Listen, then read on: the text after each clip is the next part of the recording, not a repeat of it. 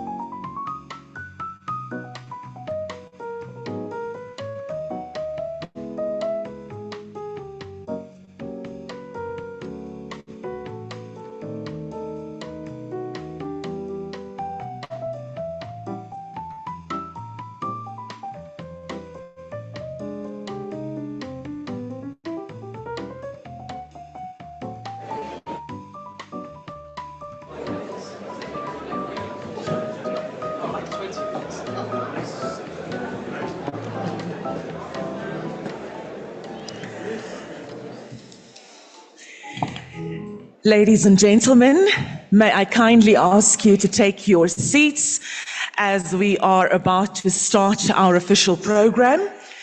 I would like to invite all our delegates, all our guests who are still in the lobby area, kindly make your way to your seat as we will start our program very, very shortly. I believe that our high-level delegation has arrived. So kindly do take your seats. Thank you.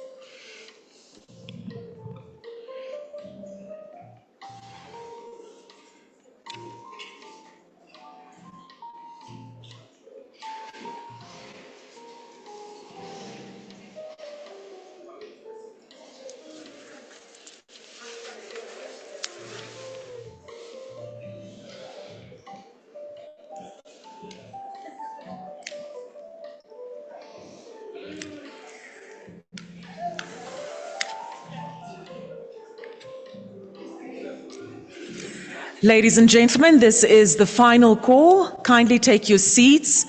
We are ready to start. Kindly take your seats.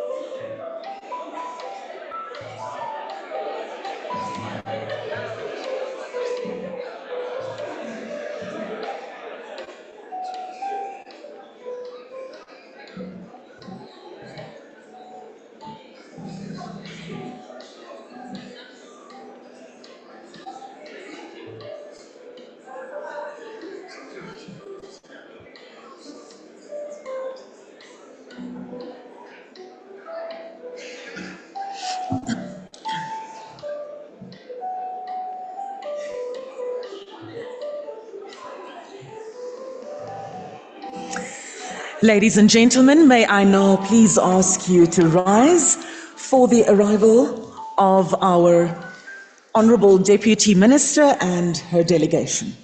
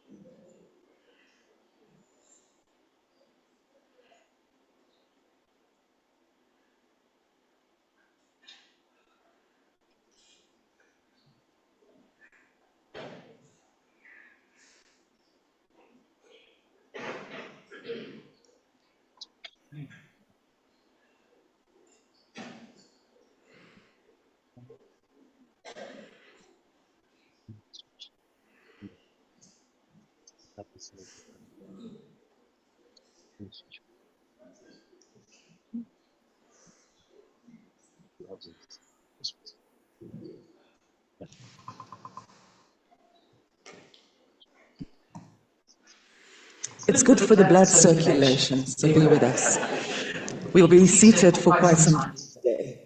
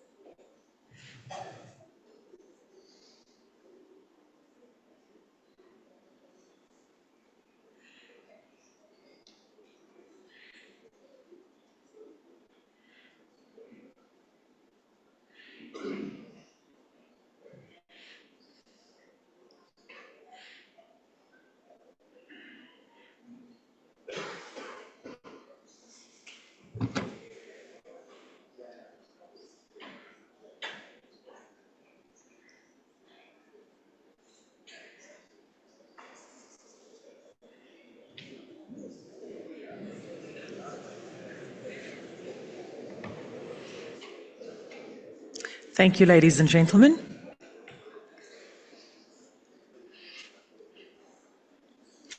I think we can give them an applause.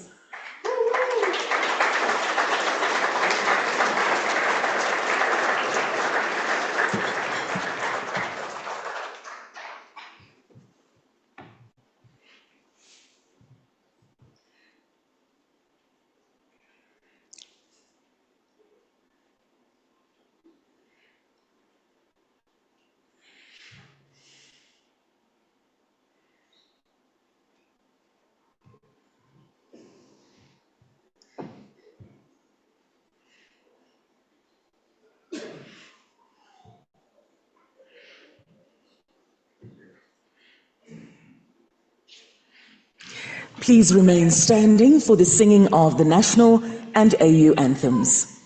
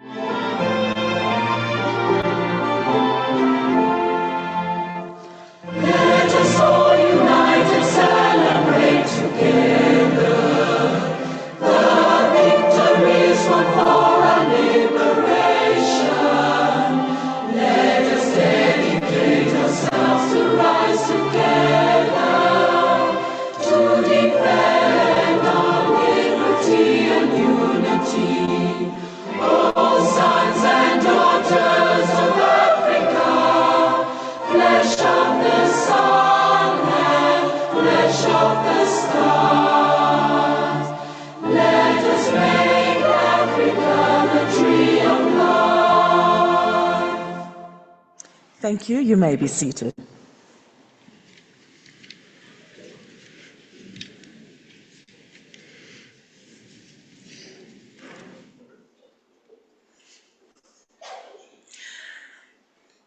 Honourable Tom Alwendo, Minister of Mines and Energy of the Republic of Namibia, represented by the Honourable Deputy Minister Cornelia Kashimbinjola Shilunga, Mr. Jason Kasutu, yes ma'am, I got your name, the full one, the birth one.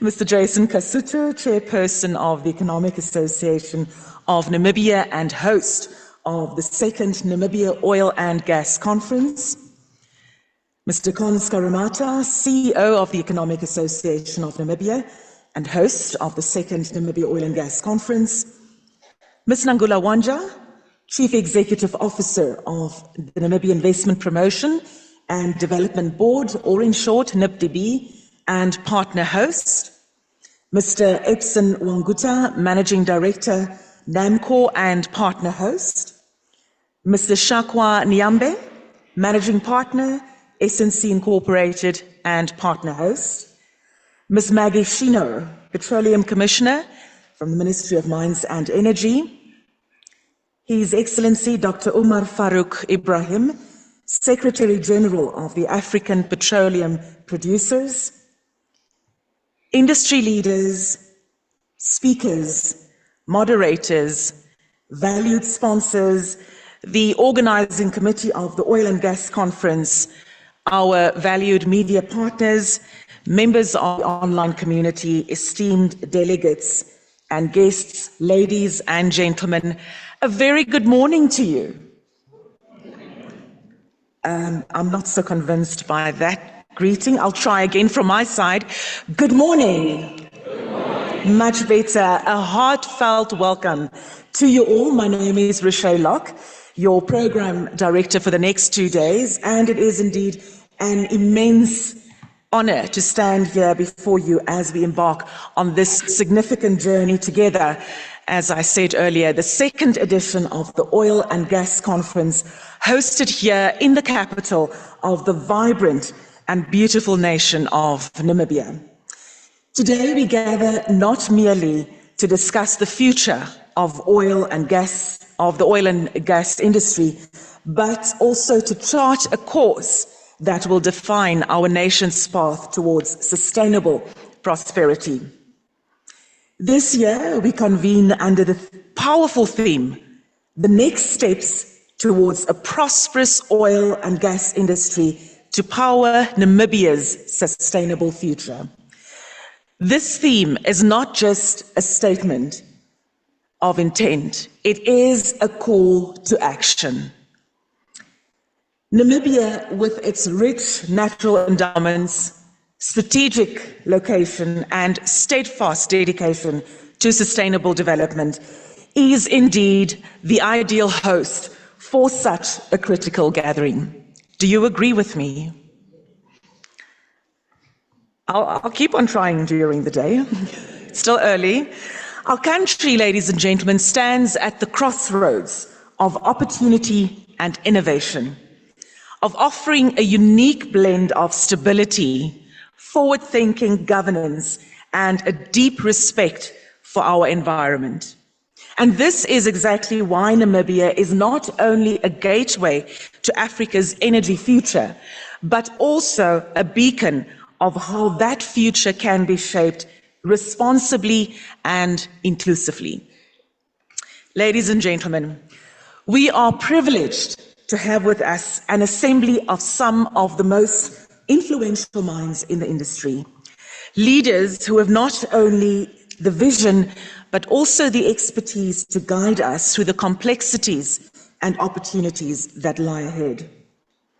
This conference, hosted by the Economic Association of Namibia in partnership with NIPDB and the Hans Zeidel Foundation, supported by our strategic partners Namcor and SNC Incorporated, represents a collective commitment to ensuring that our natural resources are harnessed in a way that not only benefit all Namibians, but will also contribute to the global energy landscape. So whether you are here with us in person or joining from afar via our online platform, your presence and participation are crucial. We're a community united by a shared vision, and it is through collaboration, dialogue, and mutual respect that we will achieve the breakthroughs necessary to power a sustainable future. Before we dive into the discussions ahead, allow me just to cover a few housekeeping points to ensure that our time together is both productive and comfortable. Restrooms are conveniently located just outside this hall, to your right, down the passage, and right again. So please feel free to step out anytime should you need to. We kindly request that you switch all mobile or tech devices on silent or on vibrate.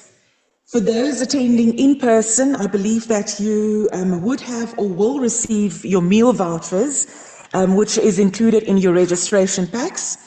So lunch and refreshments will be served in the designated dining area, which we will announce later. So please do present your voucher to receive your meal.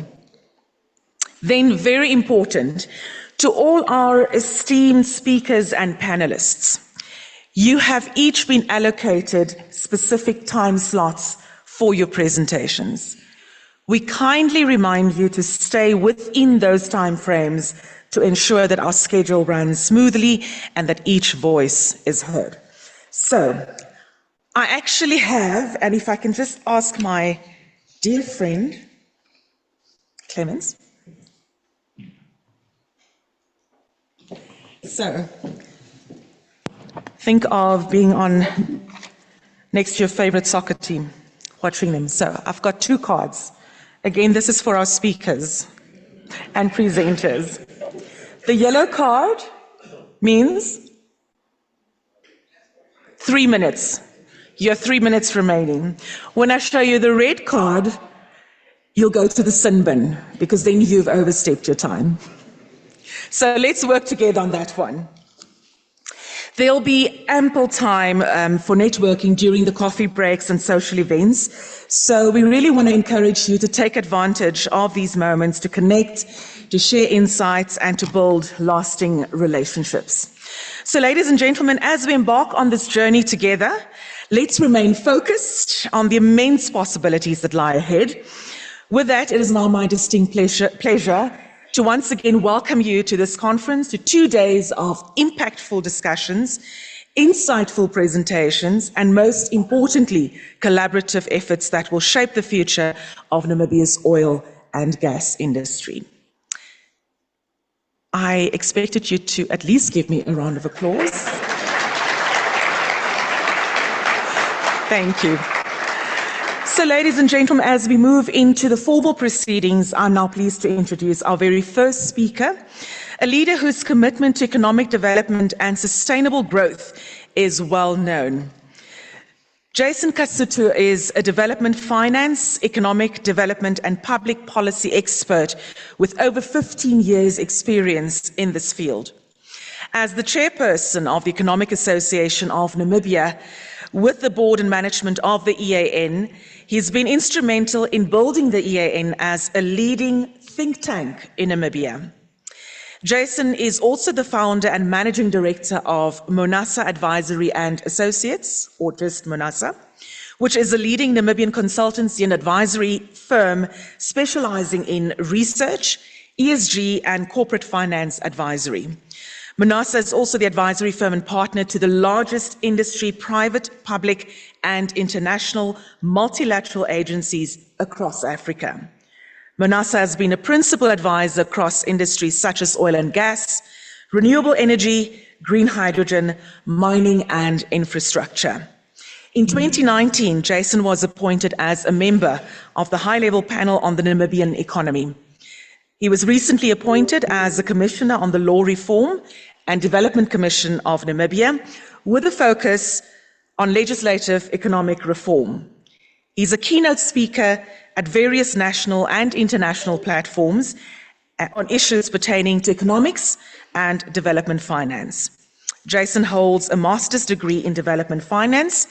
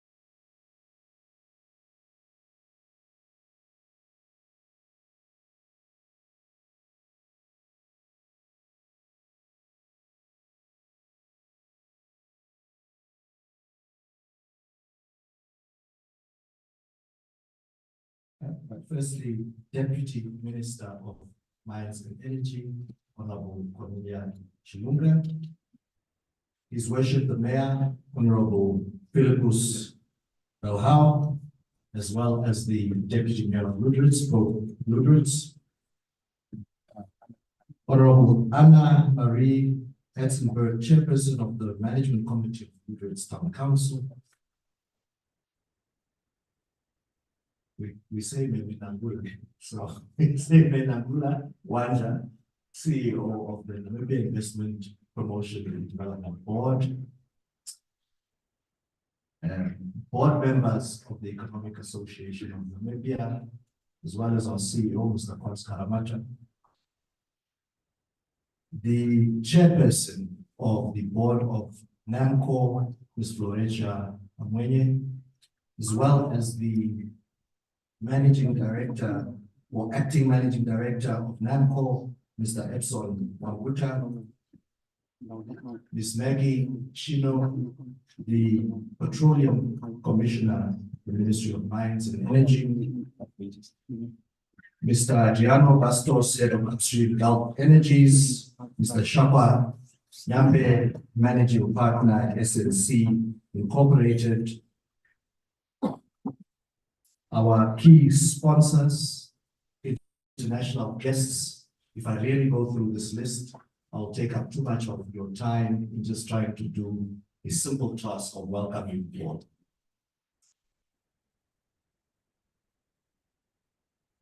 I think importantly, it's very encouraging to see the room full, and I'm sure that we gain momentum as the next 2 days continue.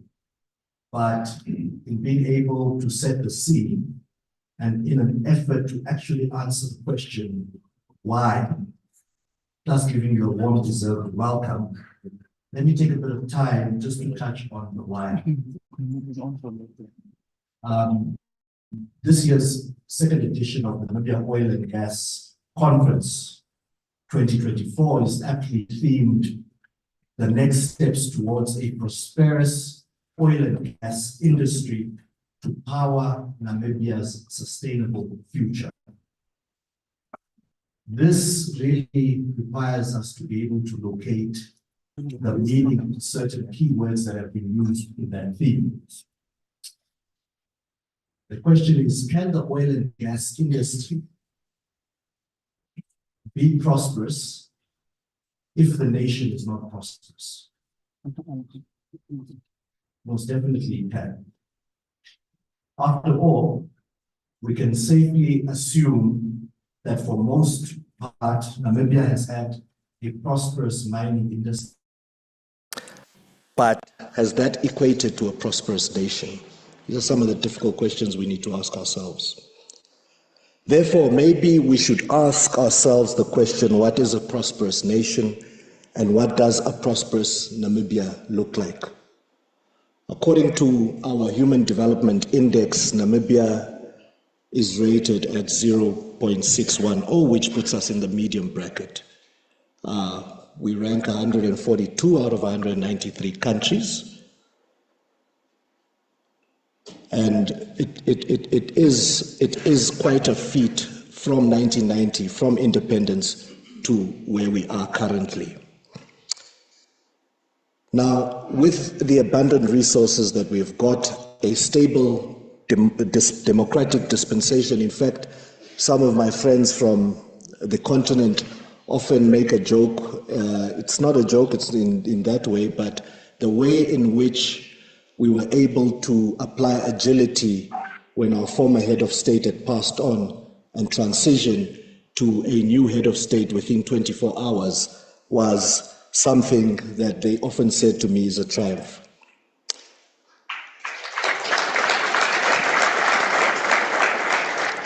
Coupled with a healthy and welcoming investment environment, an independent judiciary, property rights, and an advanced financial system, where is the challenge?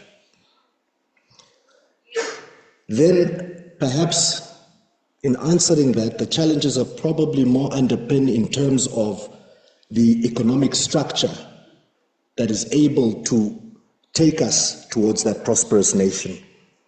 And what would that be defined by? A strong, number one, firstly, a strong, diverse economy, a social fabric that is underpinned by a good measure of public investment in quality, health, education, and social justice that ensures access for all, environmental sustainability, political stability and governance, cultural richness, and social cohesion. That's the prosperity we're talking about. So will the oil and gas exist in Namibia within this prosperity? Yes, it can.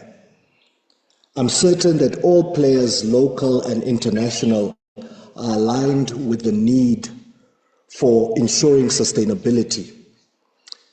We have witnessed in other nations how citizens have watched the rigs and the tankers operate and leave their shores with the hydrocarbons, while at the same time witnessing an influx of foreign nationals driving big cars, living very well, working for the oil companies amidst a local citizenry living in a squalor of poverty. And this has resulted in regime change. Therefore, growth in GDP, taxes and royalties alone will not automatically result in the growth being inclusive growth. The reality is that given the recent discoveries that still need to be commercially actualized, can and will Namibia be able to absorb, accommodate, and service the oil and gas industry support requirements in order to create real, visible value in the country? Once we can answer that fundamental question and begin to focus on four key elements: one, knowledge and skills transfer; infrastructure; capital mobilization; and strategy, specifically in-country value creation strategy, we will then begin the journey towards addressing the theme of this conference.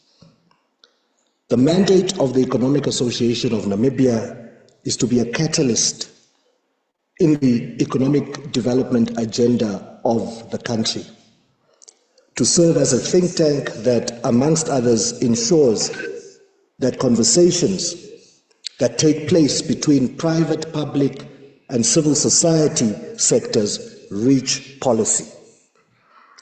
Hence, our hosting of the second edition of the Namibia Oil and Gas Conference as part of the EAN's annual conference is how we bring our mandate to reality.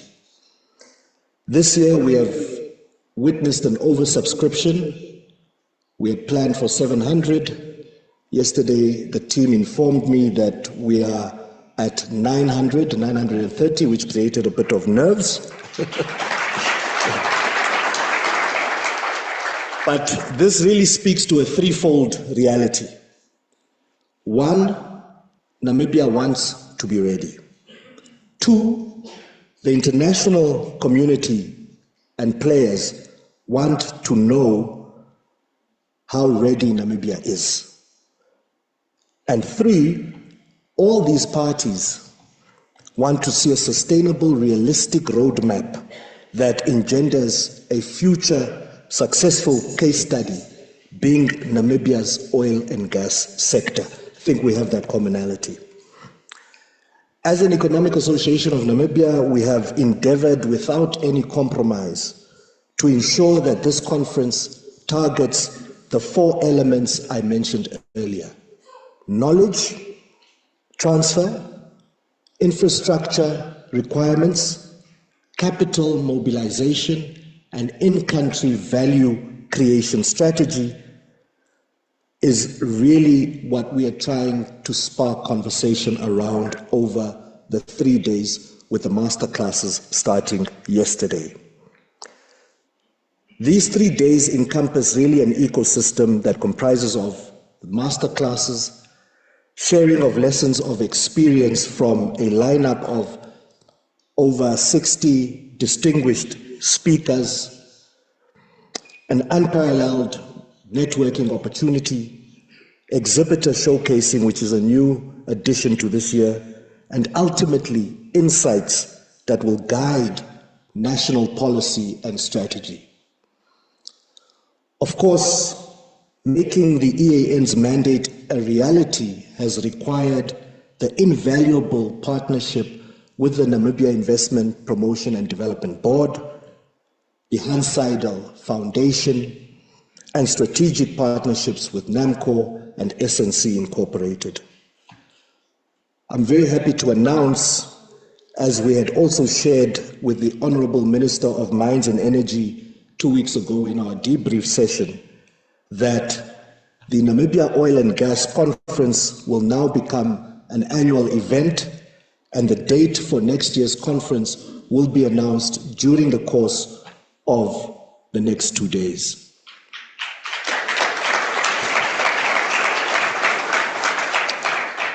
In conclusion, I'm wishing you the next 2 days of stimulating, value-adding discussions, networking, and enjoyment. Welcome to Namibia's premier oil and gas platform. I thank you.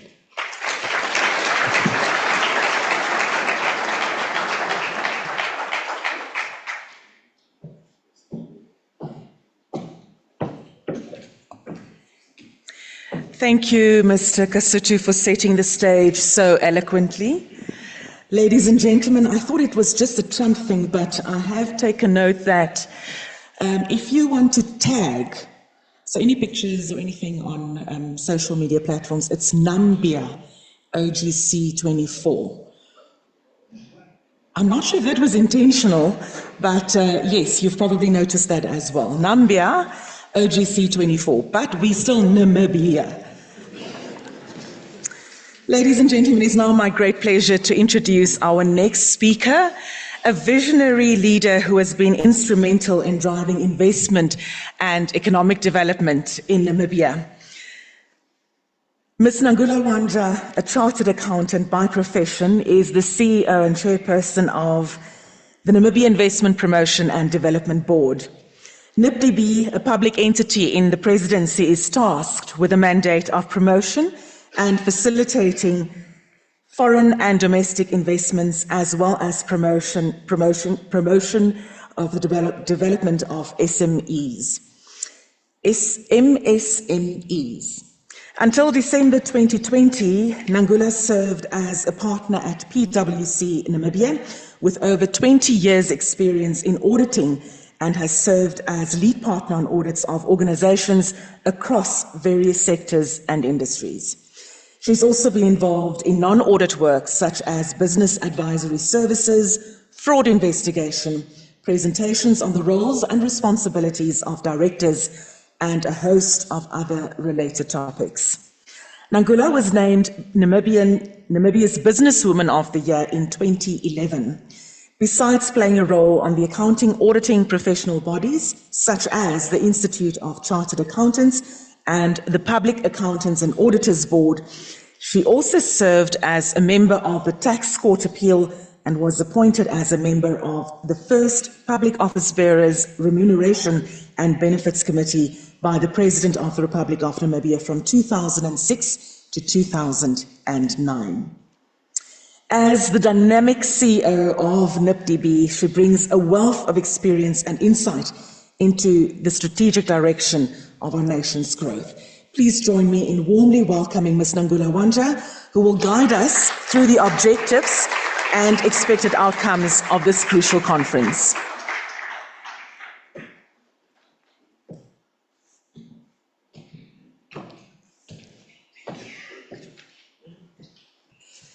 Thank you very much, Roche.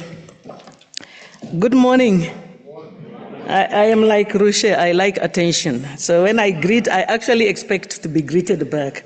Good morning. Good morning. But I'm still stuck in the yellow and the red cards. Did Jason get a yellow card? May I borrow some of his minutes?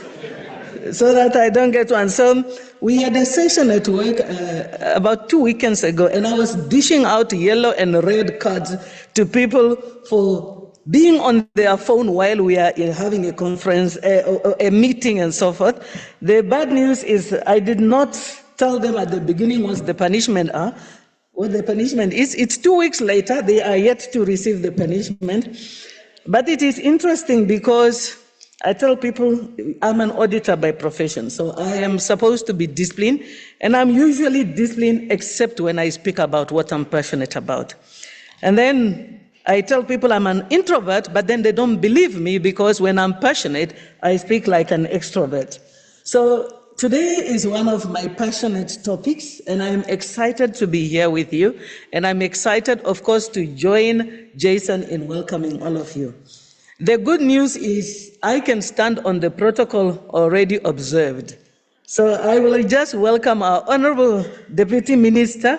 Thank you very much for joining us and for being part of this session. And of course, thank you to all our sponsors who are represented here today and who have decided to participate and to support us on this program. As NIPDB, we are excited to partner with the Economic Association of Namibia, the Hasidal Foundation, Namcor, SNC Incorporated, and then, of course, having the endorsement of our ministry. Last year we were here, and I think we were asking ourselves, apparently, or telling ourselves, apparently, they have found oil in Namibia. And apparently, it seems that there is something there. So, what now? This year, it looks like we have moved beyond apparently. And this year, we understand it is confirmed that there is oil off the coast of Namibia. It is confirmed that it's of significant quantum. However, can we produce it commercially? Will we be able to get the price that goes above the cost of the production? I think that is the question. And now, of course, as Namibia, we stand at the crossroads. In my language, we will say, "Otulipo katika mwaka na mwaka." We need to decide which way are we going to go. Are we going to sit down and wait to be told there is oil, it can be produced commercially, and then we start planning? Or are we going to plan as if there is oil? There is a saying that says that one CEO was telling his CFO, "Let us train and invest in our people." And the CFO said, "What if we train and invest them and they leave?" And the CEO said, "What if we don't train them and they stay?" So, I think that is where we are. What if we don't plan? What if we don't have conversations like this? What if we don't invest? And then we are told, there is oil, we are starting to produce, or we need to produce tomorrow. But then there is no policy, there is no infrastructure, there are no skills, there is no this, there is no that. And therefore, I think by being here today, you have joined us in making a decision that let us rather plan as if Namibia will be an oil-producing country. And of course, we believe that we are blessed, and we believe that we are favored, and therefore let us not stand on luck, let us stand on that blessings and favor, and then let us do our part, which is planning for success. So today, let us have that belief, and that is why we are having this conference. The fact that, and I understand there's a new figure, my understanding was we are at least 850, and I am very, very pleased that more than, or at least up to 60% of that 850 is Namibians. And yes, we have got quite a presence of the international community with 40% representation. And therefore, we need to make sure that we deliberate and collaborate in a manner that brings up the possibilities of achieving the expected outcomes of this conference. What are the expected outcomes of these conferences? We know that we understand that countries have had two ways. Some countries that have found oil and gas, they prospered, they grew, and they developed their economies. Other countries were not so lucky. I don't think we as Namibia will depend on luck. We are already blessed with the rule of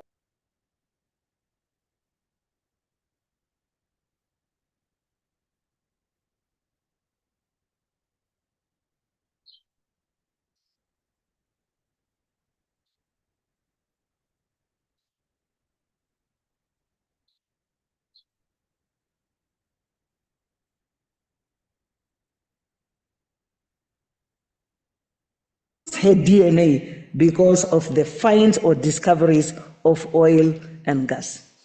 We need to be good stewards of these resources that God has entrusted on us. God has entrusted us with minerals.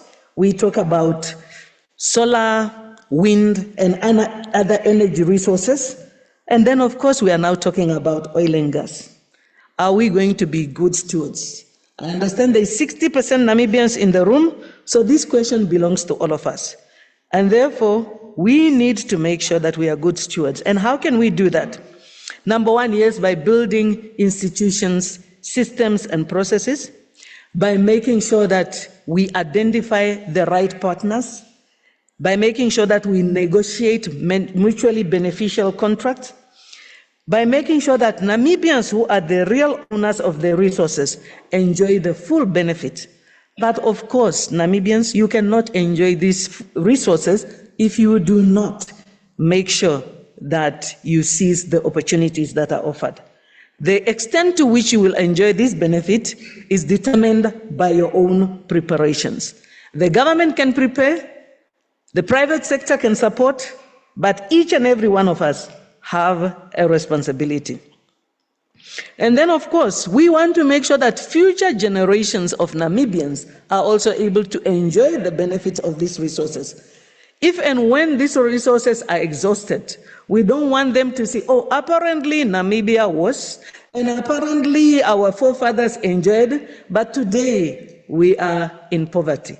We want them to say, it was not apparent, we are feeling it, we are enjoying it, and we see the benefits.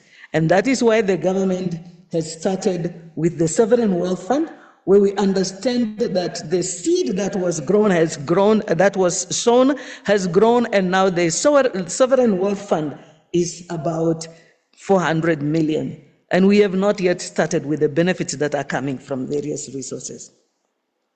What is the focus of these conferences, and how will we organize ourselves to make sure that we achieve those objectives?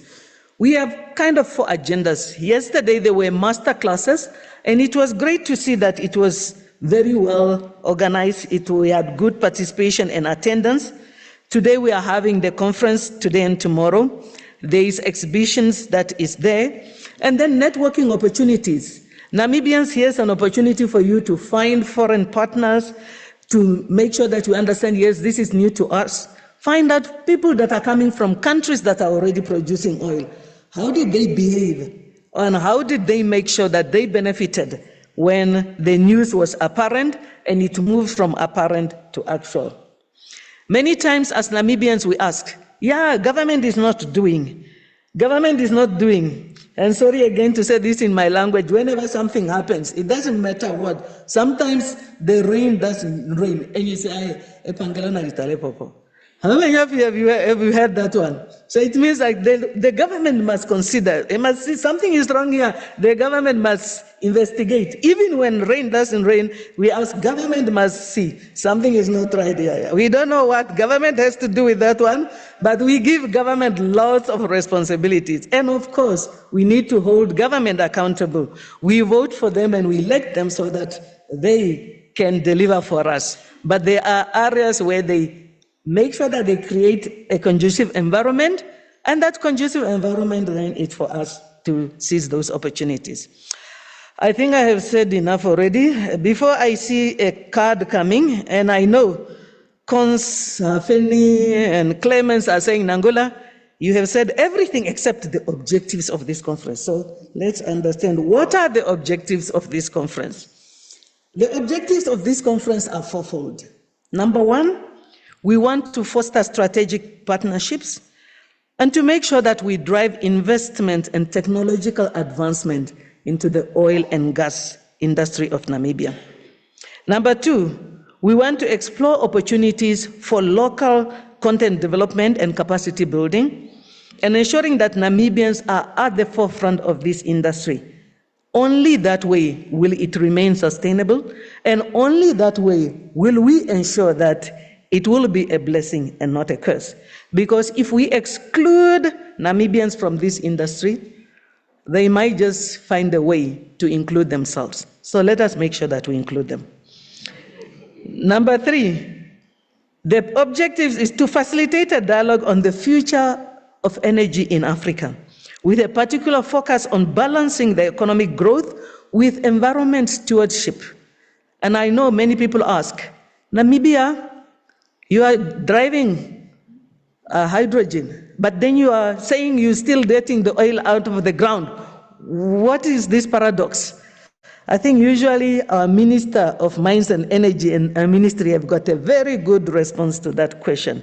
We are energy poor in Africa, and at this time, we need to make sure that we meet the needs of the African people and the needs of the Namibian people, while at the same time making sure that we continue to play not only in the present, but in the future. And therefore, in 2 weeks' time, we are going to have a green hydrogen conference at the same venue. Please join us. The last objective is to strengthen Namibia's position as a hub for energy. We say we want to become the sustainable energy capital of Africa, including oil and gas activities in the region, and thereby contributing to the socio-economic development of Namibia and being a significant contributor to Africa and to the world at large. Thank you very much.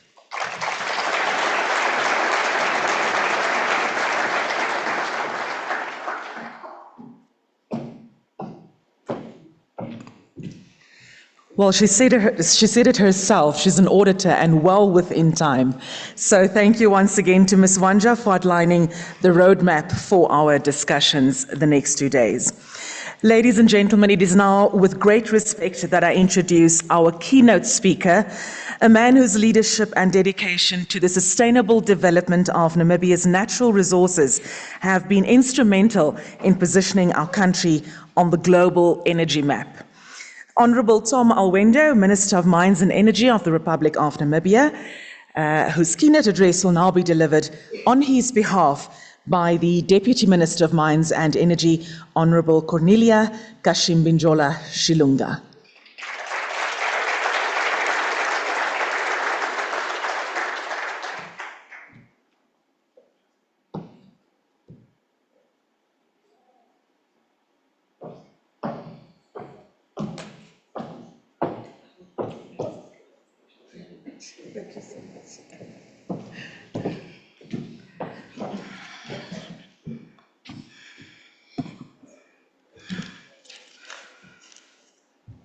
Madam Director of Ceremonies, Rochelle Rock,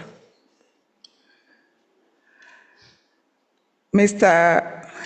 Kasuto, the chairperson of the chairperson, who did my salutations, by the way?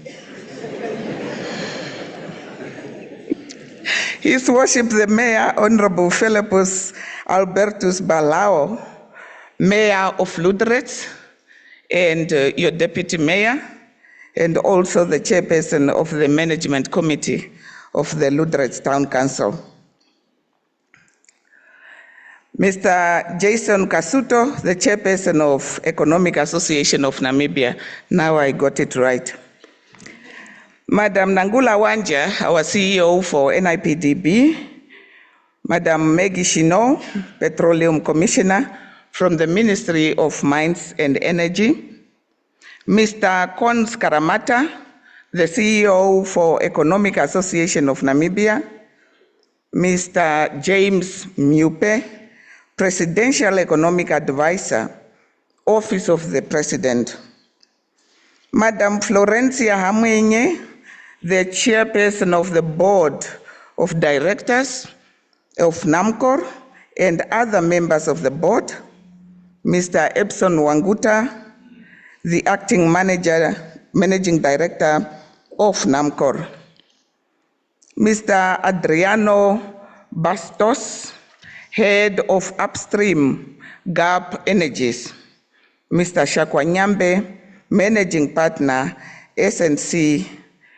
Mr. Johan Bernard, the CEO for Momentum Short-Term Insurance, Madam Nilian Mulemi, the CEO for Petrofund Namibia, Your Excellency Dr. Omar Farouk Ibrahim, the Secretary General for African Petroleum Producers, Mr. Ejik Egubao, the CEO and the co-founder of Moneda Invest from the Federal Republic of Nigeria, Engineer Elizabeth Rogo, founder and chief executive officer, Tsavo Oilfield Services, the Republic of Kenya, member of the international and diplomatic communities, senior representatives of oil companies, captain of industries, members of the media, ladies and gentlemen.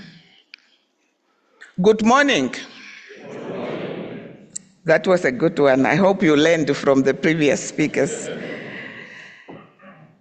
My name is Cornelia Shilunga, as I was introduced. I'm the Deputy Minister of Mines and Energy, and I'm here representing my minister, Honorable Toma Rendo, who is not able to be with us this morning.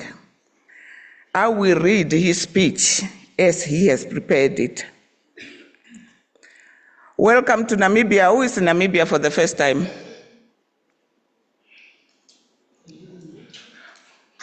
Wow, can we give them hands, please?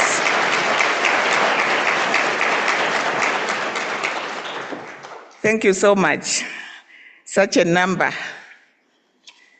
is very good for us. It gives me a great pleasure to speak to you on this occasion of the Namibia Oil and Gas Conference 2024. I would like to thank NIPDB, the Economic Association of Namibia, and the Hans Snydel Foundation for organizing this important oil and gas forum. I would like to thank you all for your attendance, and special thanks to those who are visiting us from different parts of the world, especially those that were just raising their hands now, visiting Namibia for the first time.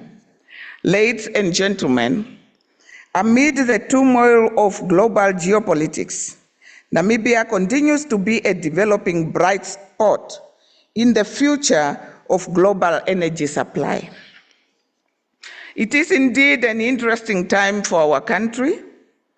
I believe this forum offers us all a unique opportunity to share ideas on how we can play our various roles in enabling our country to leverage its petroleum resources to attain socio-economic development while providing energy to the world. I have found the theme for this year's conference, the next step towards a prosperous oil and gas industry to power Namibia's sustainable future, to be fitting as Namibia moves towards oil and gas development and production phases. Therefore, ladies and gentlemen, I would like to use my keynote address today to highlight 3 issues that I consider to be relevant to the theme of this year. The first issue is that effective management of the Namibian oil and gas resources is a prerequisite to attain a prosperous oil and gas industry for all. The second issue is that international oil companies and oil service companies shall have to play a key role to ensure local prosperity. The third issue is that Our national oil company, Namcor, must be a meaningful vehicle for state equity participation in petroleum licenses to ensure oil and gas prosperity for all Namibians. Ladies and gentlemen, on the first issue, good governance of our upstream petroleum sector is imperative to ensure that economic benefits related to the exploitation of Namibia's oil and gas resources are shared fairly and equitably. We are fully aware that the emerging petroleum industry will bring not only transformational opportunities, but also challenges. There are many examples around the world whereby oil and gas exploitation have negative socioeconomic and political impacts. Therefore, we should not take the resource scarce lightly, and we must learn from others' experiences. Now, good governance of our petroleum sector requires all of us to play our respective roles. From the government perspective, it entails that we should have a clear national goals to ensure sustainable exploitation of our country's oil and gas resources. Like Norway, to ensure that our petroleum resources are exploited optimally and responsibly. The government have considered several oil and gas management principles, or oil commandments, as one might call them, to be ideal for our developing national petroleum policy. In this respect, we consider that effective stewardship of our oil and gas resources should be prioritized at all levels of petroleum activities in Namibia. The discovered oil and gas should be exploited in such a manner to make Namibia energy independent. Number 3, our upstream oil and gas sector should be leveraged to fast-track industrialization, economic diversification, and job creation through active participation of all Namibians in the sector's value chain. Number 4, the conservation of our oil and gas resources should be prioritized by requiring petroleum license holders to reduce economic waste through optimum exploration strategy and depletion rate. Number 5, we should strive to ensure that oil and gas production does not distort our country's economy. Number 6, local value creation should be prioritized by ensuring that produced oil and gas is processed in Namibia as much as it is operationally and economically possible. Number 7, the conservation of the social and natural environment should be prioritized in all oil and gas activities. Number 8, flaring of natural gas outside operational necessities should be prohibited in line with our existing petroleum legislation. Number 9, onshore processing of natural gas should be prioritized to facilitate the long-term development of midstream and downstream industries. Number 10, the state through state entities such as Namcor and Namport should actively participate in the development of critical common use oil and gas infrastructures. Number 11, our national oil company, Namcor, should safeguard the state's commercial interest in all oil and gas activities. Number 12, oil and gas revenues should be managed to improve the living standard of both current and future generations of Namibia. Ladies and gentlemen, we envisage these 12 pillars and 12 commandments to be the foundational principles of national oil and gas policy. However, to achieve these noble objectives, it requires a collective effort between the government, oil industry players, and Namibian entrepreneurs. And this brings me to the second issue. Ladies and gentlemen, as we embark upon this critical journey towards common prosperity from the Namibian oil and gas industry, we expect the international oil companies, both petroleum license holders and service providers, to play a critical role. To achieve local prosperity from oil and gas exploitation, it is imperative that oil industry players contribute to capacity building of Namibians and produce their goods and services from local suppliers as much as possible. With regard to capacity building, we expect that oil companies recruit talented Namibians to ensure that meaningful skills and knowledge is transferred. Disappointingly, I have learned that some oil industry players are merely fronting Namibians in positions, and some are even reluctant to employ Namibians. I particularly would like to say that the government expects all our oil industry players to be transparent and fair in their recruitment processes. Ideally, all vacant positions should be advertised in the local media to ensure that Namibians who meet minimum requirements from all corners of the country have equal employment opportunity. It is a known fact that a large portion of in-country value creation in the oil industry comes through supply chains. However, we are still in the process of developing our local content policy. And despite this, it must be noted that our existing petroleum legislation has local content provisions. Specifically, oil industry players should procure Namibian goods and services. Therefore, while we are finalizing our local content policy, we expect that all oil industry players comply with these provisions.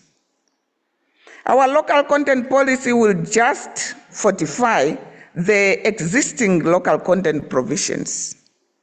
The aim is not only to align our local content policy with international best practices, but also to deliver more business and more jobs for our people in Namibia. In the meantime, the oil industry players should ensure local prosperity through compliance, transparency, equity, and mutual interest. Ladies and gentlemen, on the third and final issue I would like to talk about is the state equity participation in petroleum licenses.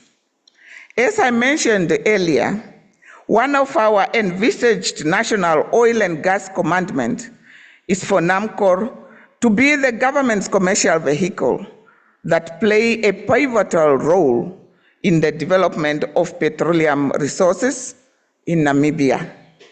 Therefore, like most oil-rich nations, our vision is to build a technically and financially capable national oil company that can effectively manage our country's petroleum resources on behalf of the citizens of Namibia.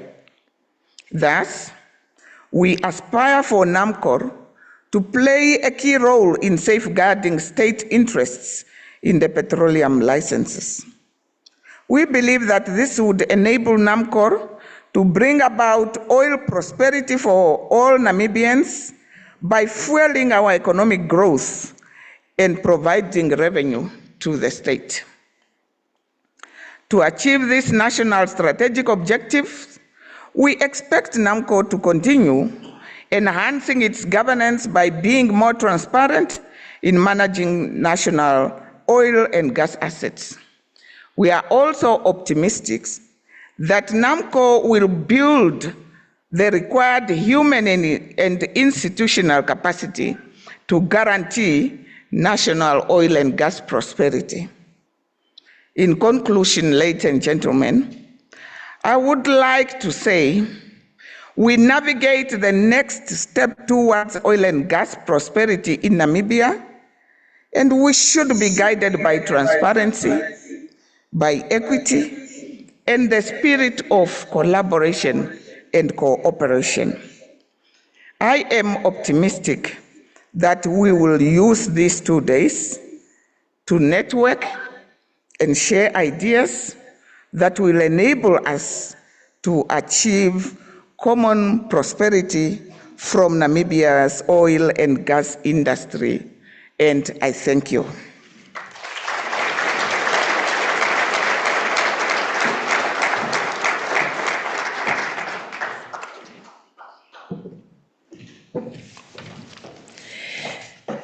Thank you so much, Honourable Shilunga, for delivering those inspiring words that remind us of the immense potential that lies before us on behalf of the Minister, Honourable Tom Alwendo.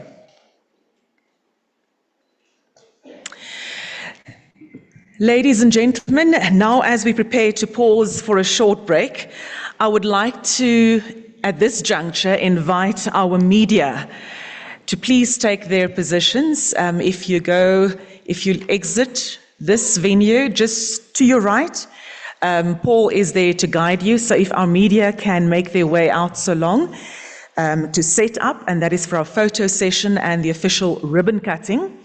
So all our media currently in the venue, please make your way to where the official ribbon cutting will take place.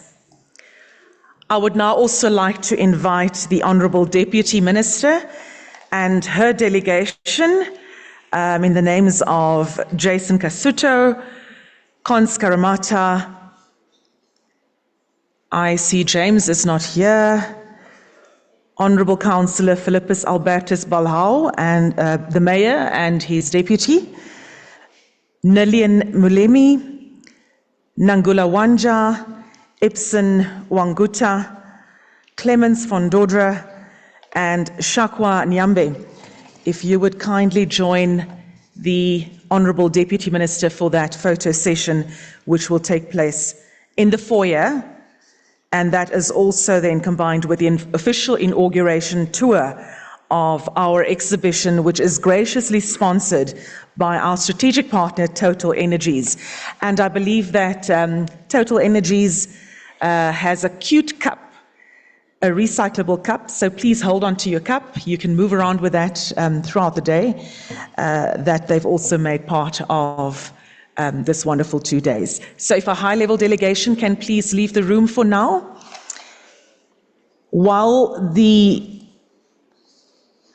Honourable Deputy Minister leaves with her delegation, I also request our delegates to make use of this excellent opportunity now to network, to refresh and explore the innovations that we are shaping, or that are shaping the future of the oil and gas industry here in Namibia.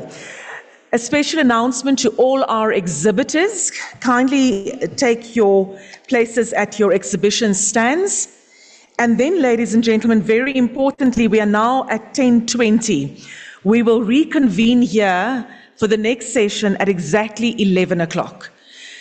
So kindly make your way back to your seat just before 11. We will reconvene at exactly 11. Enjoy the refreshments.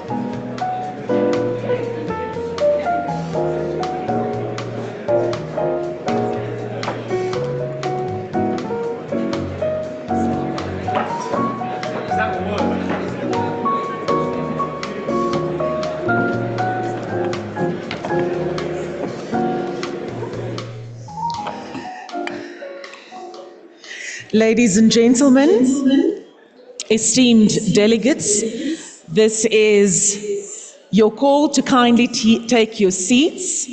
We are 2 minutes away from 11, and as requested earlier, we would like to start our first session at exactly 11 o'clock. May I kindly request all our delegates to please move back inside the venue as we will reconvene at 11.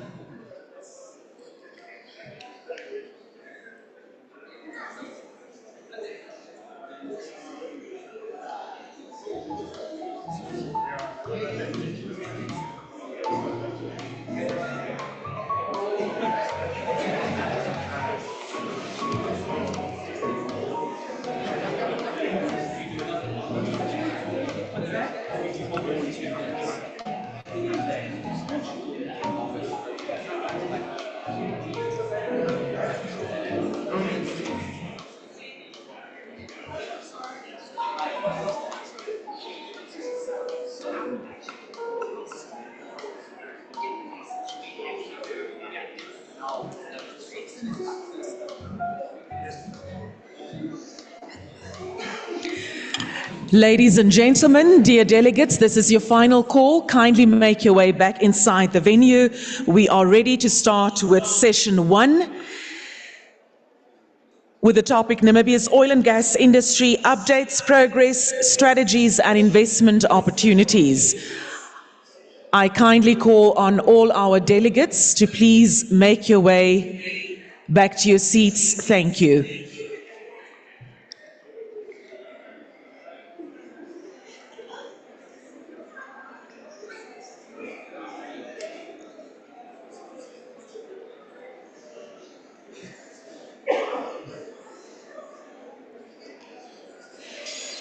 Well, it's exactly 11 o'clock, so we are ready to start with our first session. A reminder to our speakers and presenters of your time allocation.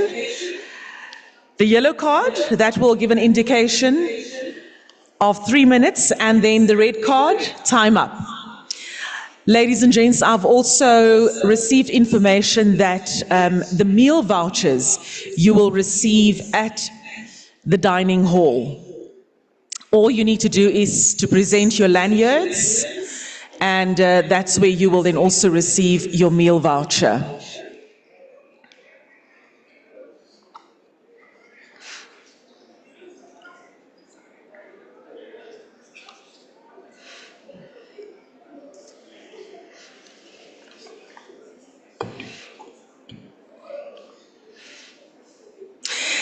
Once again, we have a very, very tight lineup, and therefore we kindly request all our delegates to please respect the time. When we have breaks, that we will gather back in here at the allocated or indicated time. Ladies and gentlemen, as we delve into the heart of Namibia's oil and gas industry, it's crucial to understand where we stand and the strategies shaping our future. This session will provide us with critical updates and insights into the opportunities that lie ahead. So let's prepare to explore the landscape of Namibia's oil and gas sector as I introduce you to our next speaker, who leads Namibia's national oil company and plays a pivotal role in positioning Namibia on the global energy map. Our delegates still convening outside the venue. I believe you can hear me. Kindly make your way to your seats with as little disruption as possible. Thank you. Mr. Epson Wanguta has been serving as Interim Managing Director of Namcor since January this year, following his secondment from the country's central bank, where he is Deputy Governor. The University of Addis Ababa Masters of Economics graduate also holds a number of executive education qualifications from renowned institutions such as the Harvard Kennedy School of Government, Harvard Business School, and the University of Stellenbosch Business School. Mr. Wanguta's illustrious career includes other senior management cadre portfolios, Director of Research at the Bank of Namibia, and advisor to the Executive Director at the International Monetary Fund in Washington, D.C. He also serves on various national and regional boards, showcasing his dedication to advancing socio-economic and financial matters. He will set the stage with a keynote on Namibia's potential as a significant oil and gas producer in the global context. Please join me in welcoming Mr. Epson Wanguta, Managing Director of Namcor.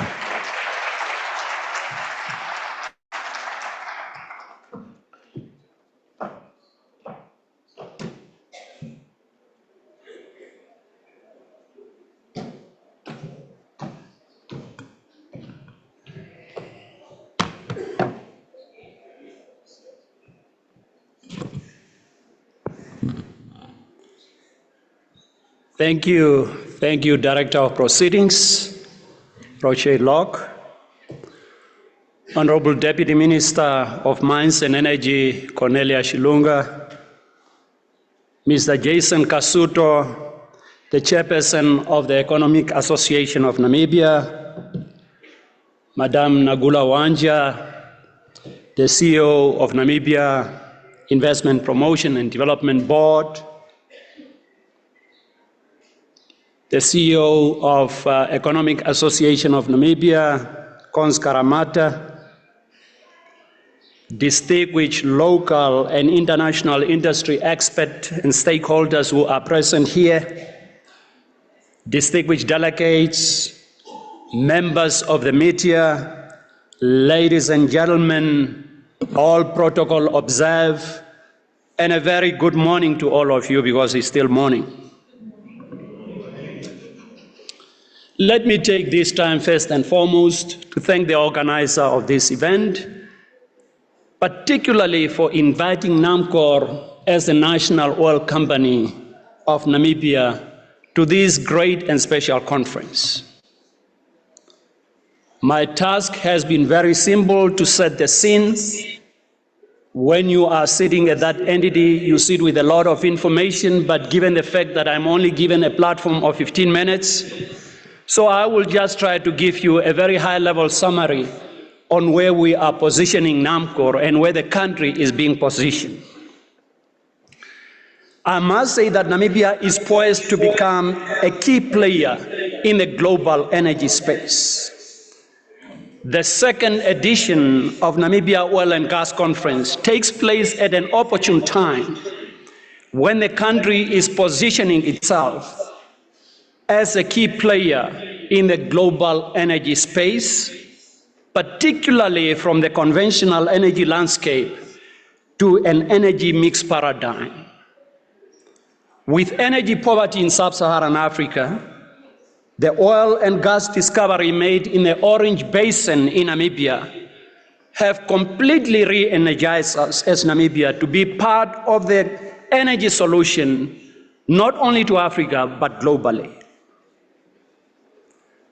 As you may recognize, Namibia has witnessed in recent years a proliferation of exploration and appraisal activities in the Orange Basin. Certainly, these recent discoveries are not only adding to the discoveries count, but are also accelerating the development of the discoveries to ensure first oil by at least 2029 or 2030 and thereafter. All these developments affirm a long-held conviction that Namibia oil and gas was and remain a significant oil and gas frontier. We need to compliment the industry for holding fast to this conviction, despite experiencing a prolonged period of dry spell over the last 3 decades. The recent discoveries that we have seen have been made possible by the combination of petroleum, geological, and geophysical research data collected through this range of activities that eventually has really bore fruit. I have no doubt that these discoveries will significantly boost our economy. In the next 15 years, our economy is likely to double or possibly, if not tripling. Director of Ceremony, ladies and gentlemen, while oil and gas require highly specialized skills, I'm glad to share with you that our own local technical teams, particularly at Namcor, are fully embedded in the appraisal process, contributing to the exploration and appraisal campaigns that are ongoing, and also providing us with potential production rates and the developable estimates of progressing of the deep water resources. Our enthusiasm has heightened at the possibility of progressing key projects with sound appraisal results, from the concept screening and selection to framing studies for front-end engineering design, to develop and to accelerate contracting strategy for FPSOs and subsea infrastructure. Ladies and gentlemen, with a unique set of discoveries in deep water that challenge the application of existing technology, Namibia's situation requires collaboration and innovation from the research and development space to deploying new technologies that both add values in terms of commerciality while being cognizant of the net zero emissions. The concerted effort to conclude appraisal and shift the gear to the development have brought to the fore the reality that Namibia could find itself as an exporter of crude oil in the early 2030s, when a number of projects reach their production peaks.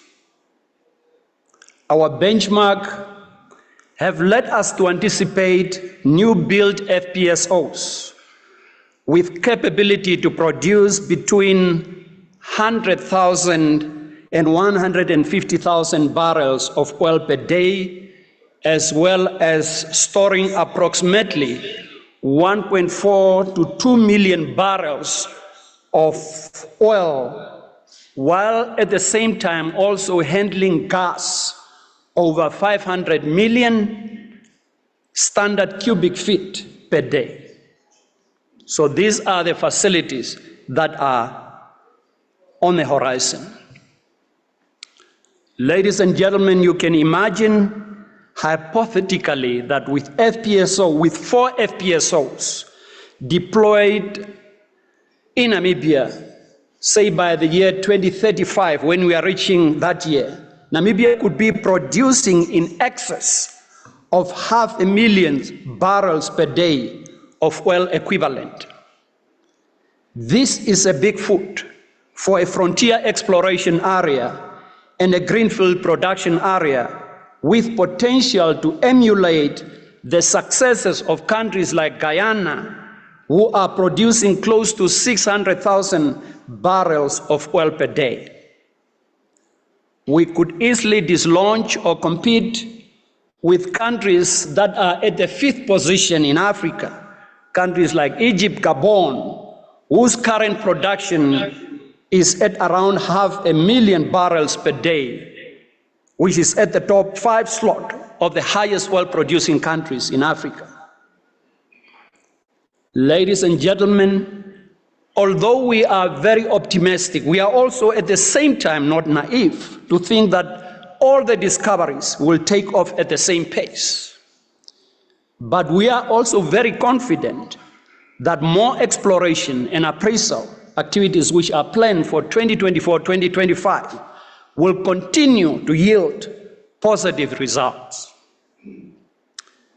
Namcor is very optimistic that the strategies adopted by many operators appear to have some kind of very good promising outcome with enormous hydrocarbon potential, and are thus hopeful for more discoveries with potentially better fluid and reservoir properties will be coming our way.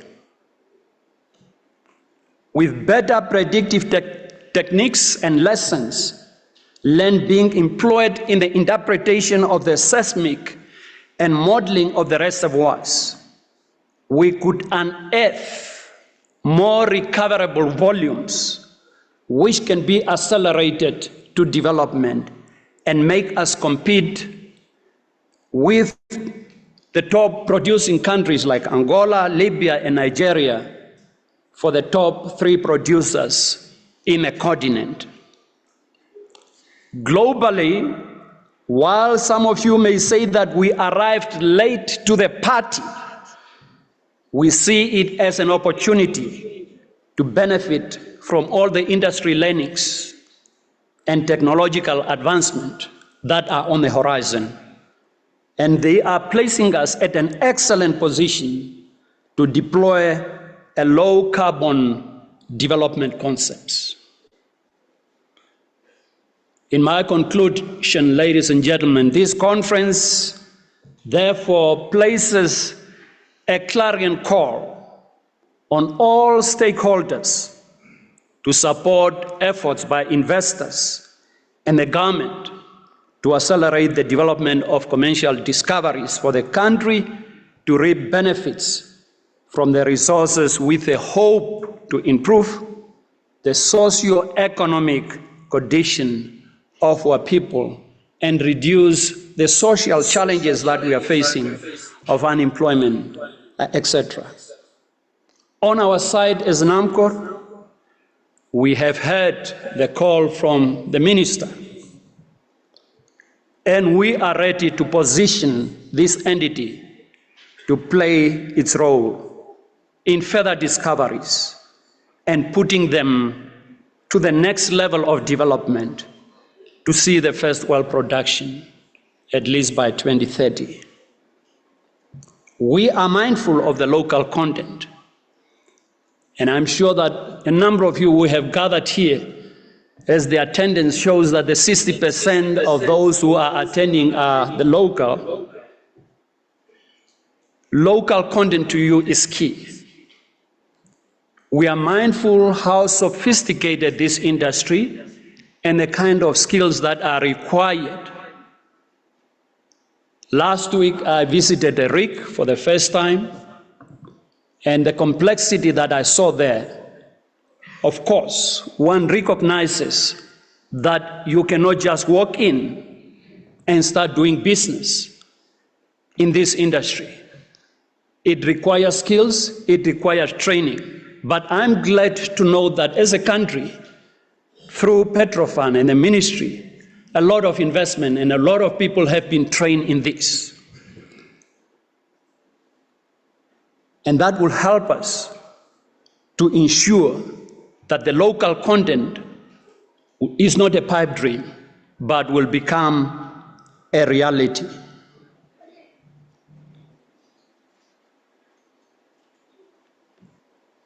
With this, ladies and gentlemen, thank you very much. I have come to the conclusion of my delivery. Thank you.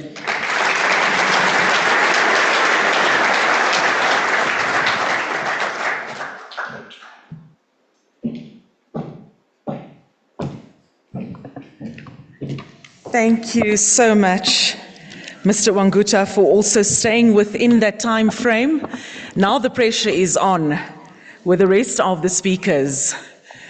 So without any further ado, ladies and gentlemen, it is now my great pleasure to call on our next speaker, Ms. Maggie Shino, the Petroleum Commissioner for the Ministry of Mines and Energy, to promote oil and gas investments, negotiate petroleum agreements, issuing of licenses, and the administration of the Petroleum Exploration and Production Act.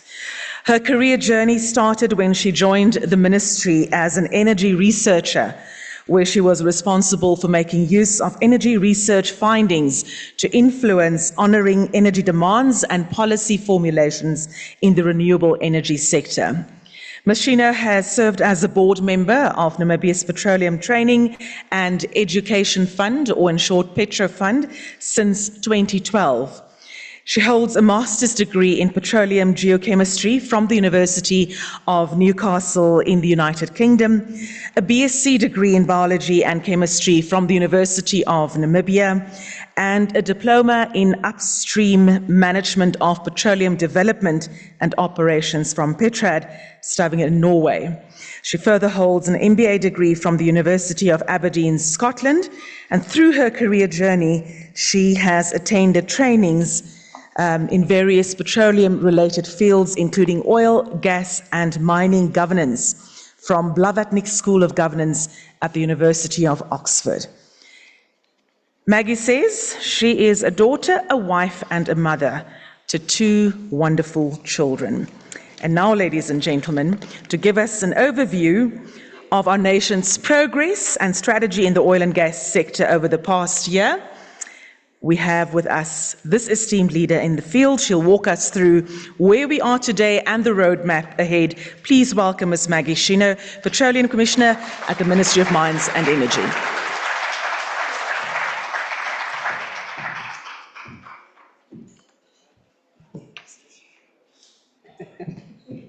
Thank you very much, Mr. Shea, for that wonderful introduction. But I actually have a clan, not only 2, I'm a mother of 3. So yeah, it's not easy to follow in a conversation after the MD of Namcor has spoken, and with Mr. Shea saying that it will be a challenge for anybody to follow. It's a task that I'm going to take on wholeheartedly. But today I want to speak to you in terms of what we have done so far.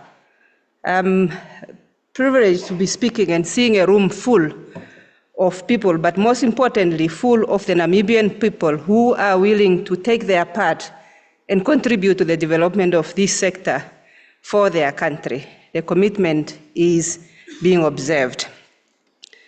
Since the discoveries that we have made in 2022, a lot has happened. But with this lot has happened, there are 3 key areas that we have been focusing on as a Ministry of Mines and Energy. The first one, we have been focusing on stability as a country. It's our endeavor and has been, all our effort has been put towards us making Namibia a conducive environment for investment. And we do that by ensuring that the sanctity of the contract that we sign are watertight, and that is the word that we vow, and we will continue to push through. With that being said, we also are vowing to develop an industry that is sustainable. Sustainability is a key of all our endeavors, and the barrels that we are going to bring to the surface from the Namibian subsurface will be the ones that are more sustainable and contributing to the pro-growth of the Namibian sector. With that being said, even though we have made the discoveries, exploration remains a key and a focus for us as a ministry, and we drive and push forward for the industry as the potential of the Namibian continent. Namibian margin on the continent is much bigger than what we have right now opened up within the Orange Basin, and therefore we are continuing to ensure that investment keep flowing into the exploration sector for us to be able to find more barrels within Namibia. With that having been done, we have 3 main hydrocarbon systems that we have observed within the Orange Basin as the prolific basin that we have seen. We have the basin floor fans, we have the slope channels, and we have the inner basin that we are observing within the discoveries that we have made in the Orange Basin. Additionally now, with these signatures, what we are observing is that throughout the whole continental margin of Namibia, the reservoirs and the source rock elements, in fact, the 5 elements that are needed for a petroleum system to work are present throughout the whole offshore Namibia. Within the Walvis Basin, within the Lüderitz and the Namib Basin, we are seeing that the reservoirs that we are observing, especially within the deep water Orange Basin, are being duplicated within the Orange, within the Walvis, within the Lüderitz, and analogs can also be observed as far as the Namib Basin, and that is what we are chasing with the next investments that we are making. This can be seen within the Orange Basin. Our discoveries are located in what we call the ultra-deep water. This is discoveries that are occurring within more than 3,000 meters of water depth. And these basin floor fans have extended, and we are observing them right across into the Lüderitz Basin and into the Walvis Basin. So an opportunity lies out there for any explorers to be able to come and therefore untap this potential and bring it to the surface. With that being said, the conversation then comes, since the discoveries, what have you been doing as the Ministry of Mines and Energy, as the operators, and as the industry at large? We have been busy. The first discoveries that we have made was done by Shell and their partners, Qatar Energy and Namcor, within PEL 39. And since last year, when we were speaking at the same venue, or same venture, a total of 9 wells has been drilled for us to be able then to apprise these discoveries. Within PEL 39, if you are aware, we have a total of about 4 different discoveries and 4 different potential fields that we have within that basin. And in order for us then to determine what exactly is the extent of these reservoirs that we are seeing, we needed to drill these wells, and we have concluded successfully the appraisal campaign that is required for this block, what we are seeing. We are moving at a pace. However, the work that needs to be done is not yet over. We have concluded the appraisal drilling, and what starts now and what continues now between now and the next few months is for us to analyze the data that we have obtained. There's a lot of rock samples, there's a lot of fluids, there's a lot of logs, there's a lot of data that came out of this hole that we therefore need to put together and analyze, so that then we can be able to ascertain the commerciality of this field that we have seen.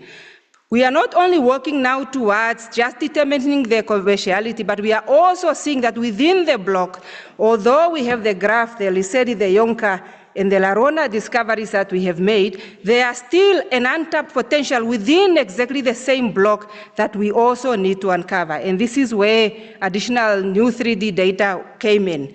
And with this, all this information, we also need to then work together and choose a development scenarios and concept that we are going to take forward in case when we are going then to move into the production, how will we be able to produce this field?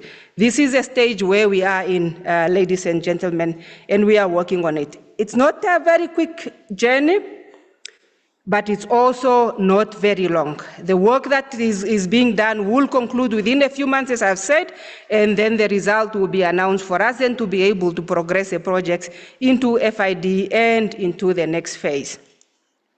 Whilst that has been done, we also, as a ministry, has been now working in ensuring that the issue of local content has come to the fore. As we spoke last year, by this time we had a draft local content policy that we have analyzed, and we had a stakeholder engagement, but from that stakeholder engagement, a lot of input was made to say, what is it that we have on the ground right now? And that prompted the Namibian Ministry of Mines and Energy and the industry to come together and form what we call an industrial baseline survey, whereby we then made a survey to determine what exactly do we have on the ground and how can we be able to put this forward into the local content policy so that we can design a policy that is tailor-made to the Namibian capability and capacity as we have it on the ground. The process that was followed for this survey is out there. Deloitte will be able to present to you a detail of the result that we have obtained. But from my side, I can just inform you that right now, what that survey has shown is that Namibia, as we stand right now, we have about 45% ability to be able to provide the services that are needed by the industry. It's not a small number.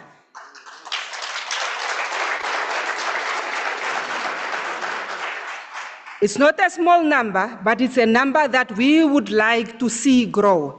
And for us to be able to see that growing, we need the Namibian men and women to stand up and then be able to tap into what is already available and be able to capacitate themselves into then growing this number by bringing in more. We create, therefore, a database of all the suppliers. We have vowed to ensure that information is shared so that there is a diversification of services that are being offered by the current service provider. But we also made a vow to be of the nomenclature of the Namibian society. We need to tailor-made policies that are speaking to the situation on the ground and policies that are responding to the need of the Namibian nation as we are. With that being said, I wanted to put on this slide so that everybody can just understand in terms of where we are in the journey that it will still take. Right now, as a country, we are in the appraisal and exploration phase, the phase. It's a cycle that can take longer, but we can have it for from 2 to 5 years, where it involves seismic drilling and then the data analysis. But we need to make a decision so that we can move out of the appraisal phase and go into the final investment decision phase, because that is where then decisions are being made for us then to be able to progress into the development phase, then production and decommissioning. The reason why I'm putting this up is because I want the people to be aware of what is required and how much time you need to prepare yourself before you can get to the next phase. The first FID is expected to be made 2025. It's just in a few months' time. Immediately after that final investment decision is made, this is then where the subsurface and the development work will start. It is during this phase that a volume of services are being required. Namibian people, investors, prepare the society for the next coming phase. With the IBS survey that has been done, we see that we are going to take this industry in a fashion of an onion. When you unfold an onion, you start right from the surface. Ladies and gentlemen, that is our onion. The first layer that you see, all the services that are within that first ring, Namibia, you have the capability. The second rig that is happening, Namibia, you have the ability to develop that capability within a short term. The last cycle that we have, that is where long-term investments are required for one to be able to participate. This is what the data on the ground have shown, and we need to be aware of this. Local content, as people say, you shouldn't wait for the local content policy to come in. Within the petroleum agreement, we already have provisions that mandate for local content and local participation. Clause 22 speaks of the Namibian employment and training. Clause 23 speaks of the Namibian goods and services. These are provisions that are within law that are made available for you to utilize. So therefore, with that, local content is a must. Additional to the work that we have done with Shell, Gulp made 3 discoveries within the Orange Basin again. We have 3 reservoirs that we have discovered within the block of Gulf with their partners. And this is the work or the block that is now moving, accelerated at a fast pace, into the appraisal phase. We are planning to drill the first appraisal wells already in December this year, and a total of 4 wells have been planned.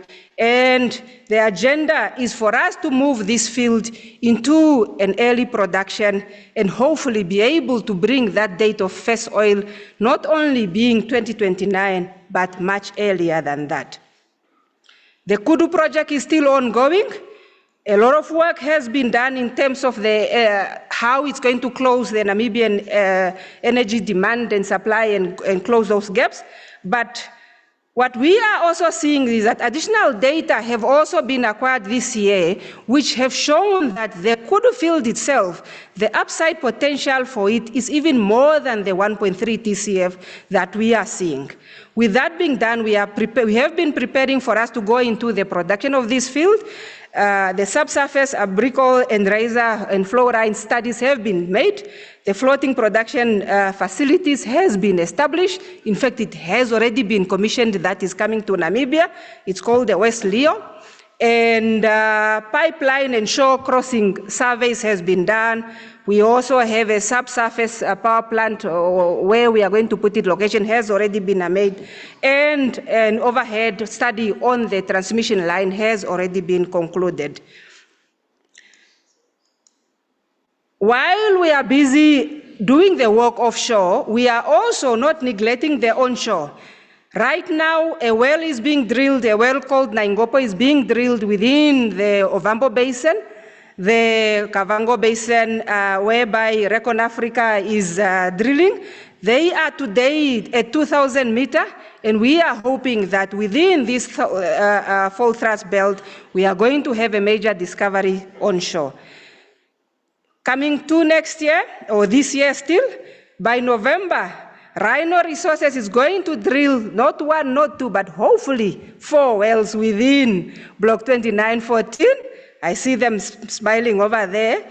And that will be an additional discovery that we made, that will be made together again with what Chevron is also planning. This is another well that is coming in November in Pearl 90 for us to have additional resources that are coming on shore, all within the Orange Basin. We are still positioning to be an Africa energy hub, and this is being done by bringing to the fore the town of Luderitz. It's still our plan, and this we are doing by making sure that all the gas that is going to be produced offshore and all the supply services that is going to be done within the Orange Basin will be landed within the town of Walvis Bay, and all the services that are going to be done must come out of Luderitz into the Walvis Basin. With that, into the Orange Basin. With that, ladies and gentlemen, we are putting forward the expectation that the Namibian people can bestow on us as a Ministry of Mines and Energy that we will be delivering. We are going to make sure that the development that is happening will be done at an accelerated pace for you to be able to see production very early.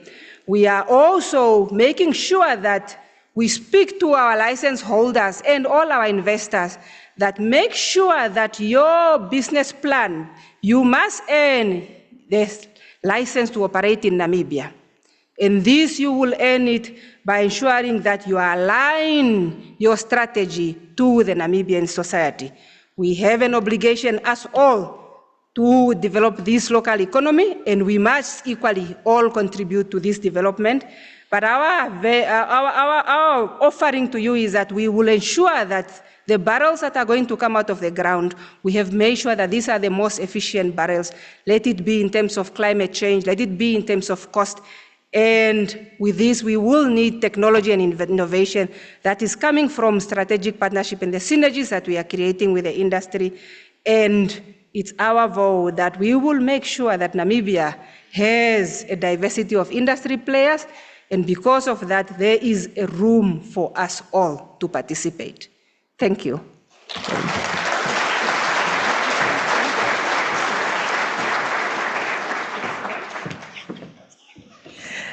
Thank you so much, Maggie. That is when passion speaks. Well, that wraps up our first session, ladies and gentlemen, and now I would like to call on the CEO of EAN, Mr. Cons, to please join us on stage to hand over a small token of appreciation to our previous speakers. And this is also then an opportunity for a group photo with our previous speakers. Cons, if you can please join us on stage. And then I call on Ms. Maggie Shino. In fact, I'm going to ask my helpers, Petrina and Wilhelmine, if you can just move over to the gift side, and they will hand over the gift to you, Cons, and then you'll hand over to our speakers. So Maggie, would you please join us?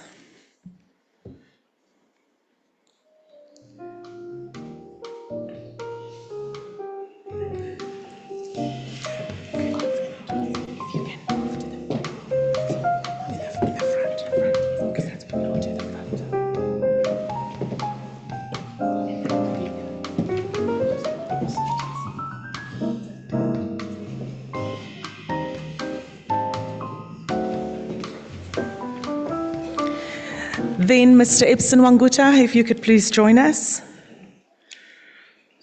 Yeah, you can already give.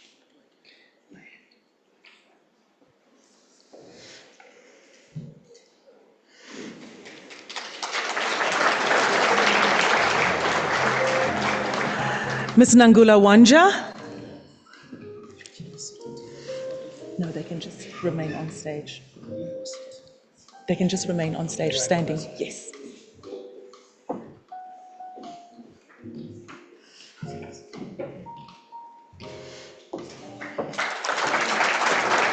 Mr. Jason Kasutu.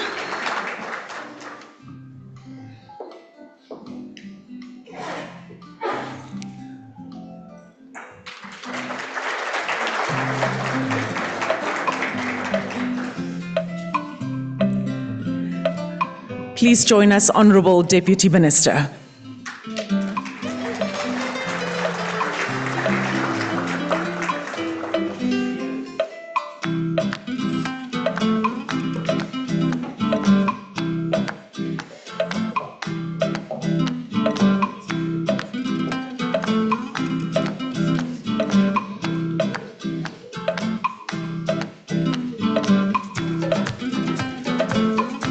Let's give them a round of applause, ladies and gentlemen. And I think, yes, that's what our photographers want. If our guests can just move a bit closer to one another for a group photo. Cons, please join them.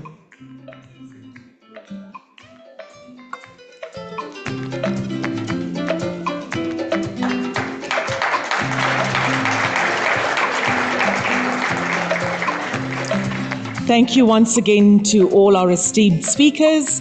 Thank you so much.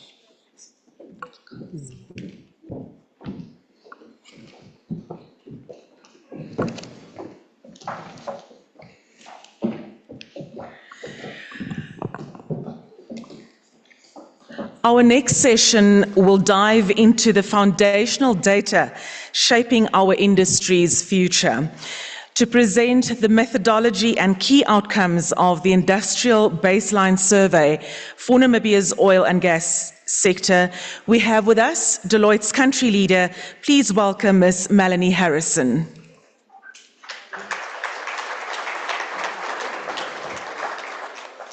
Ladies and gentlemen, this is our second session, and a reminder to our esteemed speakers and presenters to please remain within their allocated timeframes. Over to you, Ms. Harrison.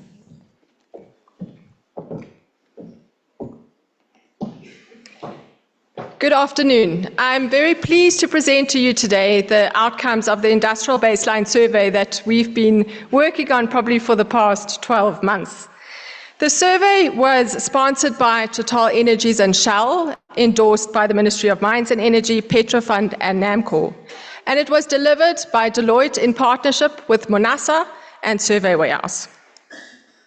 Just to give you a bit of background, with the recent oil and gas discoveries in the Orange Basin, it has been a driver for new opportunities and a potential for economic growth and a significant investment across the life cycle. If you look at the investment that is required, it is between 10 and 20 billion US dollars. That is for a typical deepwater oil and gas project. But it could create significant opportunities in the supply chains as well as the workforce within the country. So an industrial baseline survey is generally only conducted after FID. We are still sitting in the pre-FID phase, as Maggie Shino already pointed out, and FID is not necessarily guaranteed. It is not a given. The commercial viability of the find still needs to be confirmed. So doing an industrial baseline survey at a pre-FID phase, we had to use hypothetical data. We did not have the demand data, so it's based on assumptions. But doing it at a pre-FID stage is being proactive, and it allows supply chains and workforce to get ready for the upcoming oil and gas industry, should it become confirmed. At the same time, it allows the ministry to have some input into the draft local content policy. So why is an IBS important? It prepares for communication campaigns and public awareness, and as you'll see as I go through my presentation, one of the significant outcomes that came up was just that general awareness of what is required to meet the requirements of the oil and gas industry. It also helps to better understand the Namibian ecosystem and identify potential local content opportunities across the supply chains and workforce. It gives us a realistic assessment of the local content opportunities and potential from a short-term, medium-term, and a long-term perspective, and it identifies key investments that would be required in those supply chains and workforce. But it also gives a better understanding of the Namibian investment case to support the FID. If we look at the requirements of the oil and gas industry, there are very stringent requirements, and there are some core requirements that are you can't do without them. And those are the HSSE standards that are of core requirements, as well as ethics, compliance, and transparency. So if you don't have these in place, you cannot work in this industry whatsoever. We know that it is a high-risk industry given the item that they produce. So health and safety is really key. But at the same time, there's some fundamental requirements, capacity in terms of supply chains, the capacities that they have, as well as workforce, and quality. We need to make sure that there are quality supply chains and that the workforce is competent and has the right skill sets, and also to meet the HSSE requirements. At the same time, it needs to be competitive. Competitive from a supply chain perspective as well as a workforce. Because remember, we've got local companies that will have to compete with international companies as well, and vice versa. So the industrial baseline survey was done over 4 phases. There was quite an extensive desktop research that was conducted to understand the local workforce, to understand what the local supply chains are, and also to understand the economic background of the country, as well as the legal framework of the country. There was extensive communication that took place. We had on social media, on LinkedIn and Instagram, as well as X, we had numerous postings via the Deloitte website. We also had airings on local radio stations, 99 airings on 9 radio stations, also trying to have them in local languages as far as possible. We had it in the 8 major newspapers, also for the coastal regions. We had it in the Namib Times. We had 3 town halls, which were virtual town halls, and I was also interviewed on NBC Business Today. And through that, we identified a number of stakeholders. We had 437 stakeholders that we identified. And then in the survey, we got a response of 254, which is a very good response in terms of the survey that we launched. We did 45 site visits, and we did 33 interviews of key stakeholders. If we look at the local suppliers that responded to our survey, we had 75% which were majority-owned Namibian companies. We had 57% that had worked on large-scale projects before. And of those, if we looked across the supply chains, there was a good employment of Namibian workforce. The key takeaways is that there is a strong interest in this industry. There's a very strong interest in being part of this industry, as we can also see today in terms of the turnout. So 80% of the suppliers want to be part of this industry, but they still lack that knowledge in terms of where do they fit.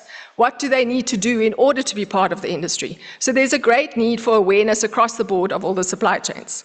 The top challenges that the suppliers noted was payment timelines, administrative approvals, shortage of labor, both skilled labor locally as well as of other nationalities, and lack of infrastructure. And while HSSE was seen to be in place in a lot of supply chains which responded to our survey, we only had 9% that actually do reporting. So there still needs to be quite a big increase in terms of compliance with HSSE to be part of this industry. So I know this is a very busy slide, but it goes back to Maggie Shino's slide in terms of the life cycle of a typical oil and gas project.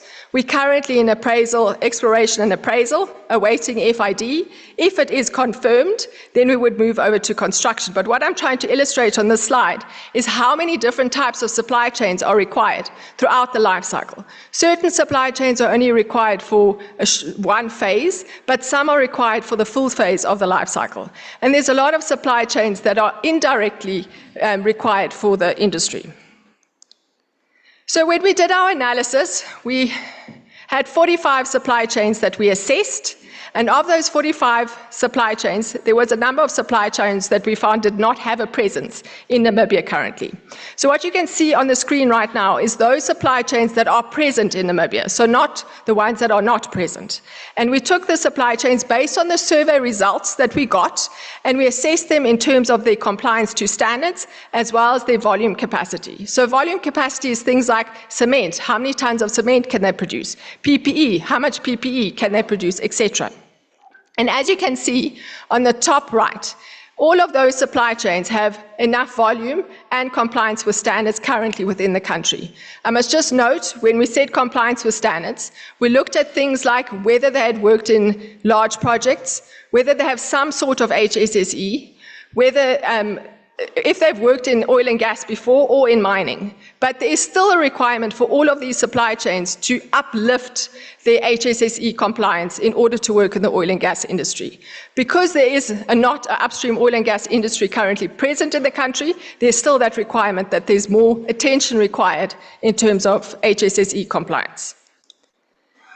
Then we took all the supply chains and we assessed them in terms of the benefits and feasibility for these supply chains to be able to produce or be able to be used locally in Namibia.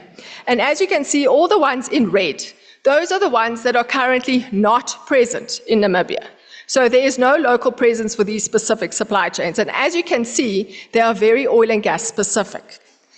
Then as you can see on the top right, those are the ones that can be in the short term uplifted quite quickly, and the bottom right, those ones need a bit more investment in order to meet the requirements of the oil and gas industry.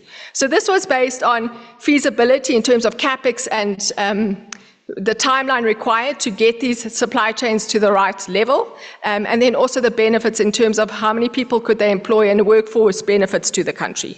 These exclude what you saw in my previous slide, all of those that were in the box on the top right-hand corner. From a workforce perspective, we assessed the workforce that would be required for offshore and onshore projects, and we looked at it based on the vessels and the activities that are required throughout the life cycle of a typical upstream oil and gas project. We identified 218 demand-side job types. Of those, 143 are currently present in Namibia.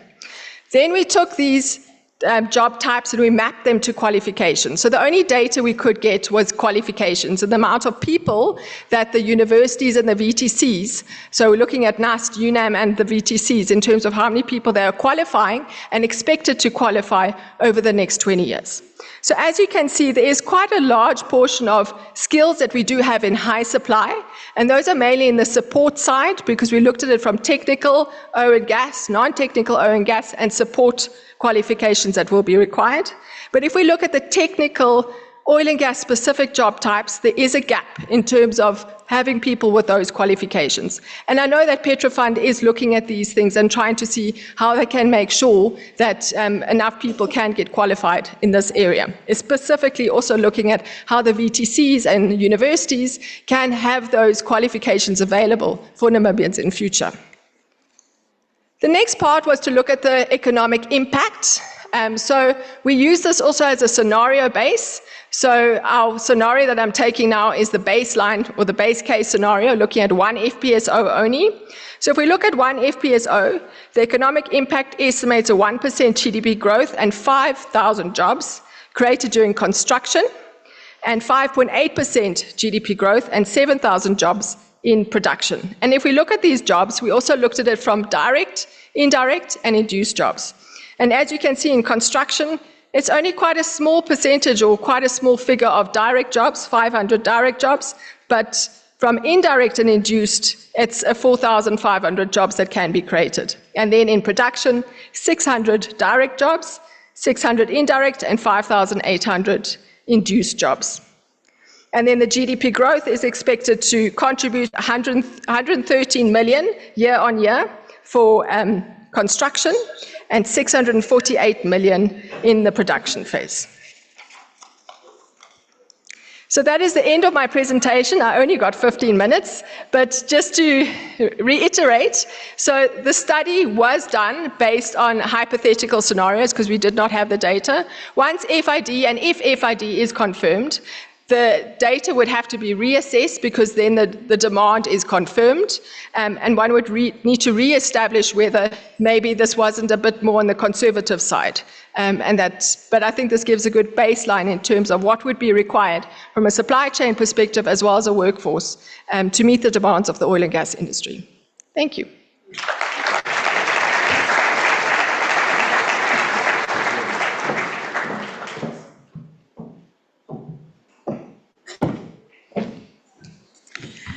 Thank you once again to Ms. Melanie Harrison, Country Leader, Deloitte. As Namibia emerges as Africa's new oil and gas frontier, understanding the business and legal implications is critical. To set the scene on this crucial topic, we are now joined by an expert in the field. Please welcome Mr. Shakwa Nyambe, Managing Partner at SNC Incorporated.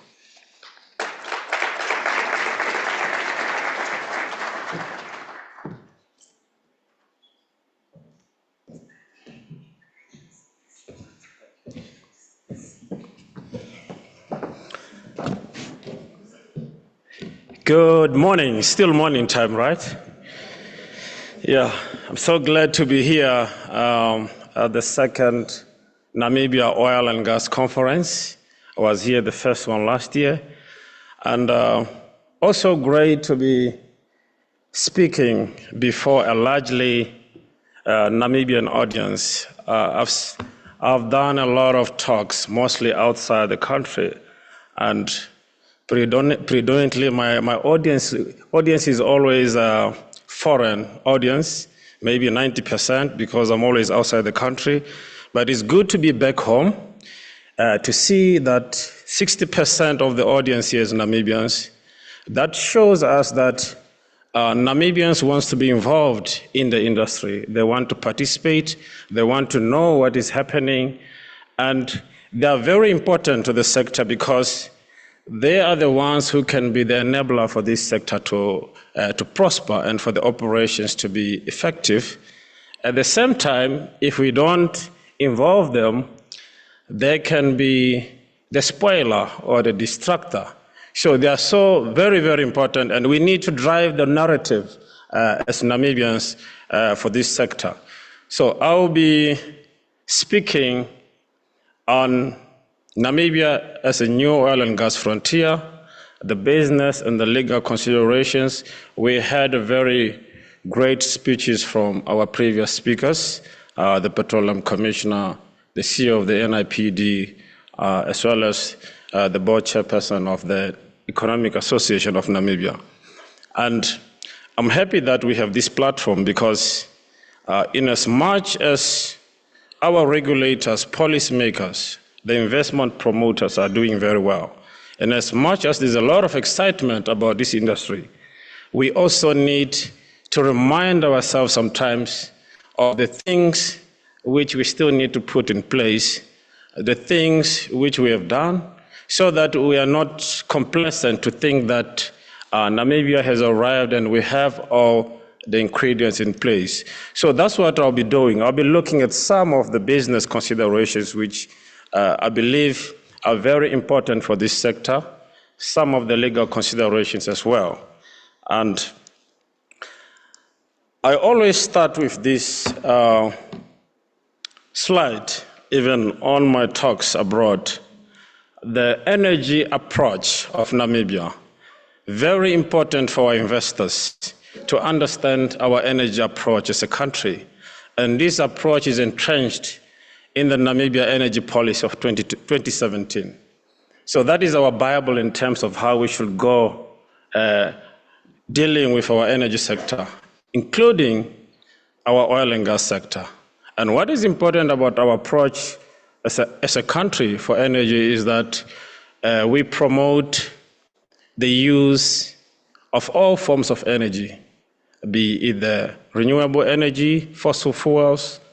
They are all welcome and they are all to be promoted to ensure that we exploit them, to ensure that we have enough energy security and energy supplies.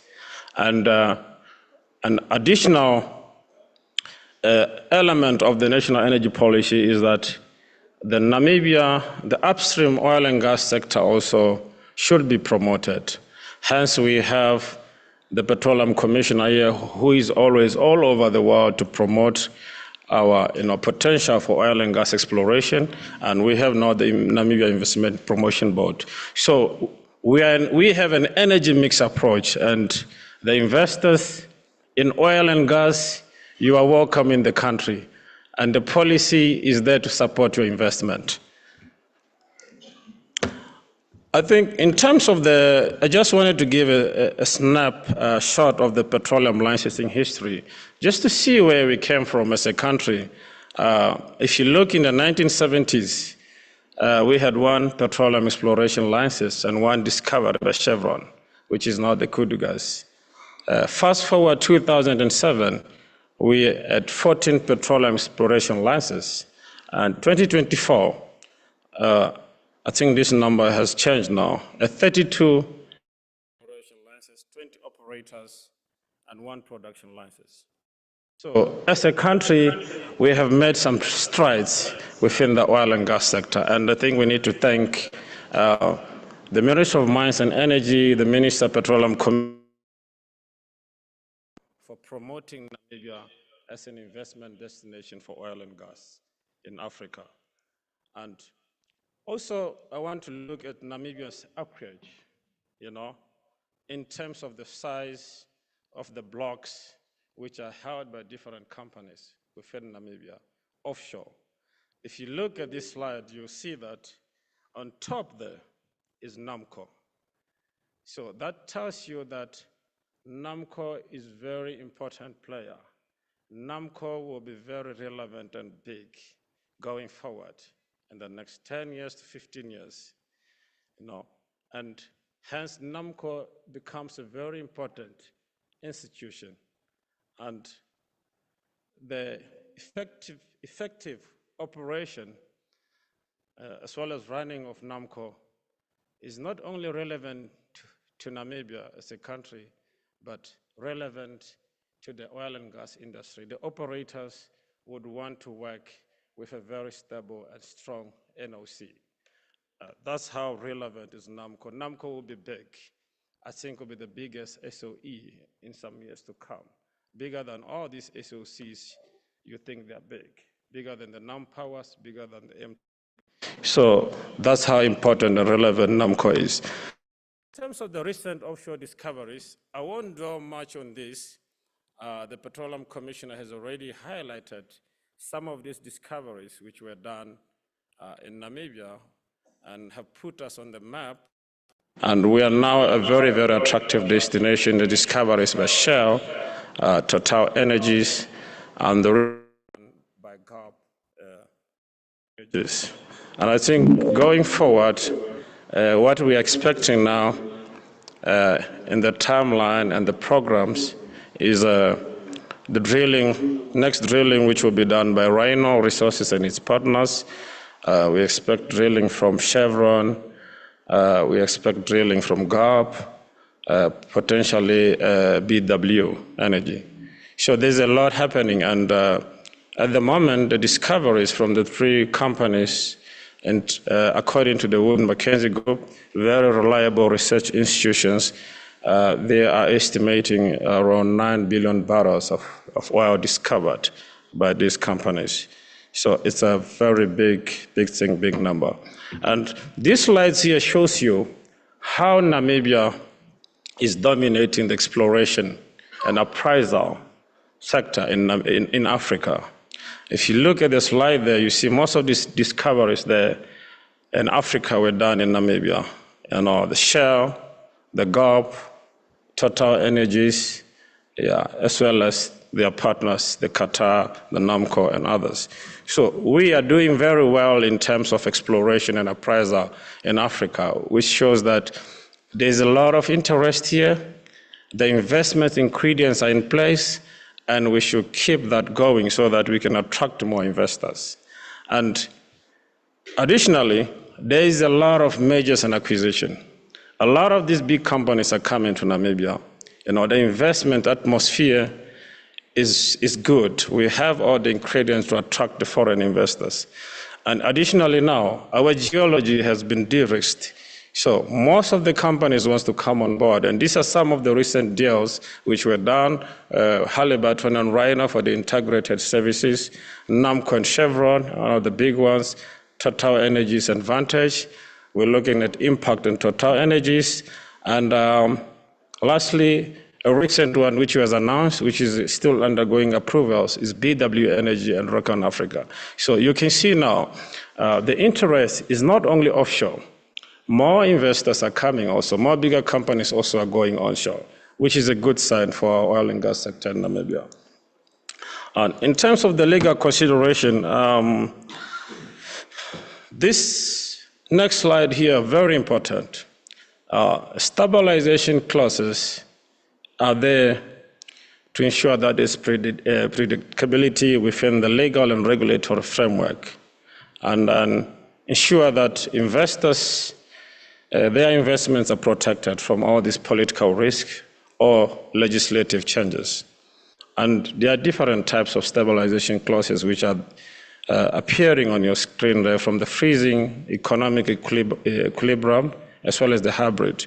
The most common one is the economic equilibrium clause, which seek to maintain an economic balance. If there's a changes in legislation, the parties come together and discuss and say, this is how it can benefit you as the owner of the resources and you as the investor. And I think that we don't have, at the moment, these are not provided for in our model petroleum agreement. We hope the situation will change with this heightened interest in Namibia. And the question we should ask ourselves is, do we want to attract more investors? What are those clauses and provisions which the financiers who are giving money to the investors are looking at? And some of the financiers, banks, equity funders, they are looking at this type of clauses to say, how is your investment protected? We are a very stable country, politically good. Everything is good, but we can still make sure that we have those provisions to attract more investors. We have seen that in other countries who are doing well, like Guyana, Ghana, they have the economic equilibrium clause. So we need to look at that as a country, and I'm happy that the discussion has started. And the question also we should ask ourselves, are these stabilization clauses, are they provided in some of the sectors in Namibia, in the power sector, fishing, or green hydrogen?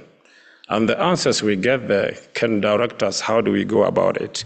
But what we need is the predictability in terms of investors. We need these investors to be able to say, immediately tomorrow I'm in Namibia, I'm going to spend how much, I want to drill 10 to 20 wells. We need to drill more wells because our window of opportunity to exploit these resources, the oil and gas sector, as you know, there's this drive towards green energy globally, even from the UN perspective. We don't have so many years to be leaving the resources idle on the ground. Let's put all the ingredients we need to ensure that we have the investors to get these resources out of the country. And the next consideration, I always bring this, and sometimes it appears very controversial, but we need to discuss these things because as Namibians, we need to be involved in driving the narrative of this energy sector. And I've always talked about this, that can we consider bringing in or using license bid rounds, which is like tender, for some of the acreage, some of the blocks, for example, be it the deep water or be it the Orange Basin, so that we can attract more players. At the moment, we are doing very well with the open licensing system, but the open license system also sometimes has subjected our regulators and policymakers, the ministry, to some criticism because some of those investors, local or international, who are not lucky, they've applied for these blocks and they don't get them, they question the process. But this is a way we can protect ourselves and protect our regulators and policymakers to say, come with a hybrid so that your process is seen to be very transparent and accountable. With the license bid rounds, requirements are clear. These are the qualification, these are the pre-qualification requirements, these are the timelines on which this process will be done, and by this, after how many days or months, the process will be done. And then the investors can come on board and start exploiting the resources. So these are the ideas we're just bringing on board so that we start discussing. And as the industry grows, the industry doesn't like a lot of disruption. And the disruption sometimes come from the public, the people who think that the process were not fair and transparent. And when they make a lot of noise, it discourages investors. It discourages the international oil companies. So we need to put the measures to ensure that we can encourage investors and we can encourage also the local involvement. We have the local content. I won't talk much about this one because a lot has been said, and there will be a presenter from the Ministry of Mines and Energy who will talk about local content. However, this is very critical for every country, more especially for the frontier nations in oil and gas sector. And at the moment, we've had the update from the Petroleum Commissioner that the local content policy is almost done, but there is already existing local content provisions within the Petroleum and Exploration Production Act, as well as the Model Petroleum Agreement. So let's use those ones and then ensure that our local people are involved. However, we need to fast-track the process, and I believe the Minister of Mines and Energy is working on that because the opportunity for participating, you have seen when the Petroleum Commissioner presented that at exploration and appraisal, as well as development, that's where the bigger share comes in for the local participant. That's where the money is, those were the opportunities. So if that phase passes of 6 to 8 years before production, and there's no local participation, or it's minimum, and then we are going to get a lot of, criticism from our own people, citizens, that they haven't been involved. So let's try to ensure that we move it as fast as we can, and then to ensure that we can involve the local entrepreneurs to be able to benefit during exploration, appraisal, and development, because that's where the bigger money is. When the production starts, not much of it. You have heard what the Petroleum Commissioner is. So I'm urging The Ministry of Mines and Energy, they are already doing a good job, and we're here to support them as well as Namcor. Let's move, because the legitimate expectation of the citizens is that once things are moving, they hear that we are preparing the floating platforms and everything, FPSO, they want to get involved. And if they don't get involved, they frustrate the industry. So let's move on that one. And I've also spoken about the need for an independent regulated upstream oil and gas in the oil and gas sector. And I'll be done with you. I just borrowed some few minutes from the other guys. Very important, this one, Rocher. So we're saying the need to establish an upstream, independent upstream regulator is not an invention by me or anyone. It's embedded within the Namibia energy policy of 2017, as well as the white paper on energy of 1998.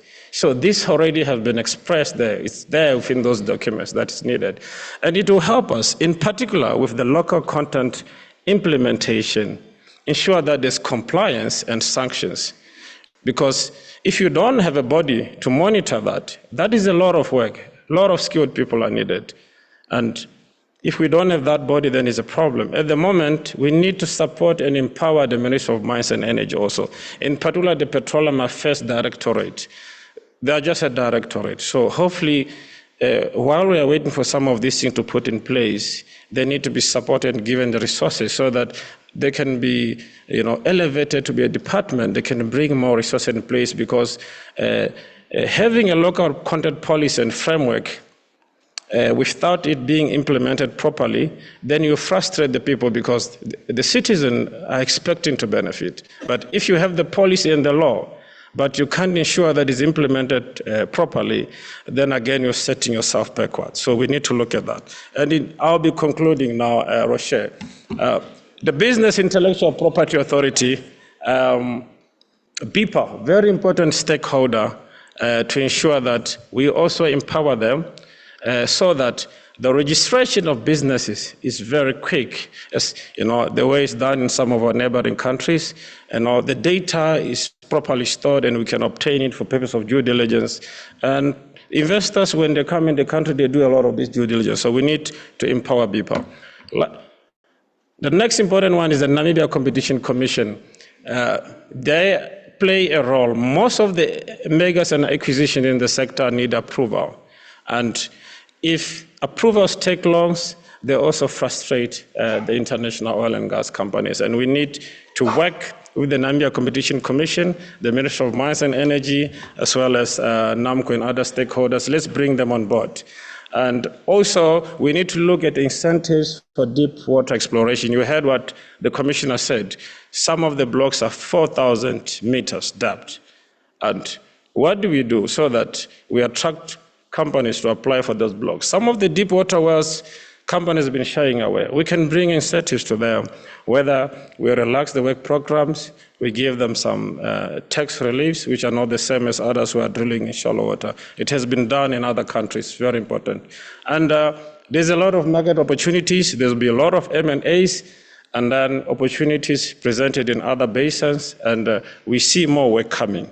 After all it's said and done, Rocher, we have the market opportunities to accelerate oil and gas development in Namibia. The resource availability is there, it has been proven. The stability in terms of political environment, very stable country, good rule of law, that is there. And there's a demand for the oil and gas. We have the commodity prices, which are good at the moment. And the technology, our investors, the international oil companies, they have the technology to ensure that we can exploit these resources. So Namibia has a brighter future ahead, and it will be more brighter with the involvement of Namibians. Thank you.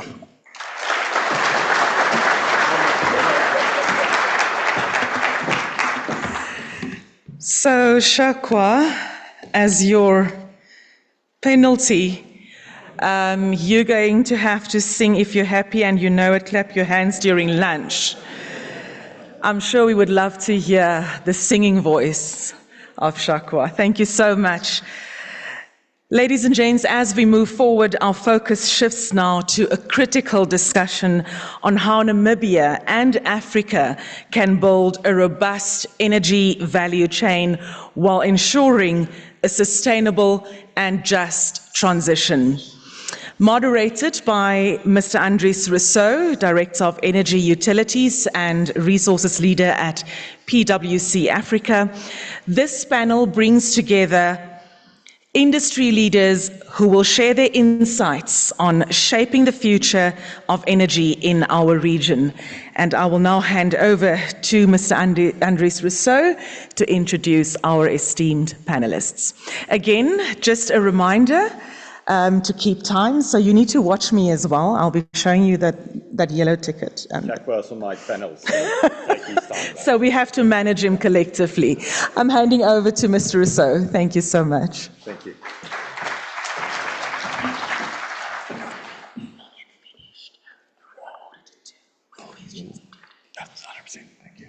Thank you very much, ladies and gentlemen. What a privilege to be on the panel and stage here. And I do want to call the panelists, and you've heard from some of them already. So Ms. Maggie Schuner can come up, please. We've Shakwa Nyambe, please come up to the panel as well. And then Ms. Melanie Harrison, please come up to the panel. I'm not going to introduce them. They have had a great chance to speak and deliver, and we'll have the opportunity now to ask questions of them, which is great. On top of that then, I do want to ask Mr. Pedro de Oliveira, Strategy and Corporate Governance Manager of SONELS from Angola, to come up. Mr. Adriano Bastos, Head of Upstream for Gulp Energies, and then also Mr. Martin Goya, Vice Chairperson Namcor and Asset Manager of Upstream Exploration for Namcor. So if you can all please come up to the floor.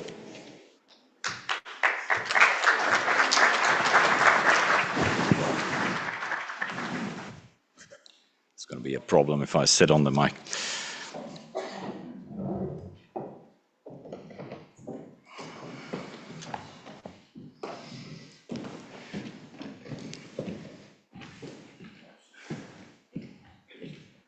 Yeah, safe distance. Please move up this way. One seat full. Yeah, perfect. Well done. Thank you very much, ladies and gentlemen. You would have noticed I didn't read bios because we had introductions of the first three speakers already. But I am going to ask the new panelists just to give us a 5-minute background on their own companies, their constituencies, what they are doing globally, and then also locally in the Namibian context. And perhaps if I can start with Martin from Namcor. Thank you so much, Andreas. Yes, my name is Martin Eronga. I'm currently the asset manager at Namcor, and obviously from the current discussions and some of the speeches, Namcor has literally been thrown a commitment which obviously we want to undertake. As a member of Namcor, or chairperson of Namcor, basically our role has always been in facilitating the communication and then obviously the collaborations between the sector, the government, and obviously the society. And then over the years, Namcor has really been constantly working towards promoting responsible and then sustainable development of the oil and gas sector in Namibia. Hence, we have intensified more than ever our vocal voice to be that voice for the sector, to ensure that our efforts are listened to by the government as well as the public. And by doing so, we are trying to forge those partnerships which will ensure that we develop this sector in the most sustainable manner. Thanks, Martin. Pedro, can you go with SONELS, please? I thank you for the opportunity. The strategy manager for SONELS, as you already said.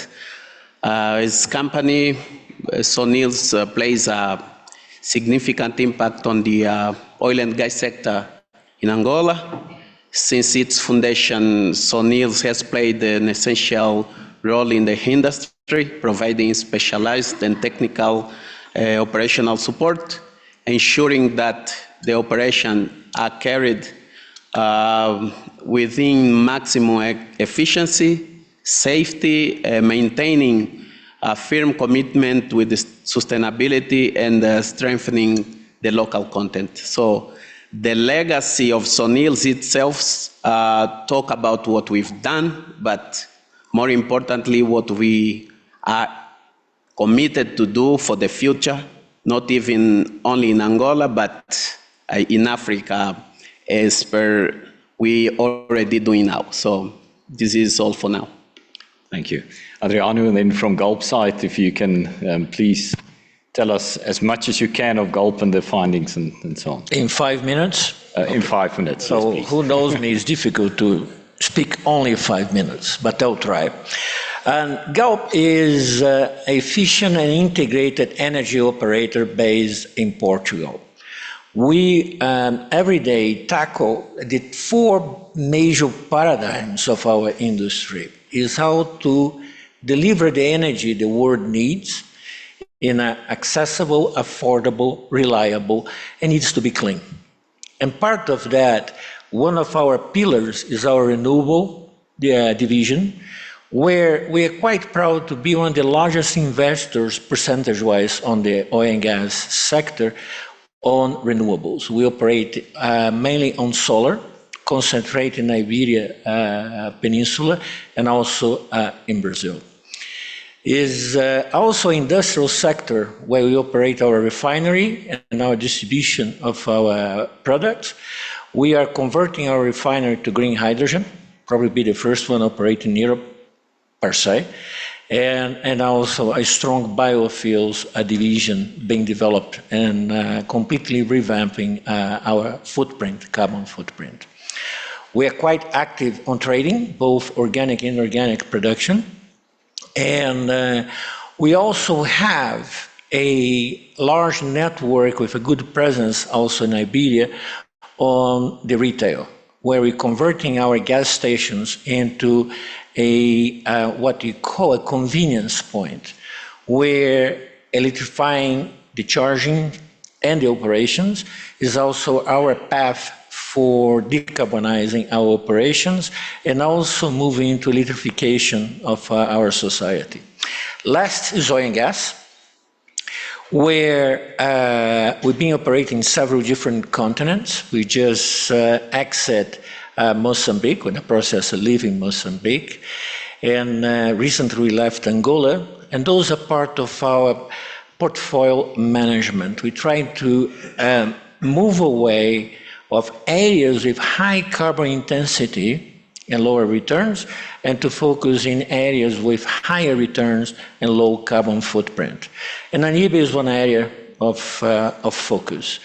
We've been in country for more than 15 years. We drilled Moosehead many years ago together with HRT, a former partner, and recently we worked Mopane, where we're quite successful in 2 wells last year and early this year. And we start our appraisal campaign, as Maggie pointed out. Unfortunately, it's not December, it's November. Sorry to correct you, but it's earlier, it isn't later. And we're moving with a 4-well program and towards accelerate our first oil. We are efficient, we are lean, and we like to be that, but we be present on at least the 3 or 4 the largest discovery in the past 20 years, including the Brazilian pre-salt, where we do operate, and Gulp is between 3rd and 4th larger operator in Brazil right now. And so we're quite happy. Excellent. And there's lots of lessons learned from those countries, and we'll get into that a bit later. Thank you. Thank you. I have to start with Maggie to open the floor for us, because you mentioned a couple of things in your presentation that I think is music to the ears for the audience, and that was conducive for investment regulatory environment, stability, that was echoed by Shakwa in his presentation. When the minister's speech was read earlier, he said 12 principles or commandments that will be followed. And Maggie, I'd like to understand those 12 commandments. How will they be enforced? How will they be set up? What's a roadmap to getting from a commandment to legislation or regulation that drive and support that? I hope you don't expect me to list them all. No, please don't. at this stage. No, we can. I think the roadmap to us making those principles a reality for Namibia is very easy, and it's one that is almost determined by the activities as they are happening on the ground. In our work that we have done, especially the work that was done by Total Energies with the 4 wells that they have drilled to appraise the Venus, we have successfully broken the technology barriers by being able to do a DST, not in 1 well, but in 2 wells, in water depth of more than 3,000 meters, and these wells have flown, these DST have flown. And when they have flown to the surface, it has given us that sure assurance that we have a giant in terms of material resources that we need to develop and that we need to produce. And with that being made, and with the work that needs to be done for us to make that FID, hopefully by next year, there is a very small pace of or availability of time that we need in order to prepare. So because of that, the principles that we have put together as the Ministry of Mines and Energy are the ones that then, based on the material or the resources that we are seeing in the ground. I've said already, the Venus is a giant. The discoveries that we are seeing within PEL 39 are numerous, and collectively they provide a large volume. What we are seeing in Gulp is even more volumes of resources, and with the Kudu and what is to be expected out of the upcoming wells is even more. So the resource that we have is so much that it made it possible for us to be able to make these principles, because it's the only way we can make use and utilize these resources as we are having them. The main principle that we have made a commitment to, and that's why I'm saying it's easy for us to speak about the roadmap, because we are already implementing that, is that these resources, as we have found it, whether it's oil, whether it's gas, it must be used to make Namibia energy independent. That's the first one that we are applying.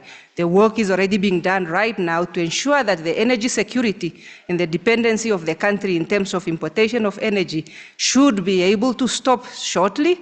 All these resources that we are seeing very high, very light crude oil with very high gas to oil ratios. And with these high GORs that we are seeing in the oil, it means that we need to find a solution for the gas that we are seeing. And this gas mostly should be the first source of a solution, is for us to utilize this gas to produce the baseload power that we lack in this country. Additional to that, the resource must also be used in order for us to diversify the Namibian economy. And again, we go again to the gas solution that we have to find. All the gas that we are finding must be landed on the Namibian shore. Once it's landed on the Namibian shore, we must be able to process it. And through this processing, we then will be able to diversify the economy with the activities that are coming out of there. But while we are ensuring that we are diversifying the economy, we are also cognizant of the fact that we need, as a country, in order for us to grow the economy, we need to earn the export earnings. So we make sure that the field development plans that we are going to negotiate going forward must create a very good balance between industrialization, diversification of the economy, and ensuring that there is export revenue that is coming in. Additional to that, the physical elements or the physicals that we have, the regime that we have, we must continuously be monitoring as a market develops so that we can be able to improve it and ensure that the Namibian citizens all reap the benefits that comes with having an industry that is growing. And this is a responsibility that does not only lie with the Ministry of Mines and Energy, but it lies with government collectively to ensure that we have balanced physical elements that are enabling us to be continuing to be an attractive destination for the investments to flow, but also enabling us to be able to have a sufficient size of the pie to share with our people and for them to be able to see, to see the reward. But with this being said, anchoring all these principles and all the ambition that we have as a nation is the ability for us, or the decision for us, to ensure that we safeguard the environment. Namibia is all we have. And it is a top priority for us to ensure that all the development that is going to take place in Namibia should result in the Namibian environment to remain in its pristine condition as it has been when we haven't been able to produce. With all this then done, we are also planning to ensure, to say that when we are producing, we have to do it sustainably. If there is any drop of oil, if there's any drop of gas that is located within the subsurface of Namibia, it must come to the surface, must be produced sustainably, and must be utilized also in a sustainable manner. I can't go through all of them, but these are the kind of the key of elements that form the principles that we have put forward as a government. Thank you. And for those in the audience who couldn't take down the 12 commandments earlier, or were snapping pictures of the presentations on the back, they're all available on the website. The organizers say they are there, so please feel free to download these presentations, which have got lots of meaningful information afterwards. But I want to turn to Sunil and Angola. Lots of lessons learned in the past, the good and the bad, unfortunately, but Namibia is on the cusp. We're there where FID is not there yet, but we know it's coming as everyone commits to. What are the lessons out of the Angolan context and the wider African context that you want to share with the audience today to take this forward in that sustainable way that Mackie has described? Well, this is a big speech. But I'm going to try to resume that. So, for the oil and gas, the learning process, it takes time. I see the enthusiasm of the people here in Namibia, which is very good. Means that people are committed to the process. But the first lesson that Namibia can learn with Angola is invest in people, and remember that people to get ready, up and running, to run the business takes some time. And we have to be patient with that. So with our environment, as you said, the different experience that we've gone through, the Angolanization program that started a long time ago, which ended up on the local content law delivered and ongoing right now, is one of the good achievements and perhaps one of the best achievements that we've made on the industry. The other one, it is the we had Sonangol as concessionaire and also as NOC. So at some point, there were a need to, to split them, the concession side of the business to be a part of the operating national company.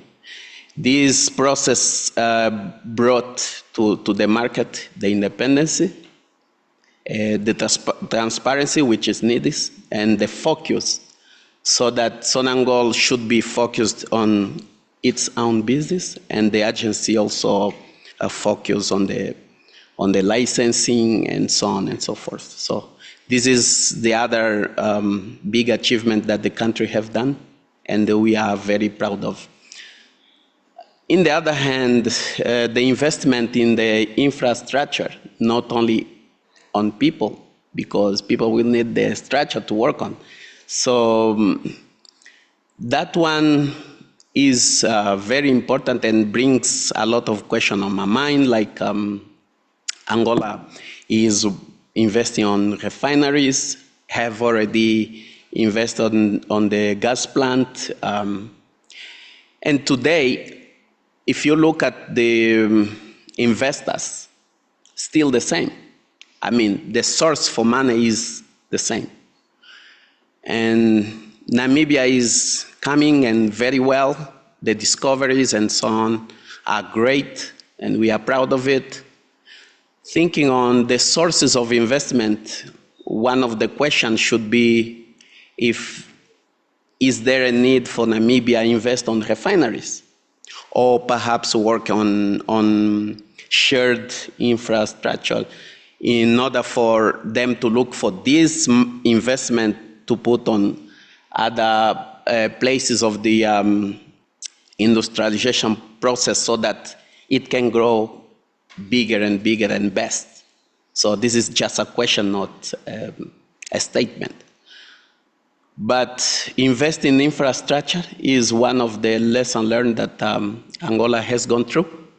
And there is still a lot of effort being done now that have started some time ago, that we are, of course, proud of it. And of course, in near term, we will be even more proud.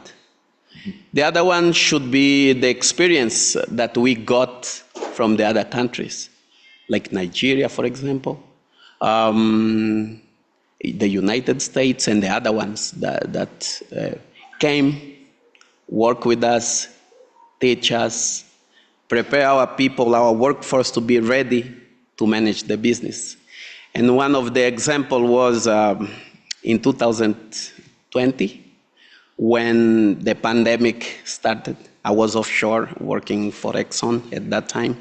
Actually, I'm one of the peers that is a result of the Angolanization process. So there were an issue with the people coming in and out.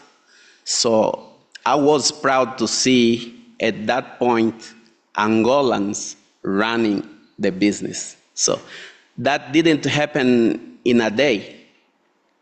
It took a long time, took a process. People had to go through, a lot of training abroad, a lot of in-country training, a lot of work doing training, on-job training.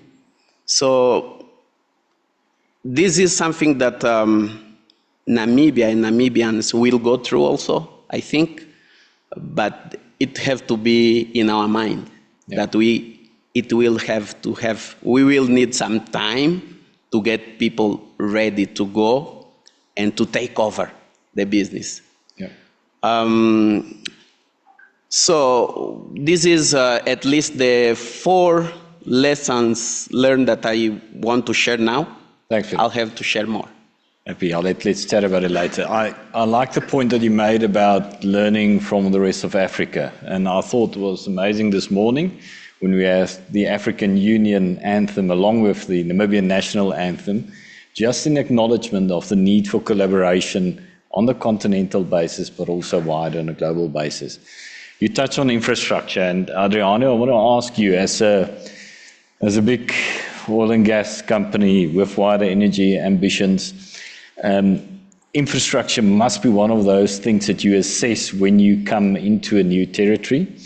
If you are going through a FID or assessment process at the moment, what do you see are the infrastructure needs that's required to make things happen for you in the country? Thank you for the question. And by the way, it's much easier to speak after Maggie and the others been talking about infrastructure to Namibia. Yesterday we had a lovely presentation from Namcor, and we also have some debate on what and what not.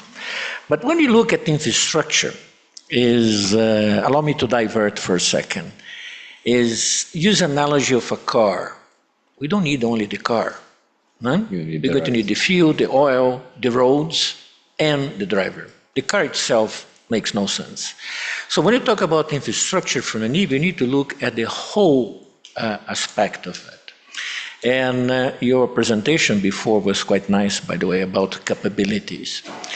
And we have proved, Total, Shell, ourselves, and now Rhino, Chevron, and others to follow, that Namibia has the capability built on the backbone of Walvis Bay, the repair and the marine support activities, the fisheries.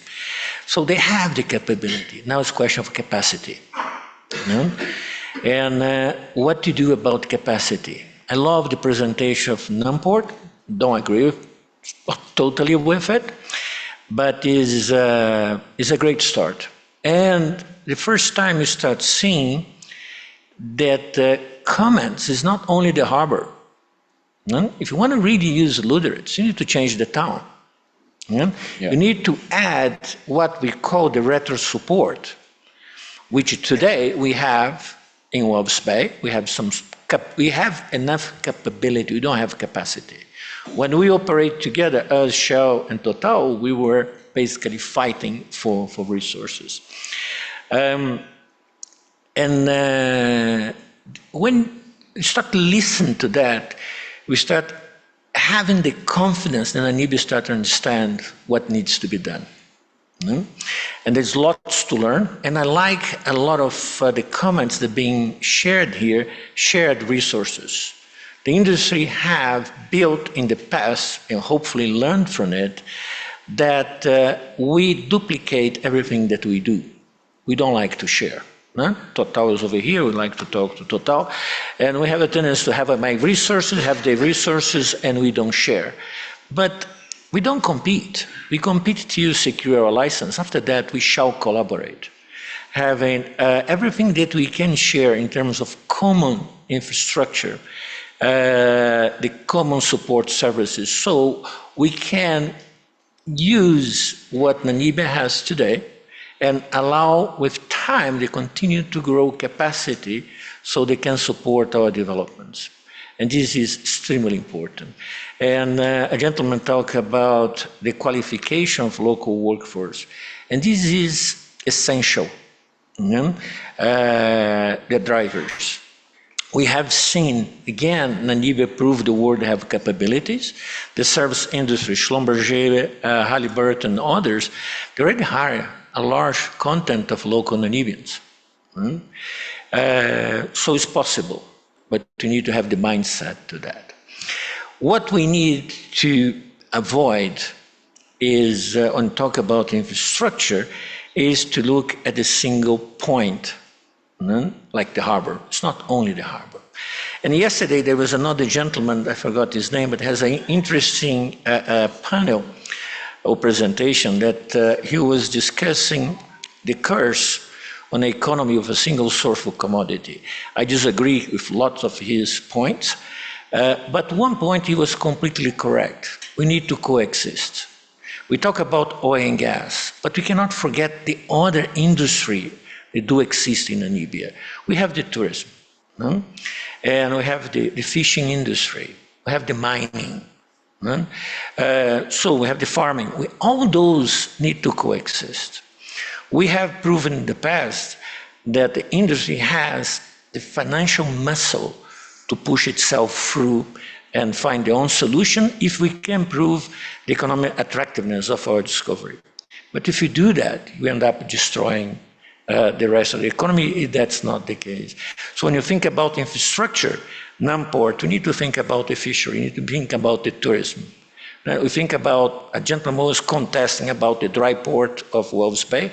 This is needed. If you want to be the energy source or the energy hub of Africa, we also need to be the trading hub of Africa. You need to create these conducive initiatives so more and more activities do occur in country. And with that, there's several others that needs to be considered. How do you support the workforce? I like Maggie when Maggie say we need to benefit the society. The society will increase the living standard. Living standard come to new demands, and the new demands needs to be addressed. School, shopping, travel, and everything. And so, long story in a single sentence is we are here to stay. We need to collaborate. We cannot muscle our way through. Some lessons learned from nearby countries that we need to consider. and make sure that we do a sustainable development. Then we are here for all, not only for ourselves. Okay, thank you. Excellent. I think it's a great summary.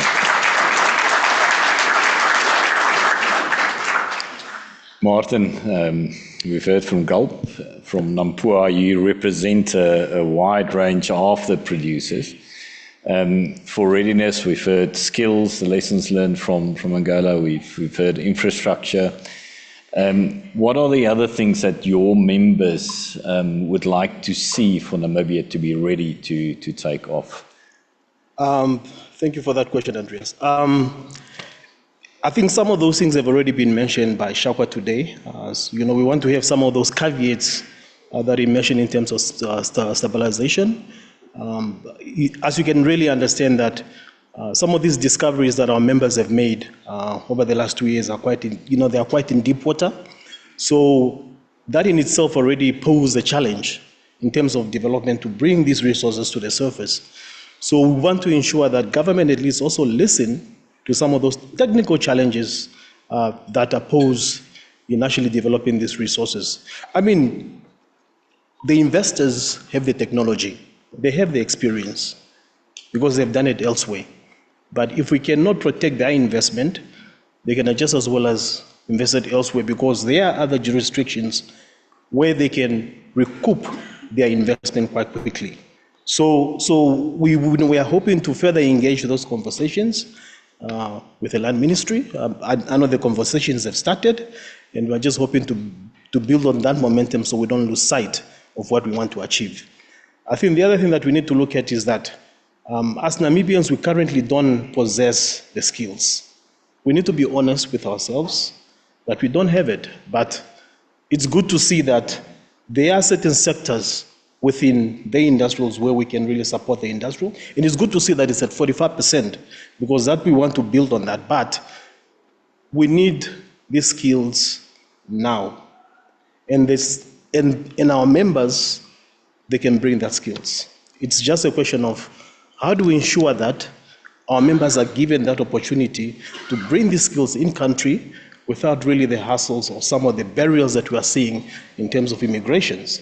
The visa issues, I know the conversations are starting, but if we don't improve on that, then project execution is delayed, because we need to appreciate the fact that some of these companies work on a schedule that doesn't require to be impacted by certain conditions. So if that changes, then it becomes very unfavorable for them to actually work in this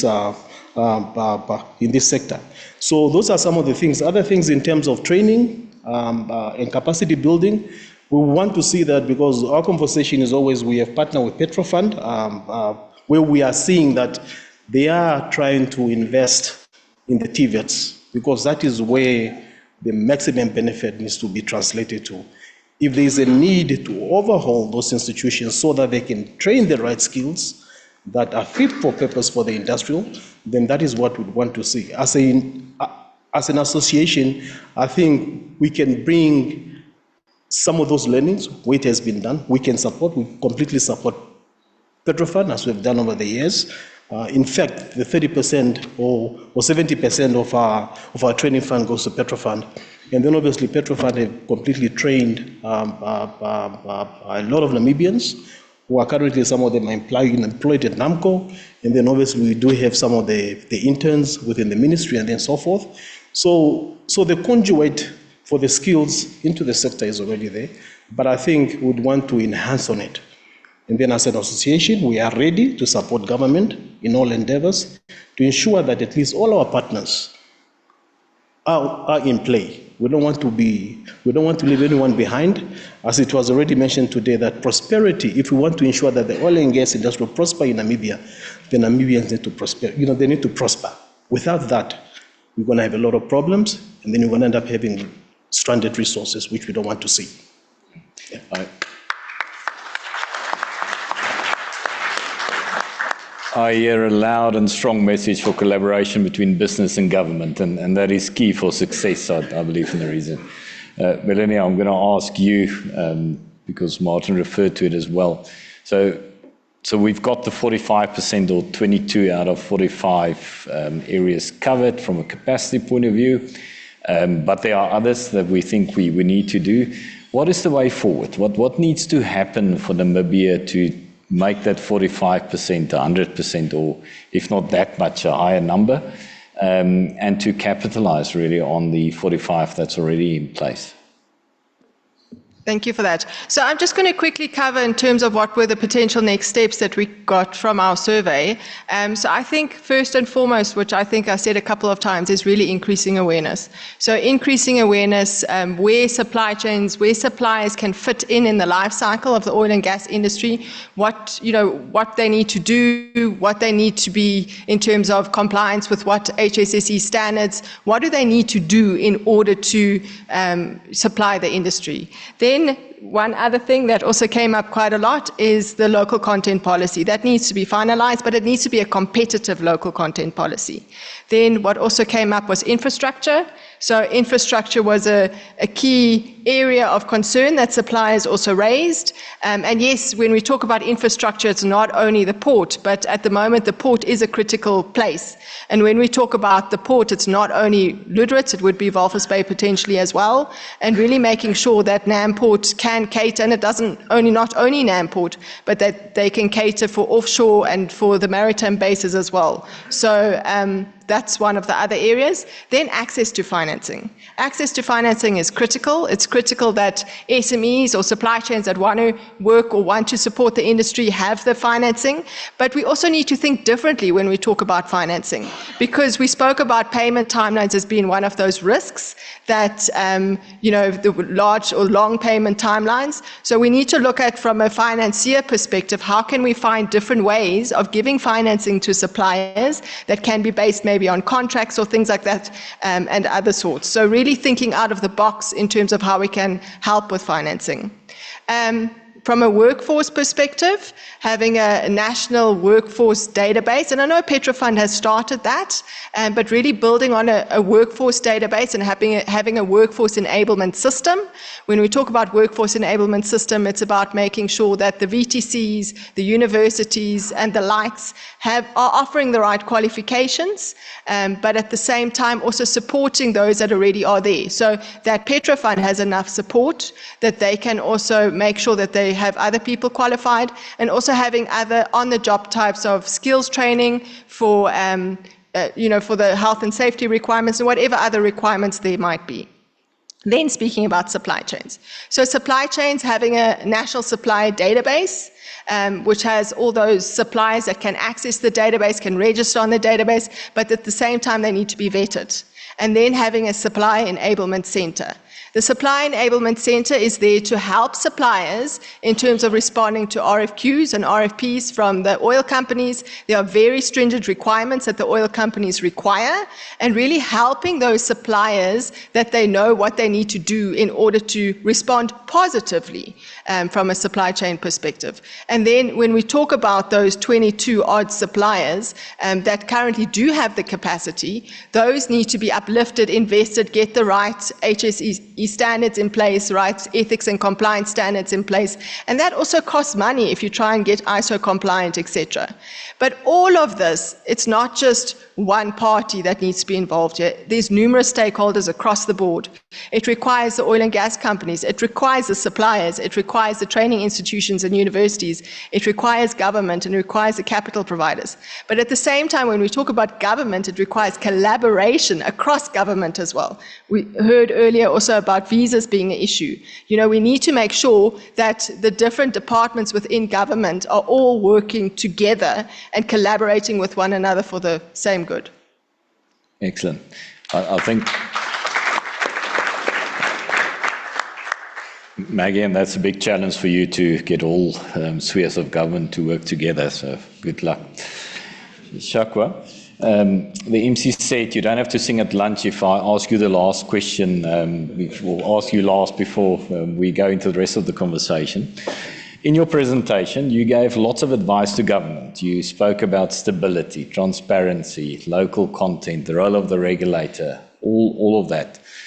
You're sitting here as the head of a legal firm. There's lots of business in the room that wants free advice. If you had to do that presentation to business, to say, what should business do in order for them to comply from a legal point of view, but also to maximize value out of what they have here and to drive legislation in the right direction, what would the advice be that you give to the audience? Thank you, Andres. The advice is not only to the businesses. Most of them, they know what's to be done for them to operate. But the advice should be to the Namibian entrepreneurs, because the international oil companies can only work with those local entrepreneurs who are ready and have availed themselves and have prepared themselves to meet certain criteria. So the audience we should be speaking to is the local entrepreneurs, the Namibian business people. And my advice to them is, don't be in the periphery. Get involved in the thick of things. Start learning now. Attending all these platforms, engaging Namcor, engaging the Ministry of Mines and Energy. Teaching yourself about the opportunities which are available. So be proactive. And what is important is that prepare yourself. When it comes to services, for example, be it the construction, engineering, or be it the real estate, accommodation, hotels, car rentals. Those are just some of the few services which we have noted as our legal advisors and also entrepreneurs within the sector that most of these international oil companies, as well as the drilling company, service company, they want to give work to Namibian companies. Sometimes the challenge they have is that they are getting a few of them who are ready. And then most importantly also is that once the local entrepreneurs start getting involved, they need to, the industry requires a lot of certifications. So they need to ensure that in those sectors, or subsectors where they've seen the opportunities, they get certified. For example, if they need to operate and do the services offshore, they need to get certified. If they need to analyze or review major tools, they need to get certified. So the certification is very important. And if you have a service company, ensure that if you need your employees to go and do some painting and some fabrication in the rig, get those employees certified, because the painting, the electrical work in the rig, in offshore, the requirements are not the same. You can be a good painter. You have painted so many buildings and construction project hotels, but that does not automatically qualify you to do offshore work. So the business owners should prepare their people, get them to these training short courses in the neighboring countries, be it South Africa, Angola, and fortunately, the Petroleum Training Fund, Petrofund, I've seen they've advertised scholarship for some of this vocational training. So that is very important, because those are the immediate opportunities now you grab. And most of these IOCs and service companies, they want to grow with these local companies, from giving these low medium services to going up and doing the bigger services, even competing with the international service providers. So they want to see that growth. And then it's all about trust in the industry, trust and deliverance. So if you can deliver as a local company, these IOCs, the service company, drilling companies will trust you. They start giving you the work. So there is no shortcut to get there. But the opportunity is there. And if you are not proactive as the local businesses and you don't show real interest, you don't get involved, you will end up being one of those who will just be complaining that we are not benefiting after 10 years from now. So this is the opportunity for them to get involved. And also, I think another challenge also which our local entrepreneurs might encounter, which needs the coordination of the industry and the banking sector, is the access to financing also. Because if you as a local entrepreneur, you have got a big tender from one of the service company or IOCs, either to supply certain things or even to construct certain warehouses or buildings, and requires a lot of money. The first point of contact will be our local banks, and that's where we need these banks to get involved and to understand the industry and understand that we can't apply the same requirements we do apply for other businesses, because the opportunities is there, and the return from your investment is also guaranteed. So we need to find a way to get, I'm happy that we have some of the banking institutions like RMB and FNB here, and some are in attendance from other banks, to start these talks and this engagement, because if they become too stringent, they'll start losing these opportunities to some of the equity funders and some of the banks from outside the country. And at the end, they'll say they were not afforded the opportunity. But it's upon this banking institution to support the local content, the building of the local economy. Without the financing, we can't have our own Namibian champions. So we need, but that financing can be localized also, so that we all drive value from it. Yes, thank you. Thanks. You made a very good point that was made yesterday as well. And that's about understanding the requirements, whether you're the entrepreneur, but the banks mentioned it yesterday in the session as well, understanding the needs of the entrepreneur and the funding and how it sits in the full value chain. Adriano, I want to move to gas a little bit. Maggie touched on it, and I wanted to comment after you've spoken about. You've got an oil fund, but you've got the small gas problem on the side, which is also a fantastic opportunity. What is your view on gas strategy for Namibia and the way forward? As I said before, and the risk of being repetitive, it's always easy to speak after Maggie. So I can even use her slide as a reference. We don't have a gas problem. We're quite happy what we have, and it's a great opportunity. And if allow me to use the Maggie slide, it's a quite important message to our industry. We talked about sharing before, but deep dive a little bit on gas. We definitely advocate for single gas solutions. And I can give you a couple of examples on that. We can use a neighboring country, Angola, where they have a single gas solution under Angolan LNG. Is a successful model where not only preventing flaring, reducing our carbon footprint, allow the companies to monetize their molecule in the most efficient manner by sharing a common infrastructure. And they have a model that is suitable to Angola. Doesn't mean that we have to carbon copy, but all the participants has ability to process the gas, and they will trade the gas and the liquid depending on different equities, but is a successful one. Then you have another successful model, is completely different on the legal, regulatory, and commercial. That's the US, the Gulf of Mexico.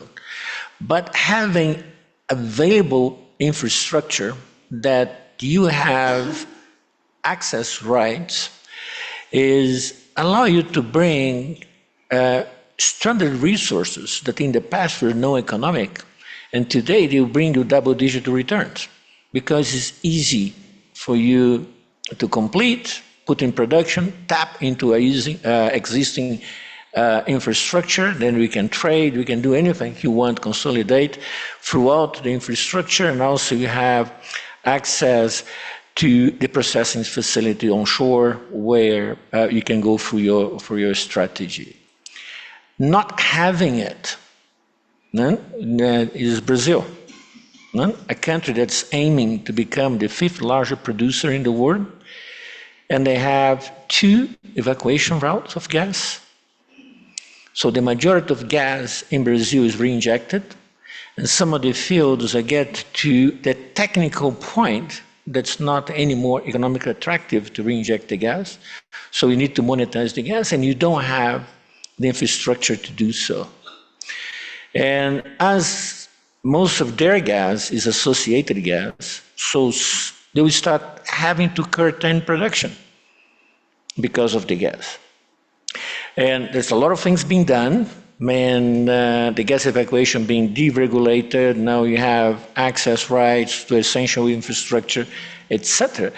But where they are today, they're too late. And the 3rd route is about to be inaugurated finally, but it's too little, too few for a country with production that size. Let's turn the page, Namibia. Ourselves, Total and Shell, and soon Rhino, Chevron, we're probably going to have enough volumes to justify a evacuation route. And we also almost co-located to Kudu. Yep.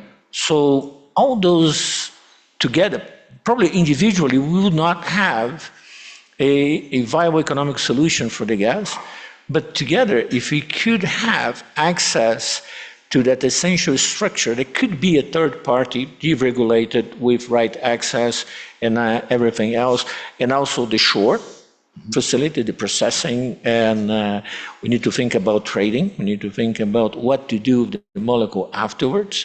We will consume locally, we will export, we will demand more infrastructure, go back to that loop that we discussed before. But to do that, we need a regulatory framework.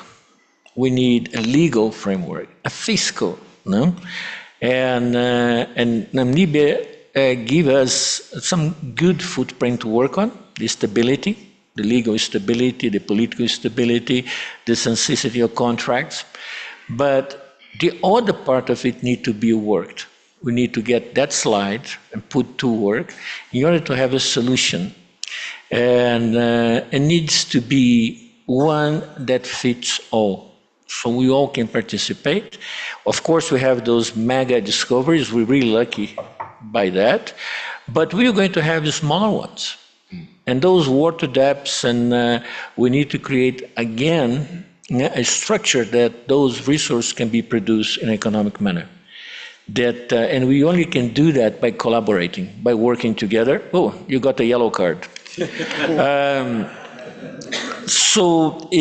But the right elements are there. The only thing I disagree heavily with Namcor is time. We don't have time. Yeah. The train has left the station. We talk about FID, you mentioned Total, so we use Total again, Maggie. And we look also to our project to accelerate first oil. And to do that, if the infrastructure needs to be built, we don't have the time. So we're looking forward to collaborate with the government and with Namibian country and society, how to create this platform where we can monetize the gas molecule and, on our projects. Thank you. Thanks very much.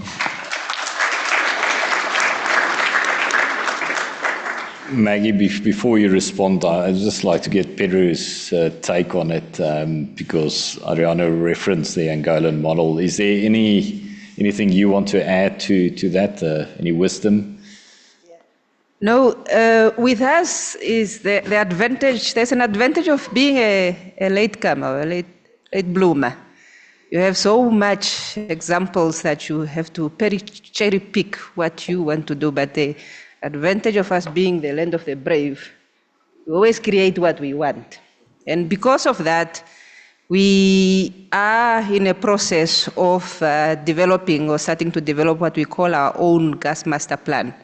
And this is an initiative or an activity that's going to be undertaken by the ministry together with Namcor and with the input of the industry. The main approach or reason for us to do it this way is that we want to lay out the country foundation and the plan for the whole industry, that it makes it clear for anybody that's coming, whether it's the discoveries that we have right now or whether it's those that are coming tomorrow.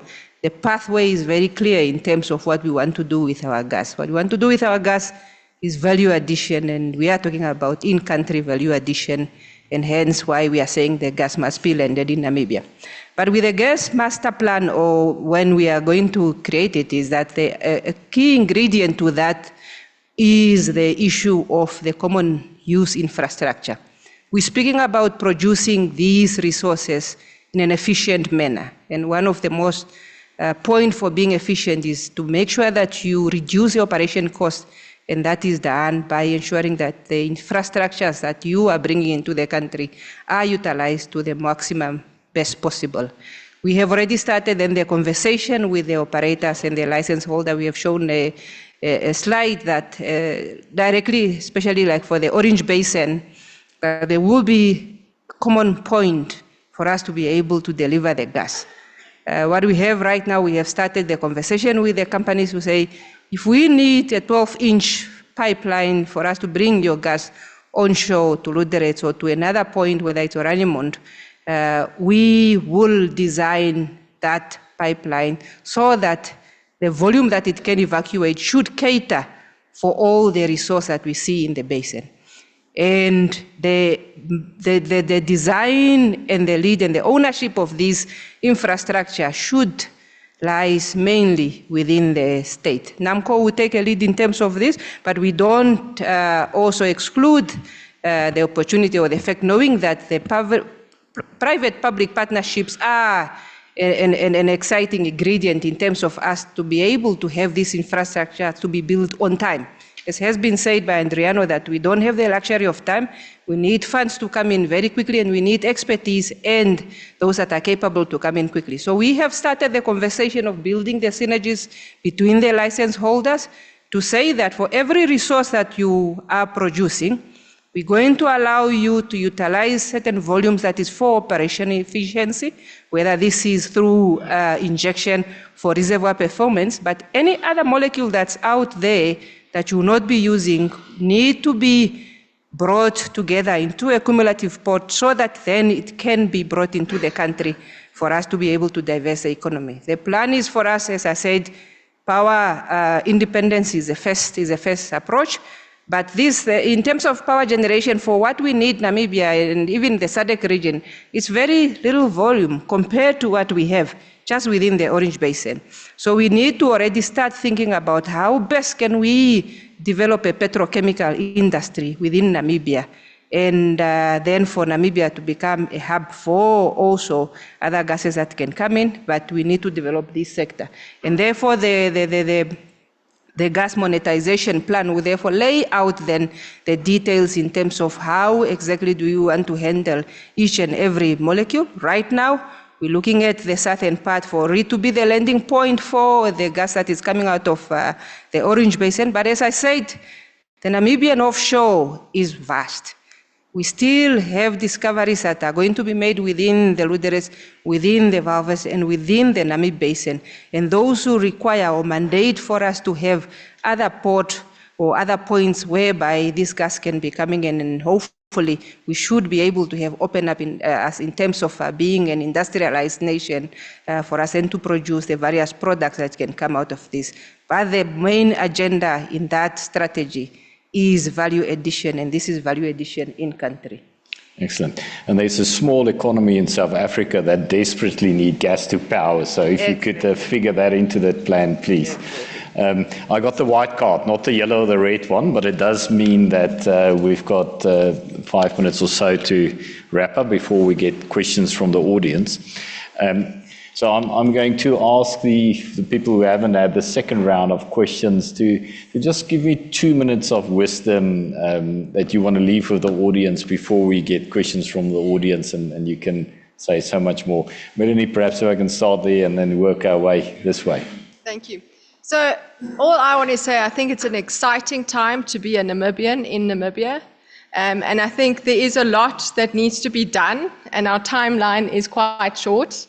So at the end of the day, it's all about collaboration. We need to work together to make this work.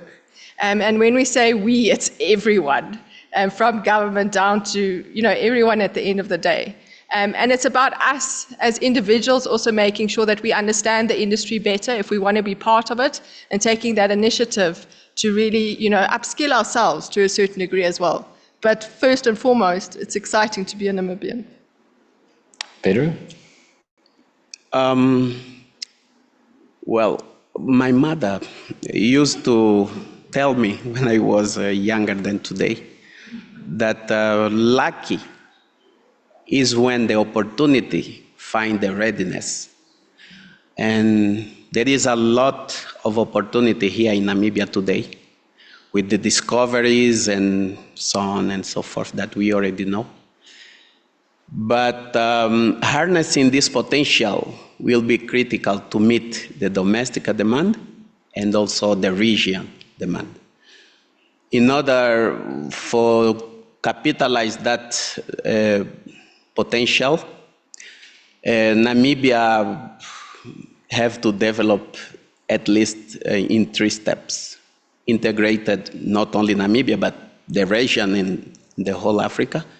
The first one will be the integrated regional infrastructure to get this potential and make this potential reality, wealth for the people, for the country, and for the continent. Collaboration in research and development is the second point. Because the regional collaboration will be enabler for this potential to come out of the ground and be a reality in terms of wealth and joint investment, because no one can do it. Oh, some of us can't. But if you want to go far, go with somebody else. If you just want to go fast, go alone, right? So collaboration will be key for Namibia and for Namibians, but also for Africa and for the region. In conclusion, what I want to say is the future of energy in Namibia and the creation of energy value chain in Africa depends on collaboration. The way we will approach the opportunity, how we're going to transform the potential into reality. So our founding fathers like Mandela, Agostinho Neto, and Mr. Nujoma, they did their part. Now it's our part to seize the future that is in our hands. Thanks.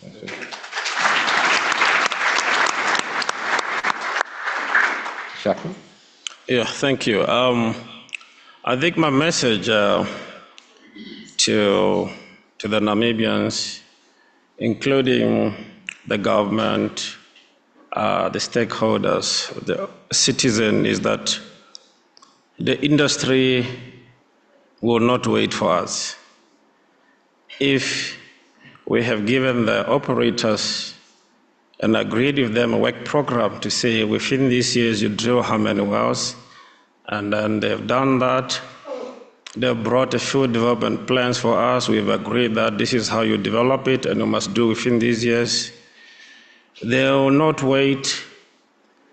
If they have to do it in 2, 3 years, 4 years, they will not wait for us to be ready. So they will not wait for 10 years to say, let's wait until the Namibians are ready. They have to move and develop the resources. They have to honor their contracts. So we need to start getting involved and start moving. So if the train has started moving, and if you chase it very late, you might not catch up with it before it reaches the final destination. But if we start chasing the train now, we might catch it halfway. So let's turn the possibilities we have now into opportunities. Thank you. Excellent. Martin, the final word from your side as voice from the industry. Yes, thank you. I think maybe my word of wisdom, I'll try to be careful, because working for Namcor And then also being a chairperson of Namcor, you have access to a lot of information. So I think for Namibia, we need to take a good example from South Africa recently. We know that Total exited one of the most premium asset, and obviously with that exit has sort of shackled the global community. So we don't want to be caught up in situations whereby an investment cannot be made because of the actions which tend to be aligned to some of our policies, our governance institutions, and then so forth. So as an investor, we are very sensitive to certain things that are done or made, which could impact sometimes the economical viability of a project. So we don't want that to happen for Namibia. And obviously, our members are committed. You can already see by how Total is accelerating, how Shell has drilled back-to-back wells. Other operators, Chevron, and then Rhino, Galp, and so forth, have done already their part. The only thing that we need to do is that we need to collaborate together, form partnership, which can obviously want to ensure that Namibia benefit. Excellent, thank you. We now have 15 minutes for questions from the floor. I see a hand there. I don't know, do we have roaming mics? How do we do it? And I have to apologize, I've got lights in my eyes, so I can't see all the hands at well. So please jump up and down if you don't see any action. Ma'am, if you can start off. Sorry, and just brief introduction of yourself, 1-2 sentences, and then please stick to a good question, not a monologue. Thanks very much for a very interesting discussion. My name is Elaine Mills. I work for Argus Media. My question is to Andreas. I was just wondering, what progress have you made in finding a partner on PEL 83 or PEL 83? And also, initially you planned to drill 4 wells this year, but that has been delayed now, and 3 wells will be drilled next year. Initially, you said that you were not in a rush to sell down your stake, and that it would depend somewhat, or not depend, you will first do this drilling campaign. But your CEO recently said that the timing of those 3 wells actually depend on finding a partner. I was wondering what has changed. Is it financial considerations, or why the change? And then lastly, Total Energies has said that its break-even price is $30 a barrel. I was just wondering what Galp's break-even price would be. Thanks very much. Thank you. Thank you. And I will try to answer. If I forgot some of your questions, please remind me. The process is going quite well, and that is the further I will comment on that, and thank you to respect it. Second, allow me to correct you wrong. Okay, our initial plan is to drill 4 wells next year. We decide for technical reasons to accelerate 1, and we remain the other 3 next year as planned. Okay, and third, no. We're not depending on a partner to continue our appraisal and our early production facilities program. If we find the right partner, we're happy. If we don't, we'll continue to progress as planned. Thank you. Did I forget any? Just the break-even price. I'm not going to discuss that. Thank you. Sorry, who's got the next mic? Over here. Sorry, thank you. Hi, first of all, thank you for a very insightful panel. My name is Ibrahim Aminu from Ghana. I work for an organization that's focused on capacity building for small, medium enterprises, suppliers within the oil and gas sector. We have recently set up what we call an industry enhancement center in Uganda, funded by your sustainable energy partner. Now, my question is to Maggie, and I'm borrowing from what Melanie said about a supply enablement center as part of the recommendations that you have on your industry baseline study. The question is, and I want to put it in context, is that the challenges we're facing in Uganda right now is we're so close to first oil, 2026, and the suppliers are simply not ready because it took so long through the contracting process to set up the center and all of that. So the question is that what are the plans to set up something similar here? How soon do you think something like that can happen? Time is obviously of the essence. If first oil is expected 2029, then a center to support SMEs should have started perhaps yesterday. So what's the plan to do something like that for Namibian SMEs? Thank you. Thank you. Thank you very much for the question. I think with us, earlier on, we have noted that as a country, as my brother have clearly said, if you want to go far, go together. What we want to do is for us to go very far at a very fast pace. And in order to achieve that, we have to grow in terms of from the strength that we already have as a country.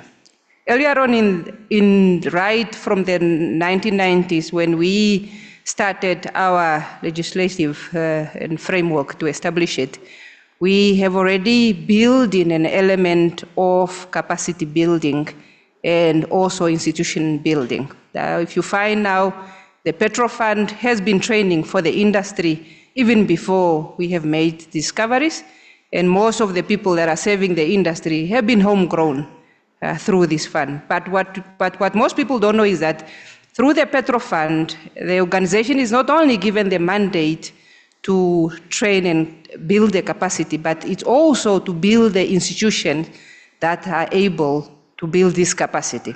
So through that, we acknowledge the fact that government alone cannot take on this initiative and sufficiently do it to build the capacity for the whole industry alone.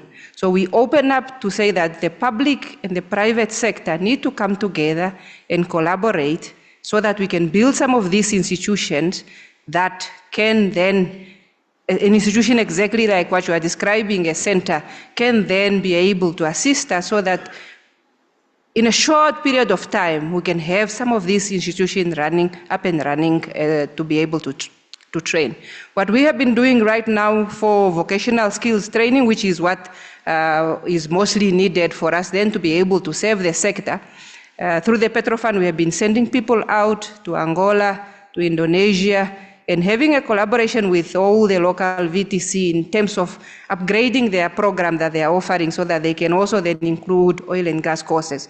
But we need private partnerships to come in and set up initiatives locally and be able then to take some of those examples that we have made for Uganda, for Ghana, to bring it to Namibia and then build that capacity. You are welcome to set up the institution here, and that is what we need, because only through that way we can then be able to roll out the training massively and the training campaign massively and be able to reach out to a large volume of Namibians so that we can be ready for this industry that has already started. Thank you. Next question. Yeah, good afternoon. Thank you. My name is Neville Indongwe and I'm a law student. So my question isn't just conveyed to one specific speaker, just whoever can answer it in the best. We'll give it to the lawyer. Okay, so in your opinion, do you think Namibia should make themselves a signatory to the ET, which is the Extractive Industry Transparency Initiative? And a follow-up question is, would it convey more economic benefits to Namibia if we become an OPEC member? Thank you. Okay. You said I should answer. Yes, thank you for the question. You're a very smart student. You already know about the Extractive Transparency Initiative. Well done, keep it up. So, the ETI, how do you abbreviate it? Extractive EITI, yes. It's a very good institution, or good platform, just to ensure that the resources accountability for the resources in the country is done well in terms of also making available the contracts which the IOCs have signed with the government, and then making them public. However, I must say that to be a member also, it also obviously comes at a cost. I can't remember the figure. And secondly, you have to, there's a need, it's not a decision which the government can just hastily take without also engaging the industry. Because those contracts you are going to, for example, to make available will include some of the companies which are investing heavily. So you need to bring them on board so that they'll be able to support you to be able to comply with the conditions of the ETI. They are very stringent conditions. And there are countries in the past who had joined, like the USA, and withdrew. And some of the reasons of withdrawal was that, most of their big operators, were concerned about just that breach of confidentiality. And then these are the big income earners which are bringing into the country to drive the GDP, which you need also to consider them that your partner. And there are many other examples of countries that have joined. There are those countries who are not members, even after the USA left. You are not a member, but you can still comply with the principles, so that it's no more comparison on you, but you can still do it and say, I still have these principles. Some of the jurisdiction and countries, they already have the principles of transparency and accountability in place. And some of the jurisdiction, you can use existing legislations, whether it's legislation on disclosure of some of the information which you think should be disclosed to the public. Some of those legislations are being discussed in Namibia. So there is a whole lot of things to look at as a country. They need to evaluate a lot, that is from my perspective, and ensure that they can comply with the principles and the obligations fully, and ensure that there's support also from industry. So it's not a matter of you just immediately jumping into to join it because there are those echoes, but there's a lot of things to consider. Thank you. Thanks. The second part was value of becoming a member of OPEC. Pedro, anyone on the panel that want to answer that? Would you like to? Well, I'm not the right person to answer this question, but the reason why countries go into these organizations are the reason why they withdraw. So I think this question should be fair for Maggie or for the Honorable Deputy Minister, but we, as Angola country, we were already member of this organization. Today we are not, so yeah. There are reasons why. That's why I was asking you. I don't think we can give an answer to that question. It's as rightfully as you say, it's with the politicians, but with industry, working with them. It's kind of a decision that the country itself have to make, and it's not my friend here or myself, but normally the highest level of the country will have to handle that. Absolutely. Taking the interest of business in as well. Next, Mike. Hello. Good afternoon. My name is Vivian Ojo. I am Nigerian, so 100% Namibian, 100% Nigerian. I love both countries, have lived and worked in both countries. My background is in strategy consulting, so I've worked at McKinsey & Company for a number of years.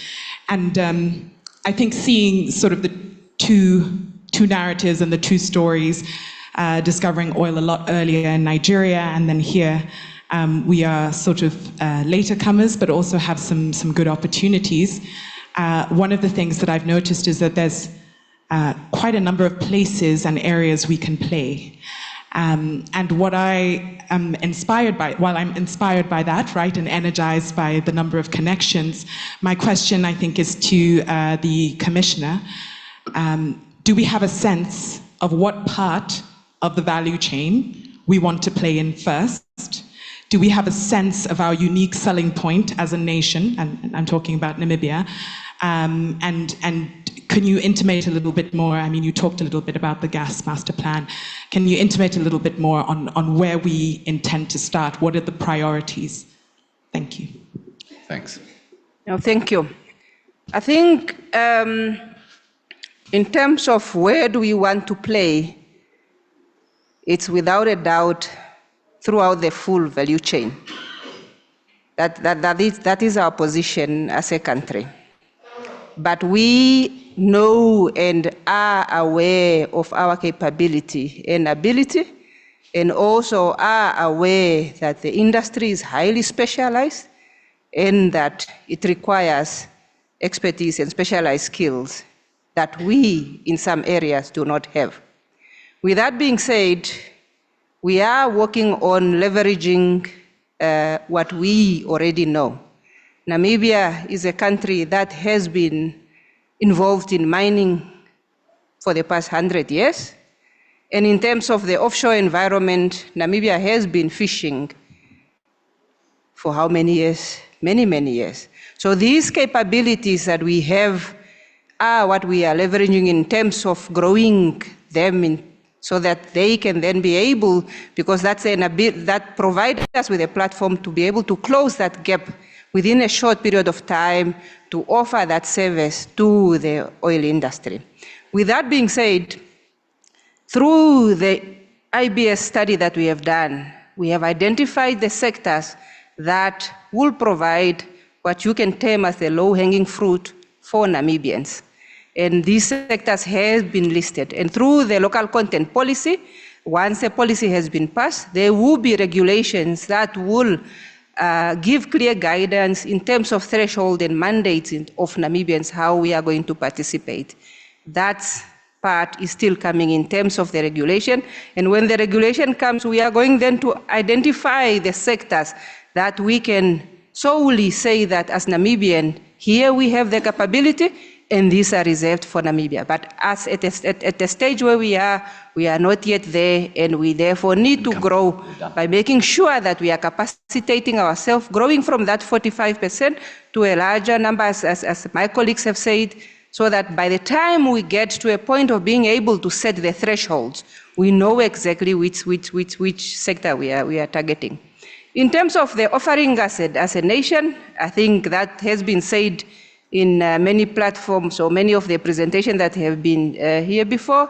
We offer you a conducive environment, and there are many, many, many layers of offerings that us as a country will give you in terms of as a selling point for the nation. I don't need to mention any one of them, but the Namibian nation, the peace and stability, the conducive environment, and the ability for us as a nation to be able to sign contracts that we are cognizant of the fact that it must have benefits for the investor as it should have benefits for the Namibian shareholder, which are the Namibian citizen, is what we are putting forward as what we are offering.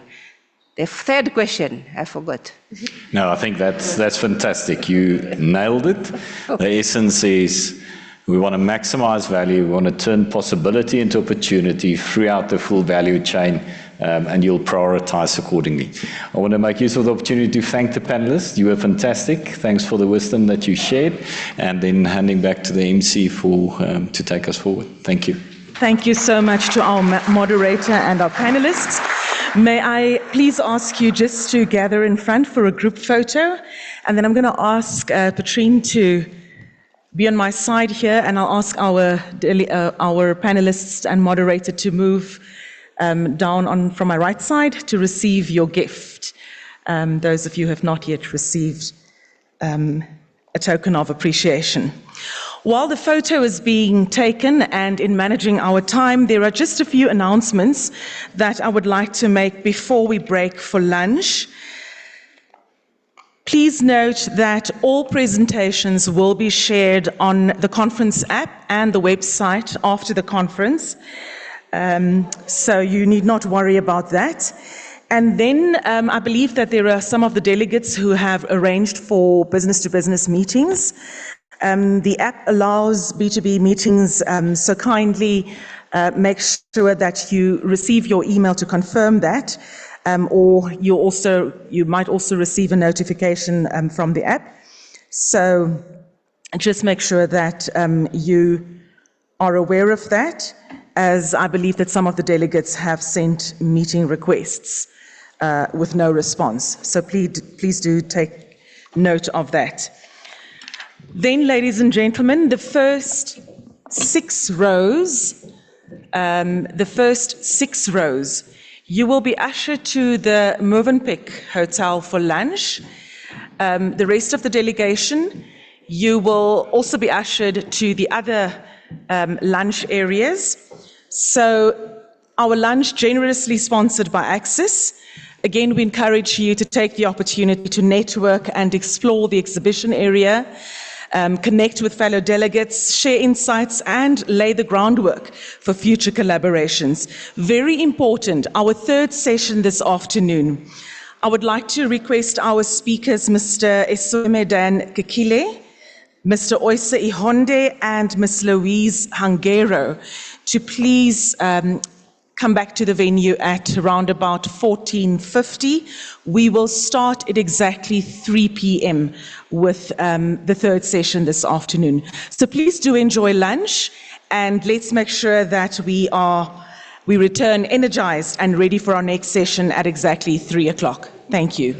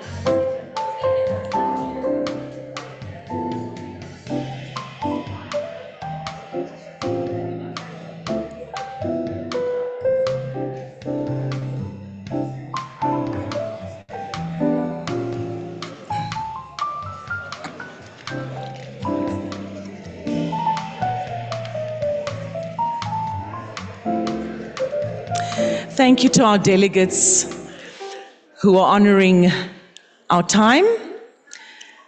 For those of our delegates outside the venue, please make your way back to your seats. We are at 4 minutes away from 3 o'clock. And as stated earlier, we would love to start our third session and our last session for today at exactly 3 o'clock. Maybe I can get an indication of Mr. Esweme Dan Kakili. Is he in his... Okay, great.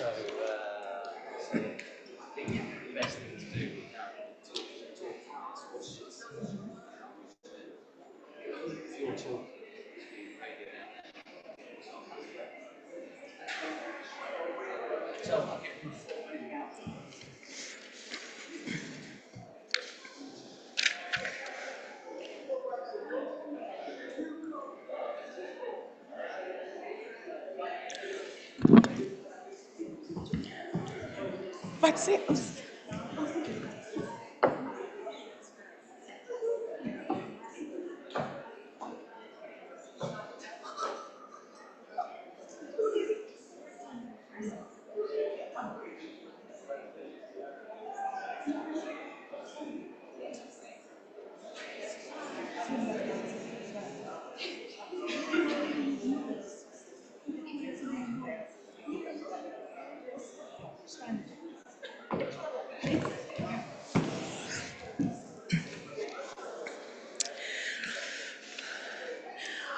I would like to just repeat some of those announcements that we've shared earlier.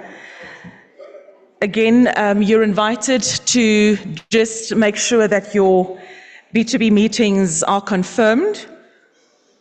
And that is by either checking your email or else you'll also receive a notification from the app.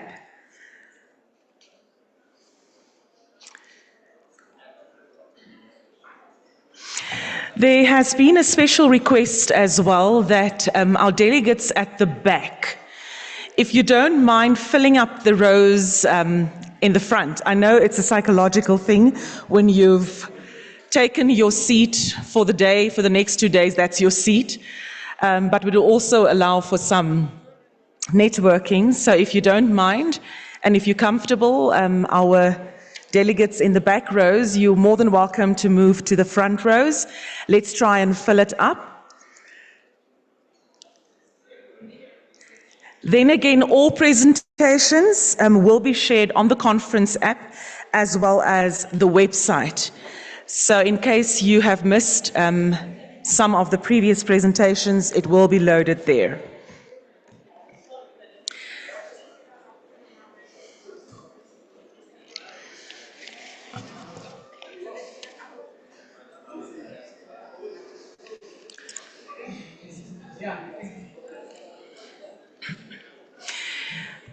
A final call on our delegates outside of the venue. Kindly make your way to your seat as we are ready to start with session 3, which will focus on local content and sustainable inclusive economic growth.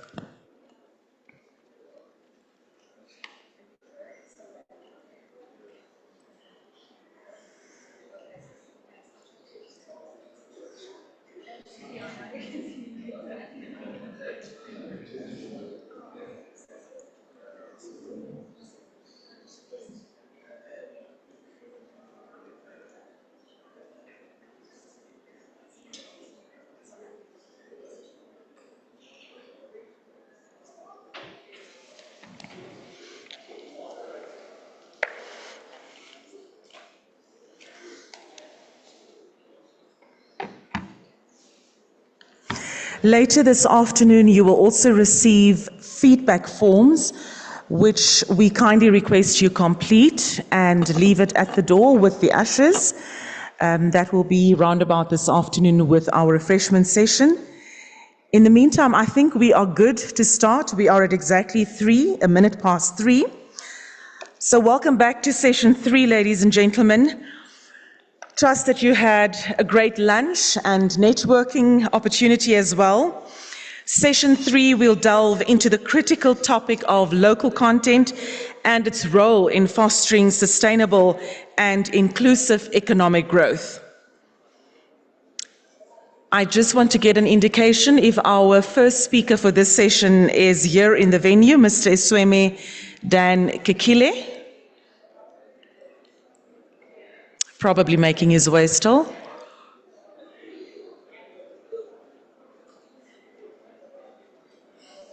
One minute, I'm told.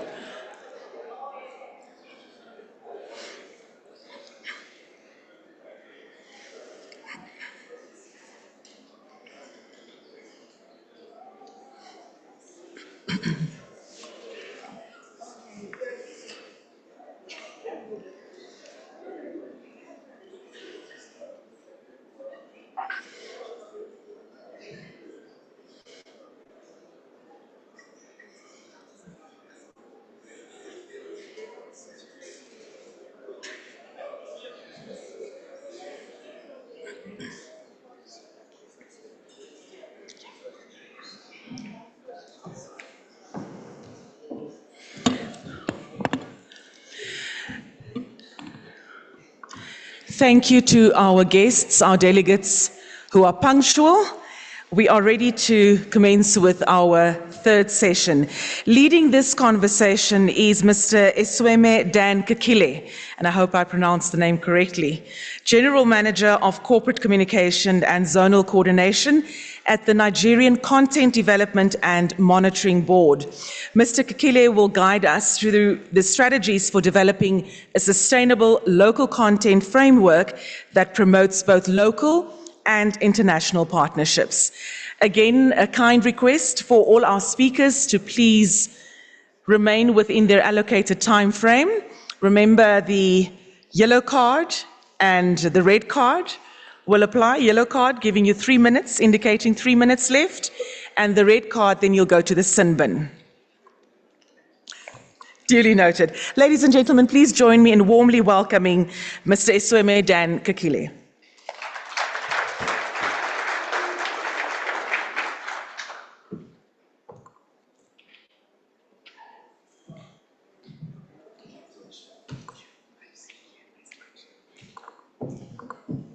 Excuse me.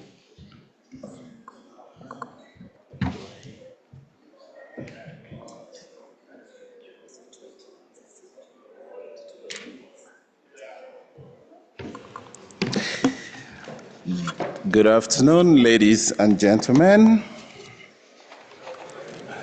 Good afternoon, ladies and gentlemen. Thank you, thank you. We've had school teachers here who have requested the students to greet back, but I'm not a teacher. I came in from Nigeria 2 days ago, first time in Namibia. Wonderful reception, but before I came in, I'd had a long relationship with Namibia. How did that happen? As a student growing up, I'd read about a great Namibian at the time, your late president, Sam Nujoma. Oh, so I'm going to visit him.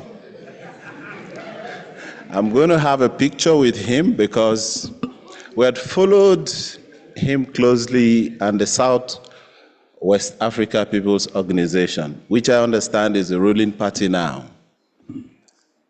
And I was so impressed with the spirit of resilience, the spirit of can-do, and ensured clearly the work of the liberation movement succeeded. And I'm happy to be here in an independent Namibia. But my second and even more exciting contact with Namibia was with a young man from this country. 2 years after Namibia's independence, he went to the Olympics. First time, got double silver in the 100 and 200 meters. Frankie Fredericks. Another awesome spirit of Namibia. So I'm happy to be here in this country of these two great African sons.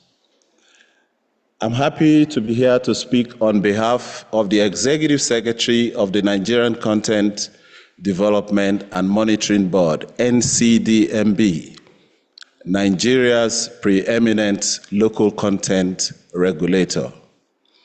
Engineer Felix Omashola Ogbe would have loved to be here, but as I speak, he is in the UK, again trying to build and strengthen NCDMB. He's attending an anti-corruption risk assessment training for NCDMB. That's how serious we take the work of local content regulation. He has asked me to extend the very warm greetings from the staff of NCDMB to this August gathering. Last year, my former executive secretary was here, Engineer Simbi Kesie Wabote, and I hear he wowed this audience with what NCDMB has done in Nigeria. I may not be able to wow you like him. But in the same context, we are continuing the mandate of ensuring that we develop local capacities that can benefit Nigeria in the oil and gas industry, which is our key mandate. So I'm happy to bring greetings from the Nigerian Content Development and Monitoring Board. It gives me a great pleasure to be a part of the second edition of this epoch-making flagship event tagged the Namibia Oil and Gas Conference. I will speak on local content and sustainable inclusive economic growth, for which we have practiced for 14 years in Nigeria. Prior to that time, we had been in the oil and gas space for nearly 90 years. People talk about 1956 as Nigeria's beginning. We, however, started oil exploration activities in 1903. And from then till 2010, we had no local content activity. So we have a lot of experience to speak on, from where we started in 1903 to commercial find in 1956 in Oloibri to 2010 when we started NCDMB. So I will have an introduction, overview of Africa's hydrocarbon resource base, a feature or the features of successful and sustainable local content practice, how we have done it in Nigeria, and the lessons we can share with Africa and, in this context, Namibia. We'll also highlight some of our achievements. Maybe that will spur the drive for local content in Namibia. And then there are lessons learned. It's a long journey. It's not a sprint, it's a marathon. So, I like to say that I'm honored to join this August gathering of captains of the oil and gas industry across Africa and beyond to discuss the many opportunities that Namibia stands to gain as it assumes the role of an oil and gas producer. And please permit me, I understand July, August are very special months for those who are from Southern Africa, because that's the beginning of the rainfall, the first rainfalls after the hard and dry winter. And I also understand that during this period, the local languages around this region, they gave this first rainfall different names. But the key about these names were that they all personified cleansing. And they also spoke to rejuvenation of the land. So I believe that this conference is an opportunity to rejuvenate Namibians' participation in the oil and gas industry. I am pleasantly delighted with the earlier sessions of this conference. I have listened to different topical discussions in the oil and gas industry, especially from the perspectives of different oil-producing countries. And I was part of the master class yesterday. Thank you, Ranti, for that very wonderful class and lessons that we learned. So, we speak about Namibia.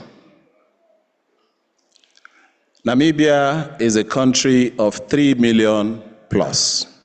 Nigeria is a country of 200 million. So you can imagine the disparity.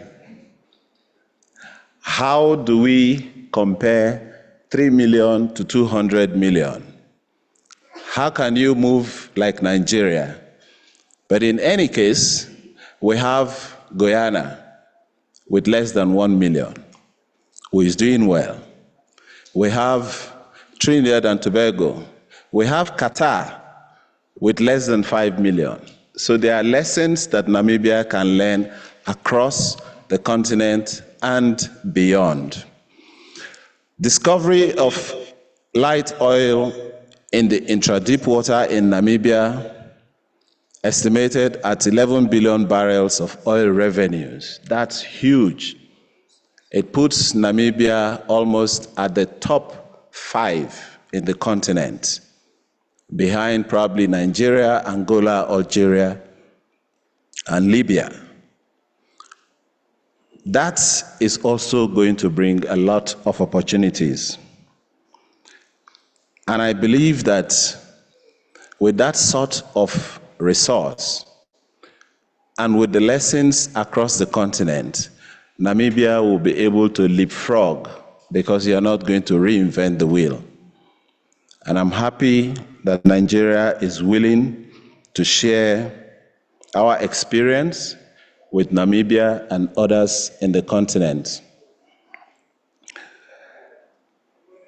In this presentation, I will share our experiences and practices, and therefore our focus will be as follows. I'll provide what we consider as highlights of the features of a successful and sustainable local content. I'll share some of the Nigerian local content achievements and share some of the lessons we have learned so far. With an estimated crude oil reserves of 11 billion barrels and gas reserves of 2.2 trillion cubic feet, Namibia has taken its rightful position as a major player. You are coming in at the top level in oil and gas production, not only in Africa, but globally. It is therefore commendable that Namibia is starting with local content policy in mind, as this is the right way to go. And I've mentioned Nigeria from 1903 to 56 to 2010. So we only started this 14 years ago. Namibia is starting right away. Africa is indeed a blessed continent, as most countries in Africa are blessed with significant deposits of oil and gas reserves. Recent discoveries of hydrocarbon deposits have increased the oil and gas reserves of the continent to about 126 billion barrels of oil and about 614 TCF of gas. These facts highlight some of the potential opportunities that exist for Africa in the production and refining of oil and gas for the use of Africa for domestic and export purposes. Africa needs the oil and gas resources for industrialization, for energy supply, for energy security, and indeed for the development of this continent. So for us, we agree with the organizers of the African Energy Week who say, drill, baby, drill.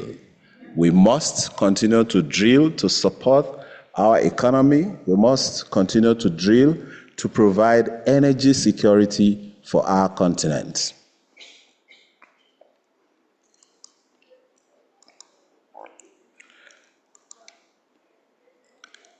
The use of terms like developing nations, third world countries, poor nations, etc., are commonplace when people are referring to Africa and African countries. These terms are often used to underscore pervasive poverty that is associated with Africa. For instance, according to the data from the Global Finance Economic Data, 22% of the 30 poorest countries in the world are from Africa. Faced with this situation, it will be wishful thinking for us as Africans to expect the challenge of poverty to be solved by others.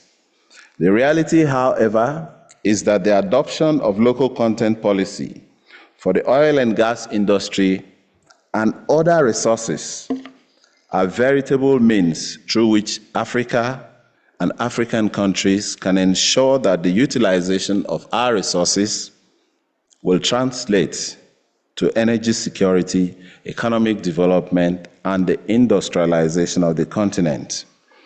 In Nigeria, we have been on the local content journey since 2010, and what we have observed is that achieving and sustaining local content policy implementation can be achieved if three key features are adopted and incorporated into the local content policy.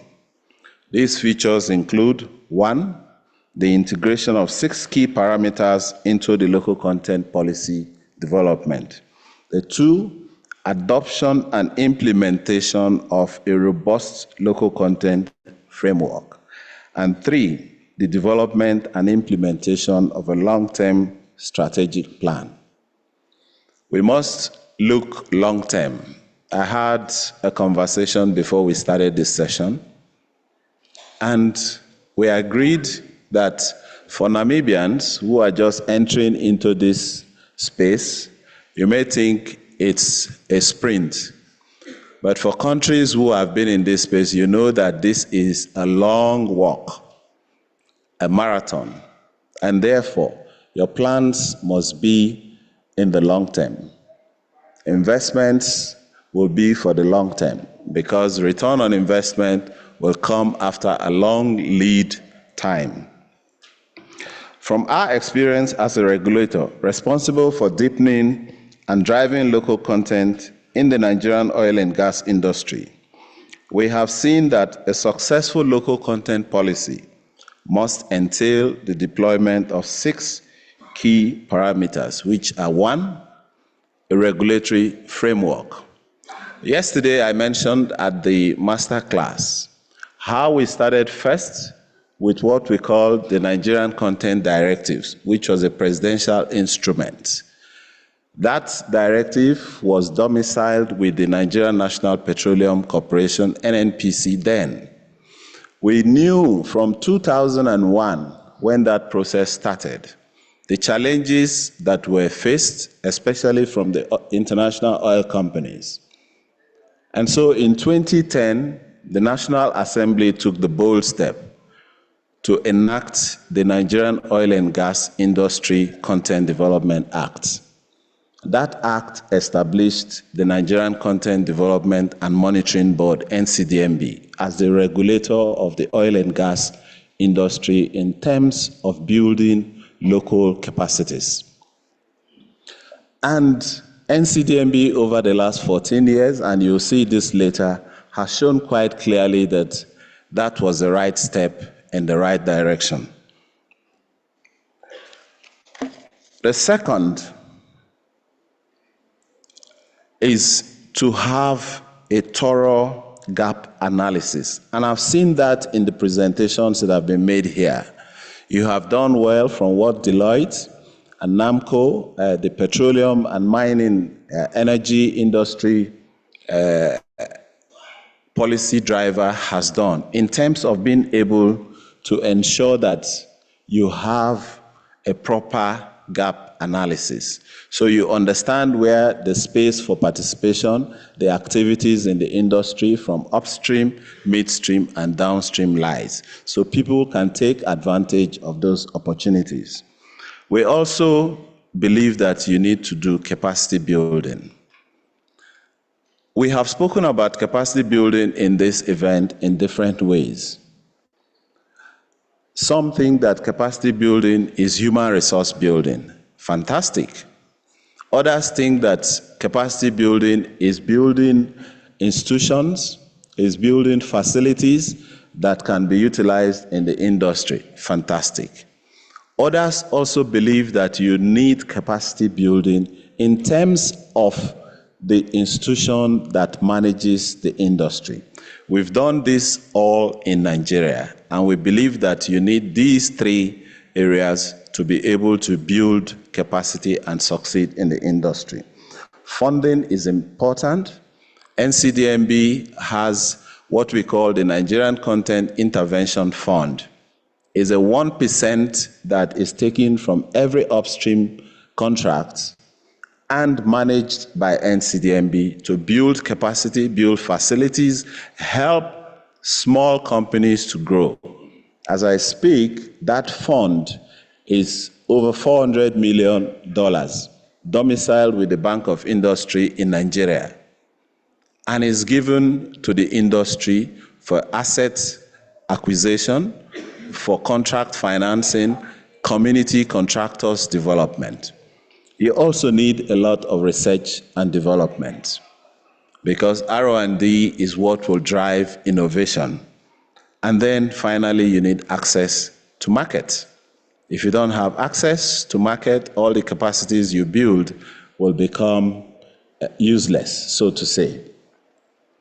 An enabling regulatory framework backed with the appropriate legislation is fundamental in local content practice. A law or decree, depending on the political arrangement in a country, sets the framework and boundaries for all local content practitioners. In Nigeria, that regulatory framework that drives local content policy is the Nigerian Oil and Gas Industry Development Act of 2010. A structured capacity building intervention is also necessary to foster the development of domestic capacities and capabilities. Gap analysis is key because there's a need to carry out baseline and periodic gap analysis to ascertain the human capacity and infrastructure gaps, which will then form the basis for developing initiatives, projects, and programs that will seek to close those identified gaps.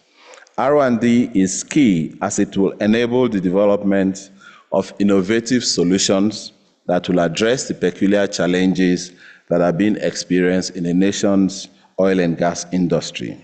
Funding and incentives are critical, very, very critical, as local companies require incentives and low-interest, long-term funds to be able to develop their capacities, which will in turn enable them to compete favorably in the oil and gas industry. I've said it that similarly, efforts must be made to create access to markets as developed capacities and capabilities need patronage. The second feature is a robust local content implementation framework. I've been shown a yellow card, so I'll quickly run and ensure that I'm not given a red card. A local content implementation framework serves as a structure or a blueprint which spells out the local content policy and how it will be implemented. In Nigeria, our local content implementation framework is structured along what can be classified into the 5 key components. These are analysis, guidelines and regulations, implementation, monitoring and evaluation. You need to continue to monitor where you are and be able to get feedback from the industry.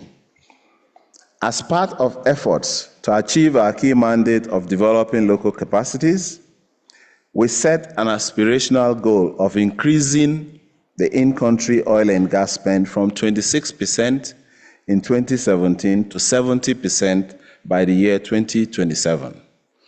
That was encapsulated in our 10-year strategic roadmap, hinged on 5 key pillars and 4 enablers. Every initiative we identified for each of the pillars and enablers, and deliberate efforts were made to implement each of the initiatives. In fact, as I speak to you, the initiatives are incorporated into our annual budget as a strategy to ensure that our effort to achieve the set objective is on course.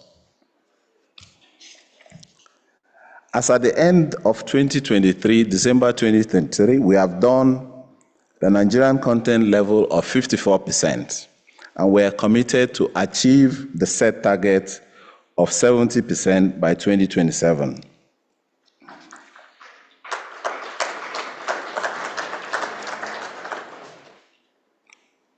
Since the enactment of the Act in 2010 till now, we have been able to record some significant achievements. These include the creation of over 30,000 direct jobs, over 15 million training man-hours, award of over 90% of contracts to Nigerian-owned businesses, utilization of the expatriate management system to ensure that more than 80% of oil companies' management positions are held by Nigerians, growth of successful indigenous operators who are now responsible for the production of more than 60% of Nigeria's domestic gas requirements and over 15% of crude oil production. As I close, I would like to conclude my presentation by reiterating some key points which I'd like you to consider as you proceed in your oil and gas production journey. First, and it's very important, make a conscious effort to avoid the Dutch disease. I'm sure we've spoken about the Dutch disease here earlier. We should not insulate the oil and gas industry from other sectors of the economy. As much as the industry brings in huge revenue, it's an enclaved industry that its employment level is very small, and contribution to GDP from the industry itself is small.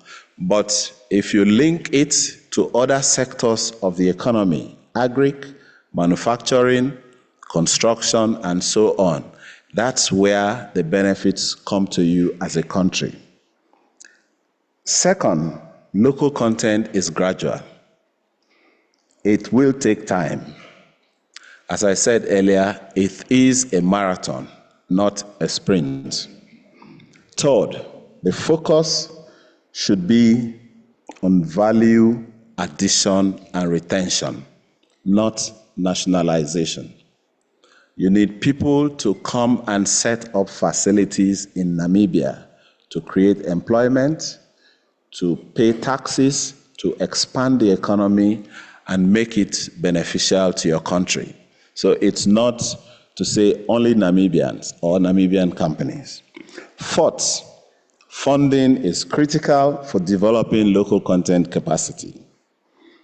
Fifth, local content requires customization to suit the peculiarities of each country.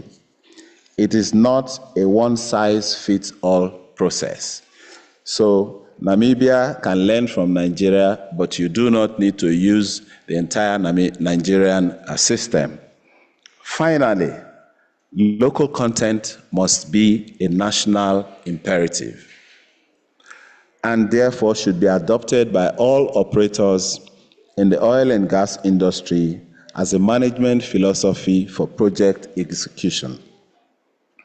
As I leave, because I can see Roach on my right-hand side, let me leave you with these words from Arturo Breeze in his seminal work, The Right Place: How National Competitiveness Makes or Breaks Companies. He said the competitiveness race is not unlike a cycling race. If you want to ride fast, you need 3 things. You need a good bike, you need to be in good shape, and a smooth and fast road. In the collaborative model of business, you might say the business is the bicycle, the business leader is the cyclist, and the road is the government and the external environment. The responsibility of government is to design and build the best possible road. It turns out that when the road is good, good cyclists appear to race on it. Thank you, and God bless you. Thank you. Thank you. Thank you so much, Mr. Iswemi Dankakile. I'm still figuring what I'm going to charge you with for that extra time. Ladies and gentlemen, I am informed that a white iPad with keypad is missing. In case you have spotted that, please, is that it? Sorry, I can't see from here. Is it yours? Found. So it's no longer lost and found, it's now found. Okay, awesome, great stuff, thank you. In our next presentation, we will explore the evolving landscape of local content from traditional approaches to transformational strategies. Mr. Oise Honde, Director of Business Development at Nogc, will share his insights on how these shifts are redefining local content in the oil and gas industry. Let's give a warm round of applause for Mr. Ihonde.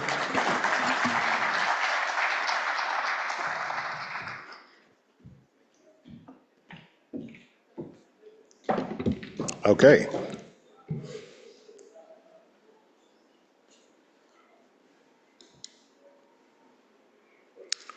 Okay, good afternoon, everyone.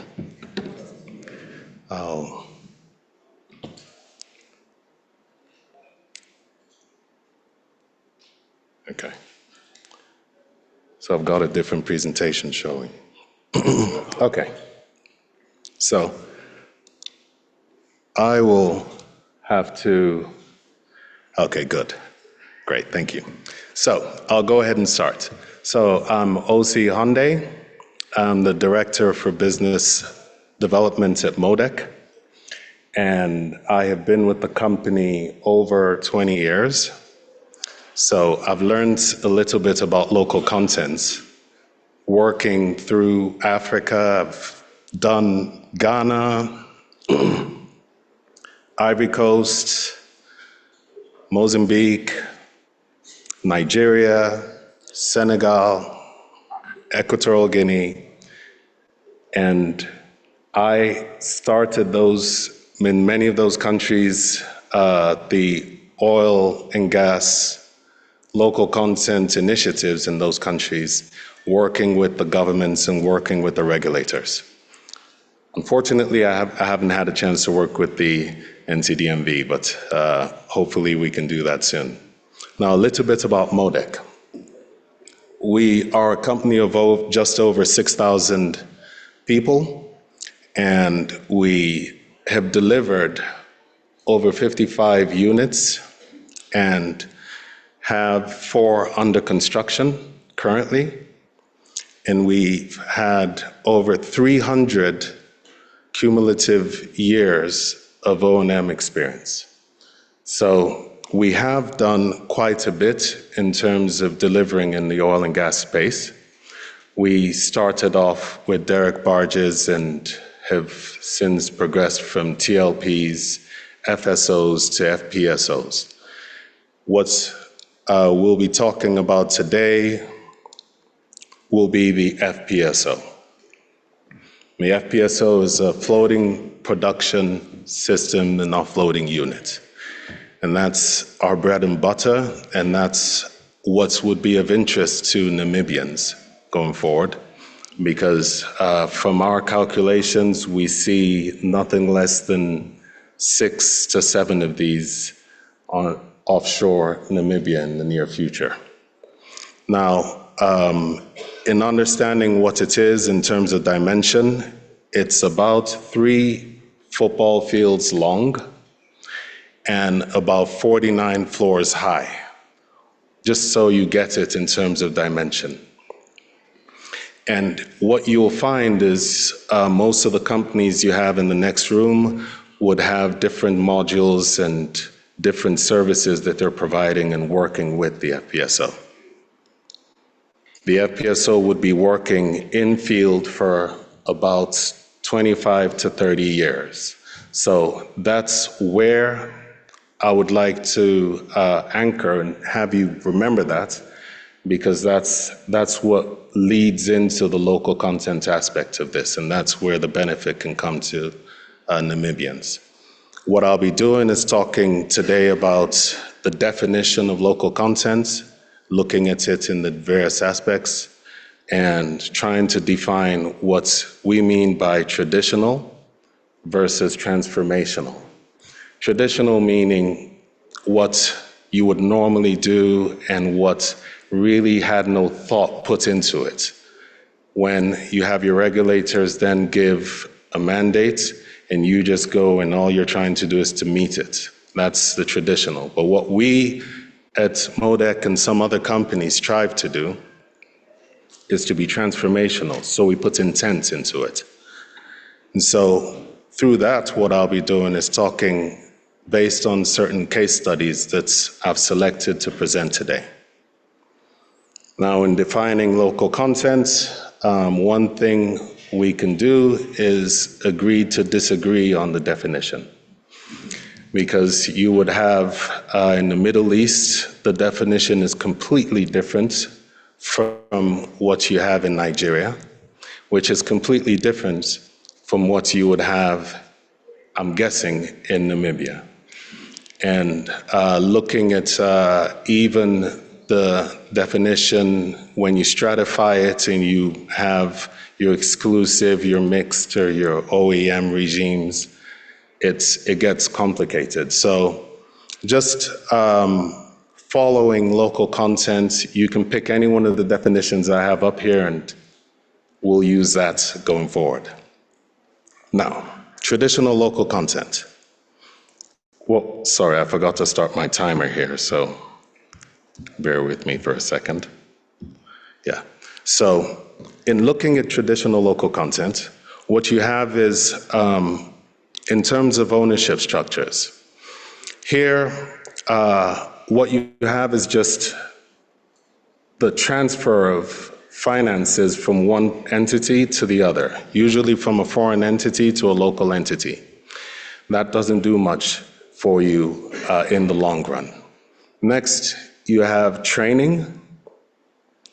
And with training, if not monitored and if there's no thought put behind it, what you have is companies coming into your country and they will train you, yes, but they will train you in a very selfish way for what they need. And that's it. So when they're done, and whatever you've learned from them is useless to you once the project is over.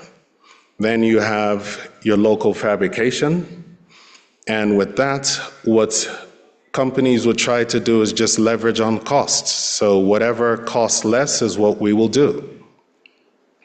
Then you have procurement of goods and services. And in that, what companies would try to do is just to meet the quota.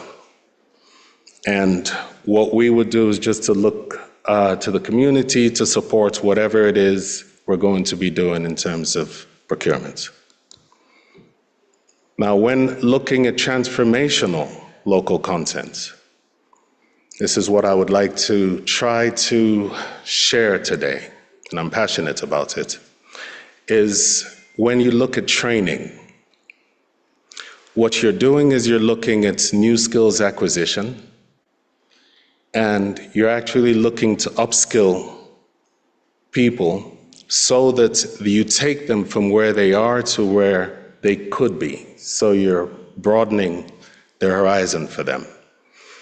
And this would entail some pre-employment, which is where you're taking people in before you start your project and you start to train them before then.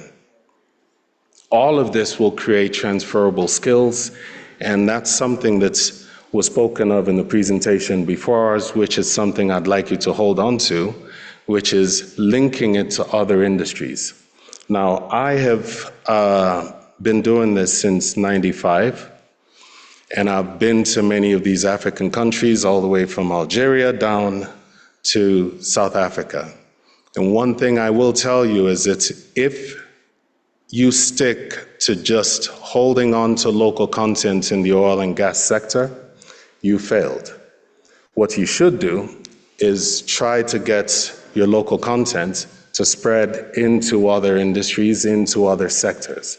And that's what was mentioned in the past presentation, and that's what I would like you to hold on to. Now, when looking at procurement, what you have there is us benchmarking on economic growth. So that's what we should be looking at, and this is done not just for the contractor, but working in concert with the contractor, the IOC, and you have the regulator, all working together to try to create economic growth. And that way you tend to start thinking outside the box and trying to deliver on it. And then comes something that is close to my heart, which is ownership structures. Remember, before I said it's just a transferring of finances from one party to the other. But what's more important is actually creating a situation where you could have the locals sit in the boardroom with you. That changes things, because then they will be involved in decision-making, not just you're handing them some money and telling them to fickle off, but they will actually be involved in who you hire, where you work, and what you actually do. And there are many stories I could tell in this regard with my many experiences, but because of time, I can't go into them. But trust me on this one, getting people in your boardroom is what you should be focused on not necessarily the dollar value of what you can get out of a project. Now, looking into the case studies, I'll start with training and looking at one in Angola. We got a company called IT&T, and when we got to Angola, this was shortly after they had had their war, and they had had several other companies come in. And what we were trying to do was to set up some training that would bring value to the Angolans. And what had happened during the war, as everyone knows, is education had been put on hold for a while. So this was important to them. So we brought in ITT, and what we decided to do was to set up seminars. And these seminars were set up in hotels, and with Sonangol, we worked with Sonangol in delivering these. And what we did was think through with Sonangol, what type of education would be beneficial to Angolans? And we worked with the investment board again there to try to figure out what exactly would be beneficial to the local companies to learn. And in doing that, we pulled all parties together, and we had different sessions with them on training, and we were able to get in graduates, we got in people coming in from contractors that are working on the projects, and also from our clients. Some of the courses that were presented were project management, we had coding and programming, but we also had some soft skills such as business continuity for entrepreneurs and so on. Then we go on to now certifications.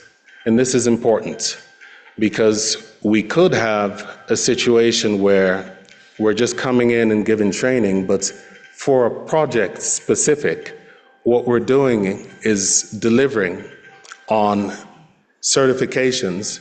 And in doing this, what we're doing is being able to give you a certification for welders, for technicians, for people working on board the vessels, and working in different fields.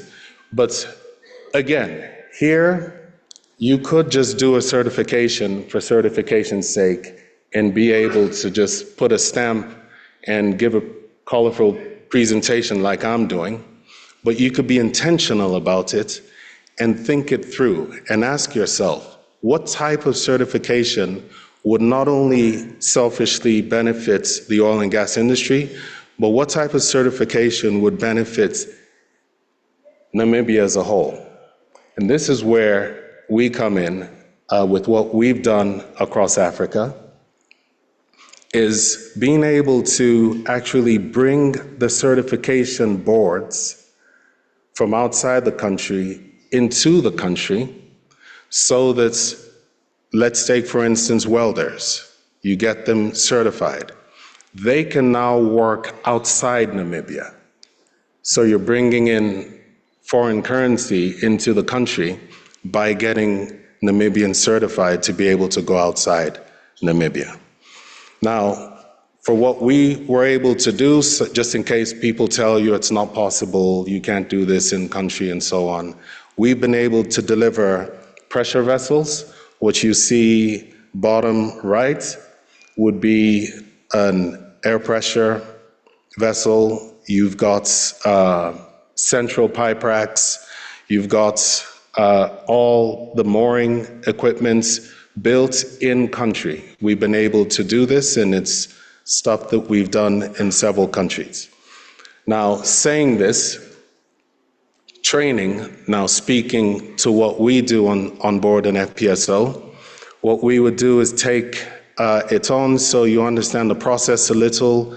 We take them through a 24-month process after selecting them, and then we then take them offshore and get them trained offshore as well. Taking them offshore. Now, we could take you to one vessel, have you stay there for a couple of months and bring you back and say, yes, we've taken you outside the country, we've trained you, and that's all, you can go. But no, what we do is, this is from our last FPSO delivered in Senegal. We take them to countries like Brazil, to Australia, to Ghana, to different places, and we have people that we're going to be hiring, locals that we're going to be hiring, go on board vessels, go to different offices globally, and have them trained. For our last FPSO, we had over 52 postings worldwide. We had 31 employees trained, and we created over 20 staff that would go on board the FPSO once it arrived. So our training started 2 years before the FPSO came into the country. So this shows you the amounts of intent that we have going into a project. We're not just trying to tick a box here. There's a lot of thought process that goes into this. And in saying this, now, just to show you that this isn't a one-off, this is Ivory Coast.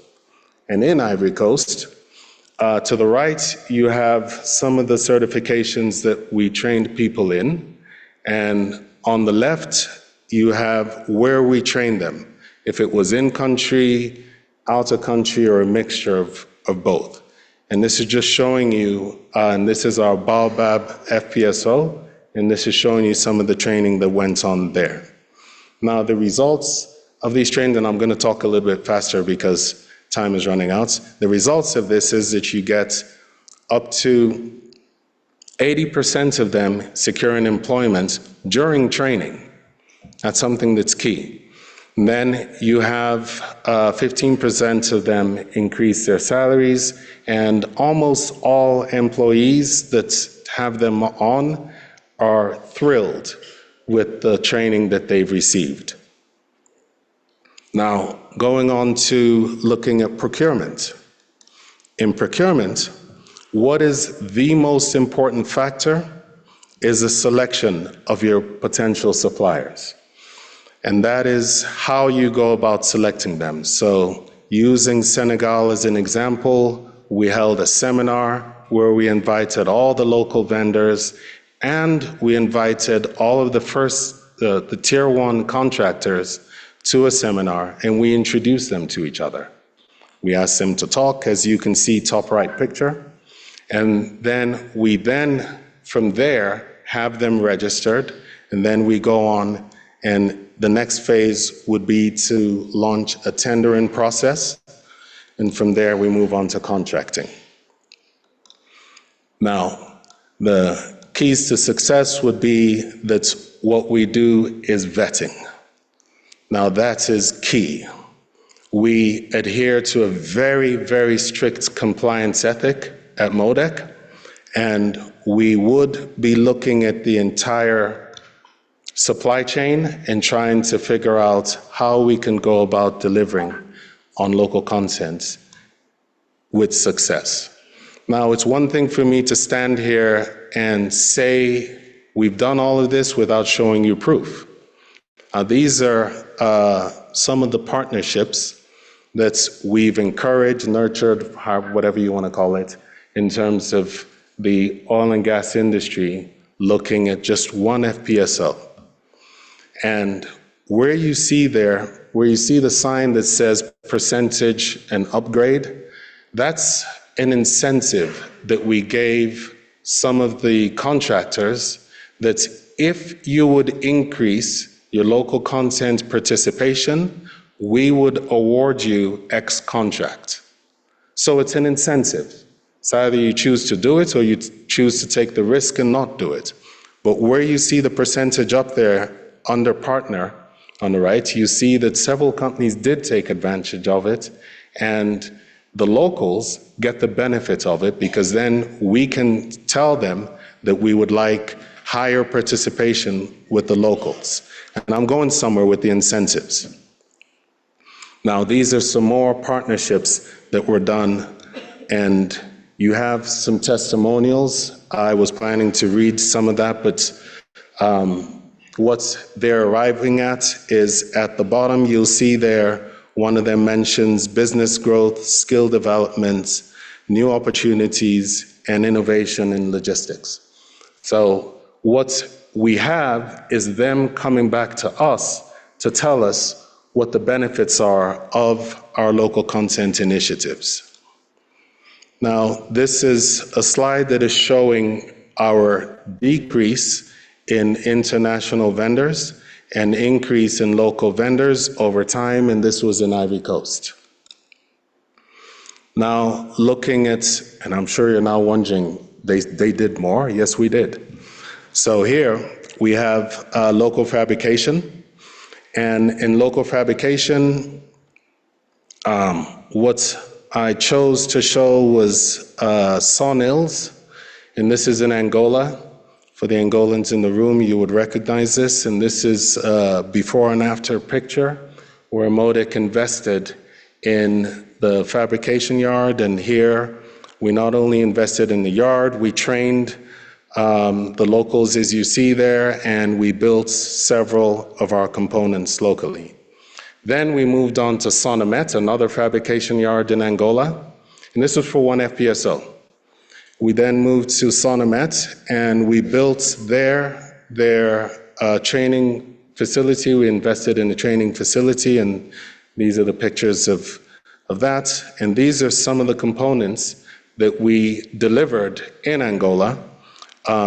As mentioned, the central pipe racks, where we built 6 pipe racks. We had 12 piles and 80 metric tons of pressure vessels.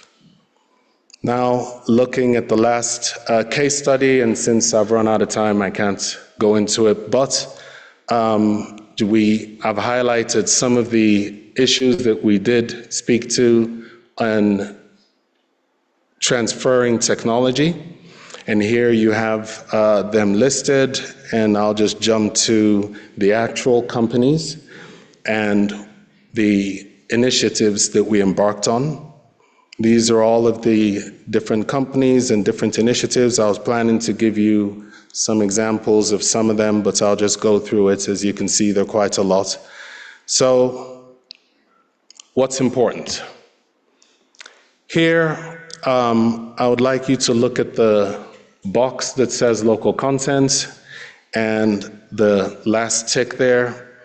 This is just an example using Senegal, and that's the CNSCL, and that's your equivalent of your investment board here. And what we do when we come into a country, it would be wrong of us to define local content for you. Remember, I said it's subjective. So we can't define it for Namibians. So we wouldn't come in to state who we're going to award contracts to. What we would do is work under the investment board, let them define it, and what we would then do is award contracts based on what the country defines as local content. So we wouldn't get into the BEE issues and other issues such as that. We would just follow what the country defines as local content, and what we would do is take you through a very, very strenuous vetting process, because we need to make sure that we, MODEC, don't end up in jail because we award you a contract, you then turn around and give money to a government official, and we're now asked, why didn't you know that that was going to happen? So we actually have to go into knowing who your board of directors are and who your beneficiaries are and how you intend to handle financing and all of that. So we do take you through a very strenuous vetting process, and then we then move into the tendering process. Key takeaways. I'm done. So key takeaways would be that intentional planning is fundamental, which I've stated severally here. And the incentives are the best catalyst. I've seen that through many countries. Giving incentives rather than holding a stick would be the best incentive for many of the blue chip companies. You don't want to start off your local content initiative or local content policy being so harsh that it will drive away the good companies that can actually deliver on local content. What you will find is if you make it very harsh in the beginning and force companies to deliver, what happens is the good companies will run away, then the bottom of the barrel companies will come in and will take up all the contracts, and what they will do is they will make bribery something that everyone in the country can spell. That's not what you want. You don't want to end up like some other African countries. What we want is to get it right here. Now, then you have strategy, and using strategy to create job opportunities. And that goes back to the previous conversation again. Don't just selfishly think of your project, think of enabling value in Namibians so that they can go out into other industries. And then that also links into unlocking hidden growth opportunities. All of this will generate sustainable business growth. Now, what we're looking at is getting Namibia to get it right. We've seen it happen in many other countries and they've all gotten it wrong. What we would like to see, and trust me, everyone in this room is the same, because I've been talking to people at the booth all conference long, and everyone wants Namibia to get it right. What we're looking at is learning from the mistakes of other countries that have gotten it wrong, and Namibia now being able to put their best foot forward. What I've seen here is a will by the Namibians, both from the contractors, the regulators, the government, to get it right. And what we're looking forward to is using Namibia as a reference for the rest of Africa. So thank you so much.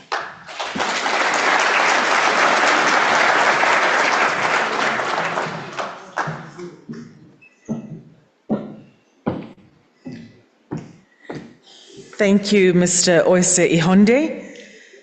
Our focus now turns to Namibia's own local content developments. Ms. Louise Hangero, Petroleum Inspector at the Ministry of Mines and Energy, will now provide us with an update on the strides Namibia is making to ensure that local content drives economic growth and benefits our communities. Please join me in warmly welcoming Ms. Louise Hangero.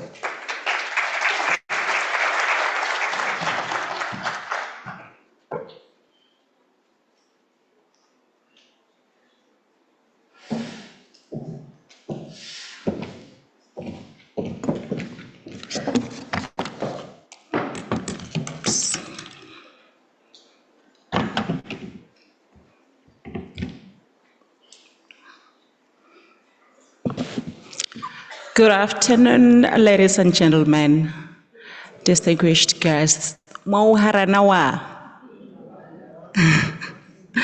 Okay, as I was introduced earlier, my name is Luis Hangero.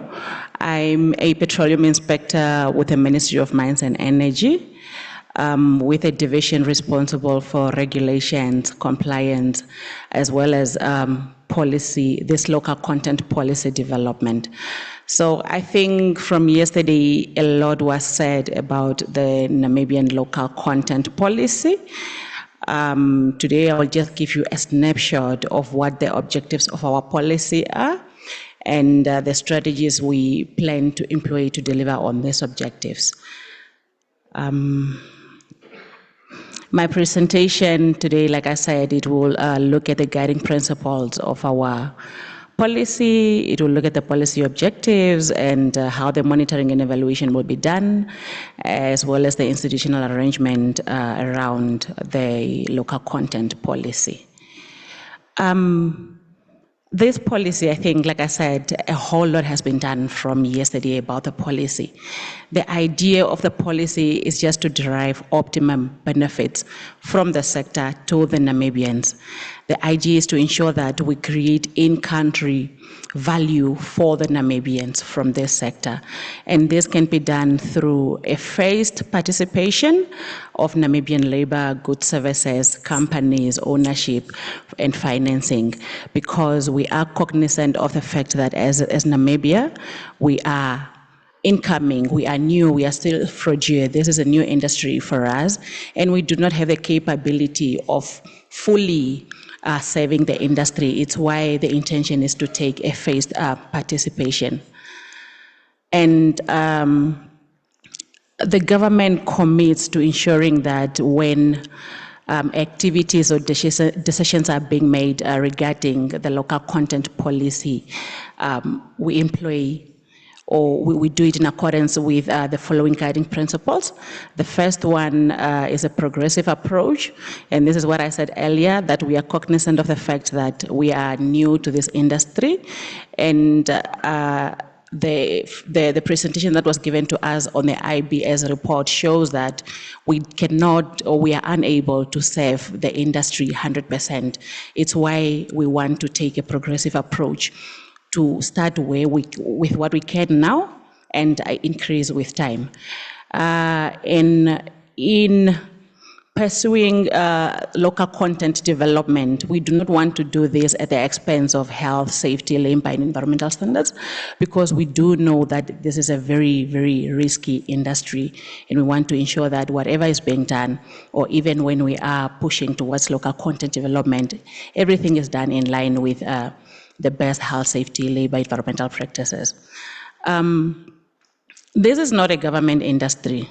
It is not a Ministry of Mines and Energy industry, because if we do not have the investors, then there won't be this industry.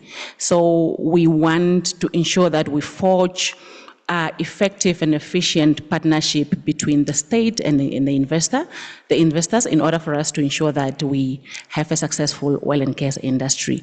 And we will do everything possible in our power as government to ensure that we are transparent and accountable when it comes to granting contracts and licenses, just to ensure that we minimize rent-seeking opportunities as much as possible. And in doing everything that we have to do pertaining to this policy, we will ensure that we do everything in line with the international best practices. So these are the guiding principles for this policy.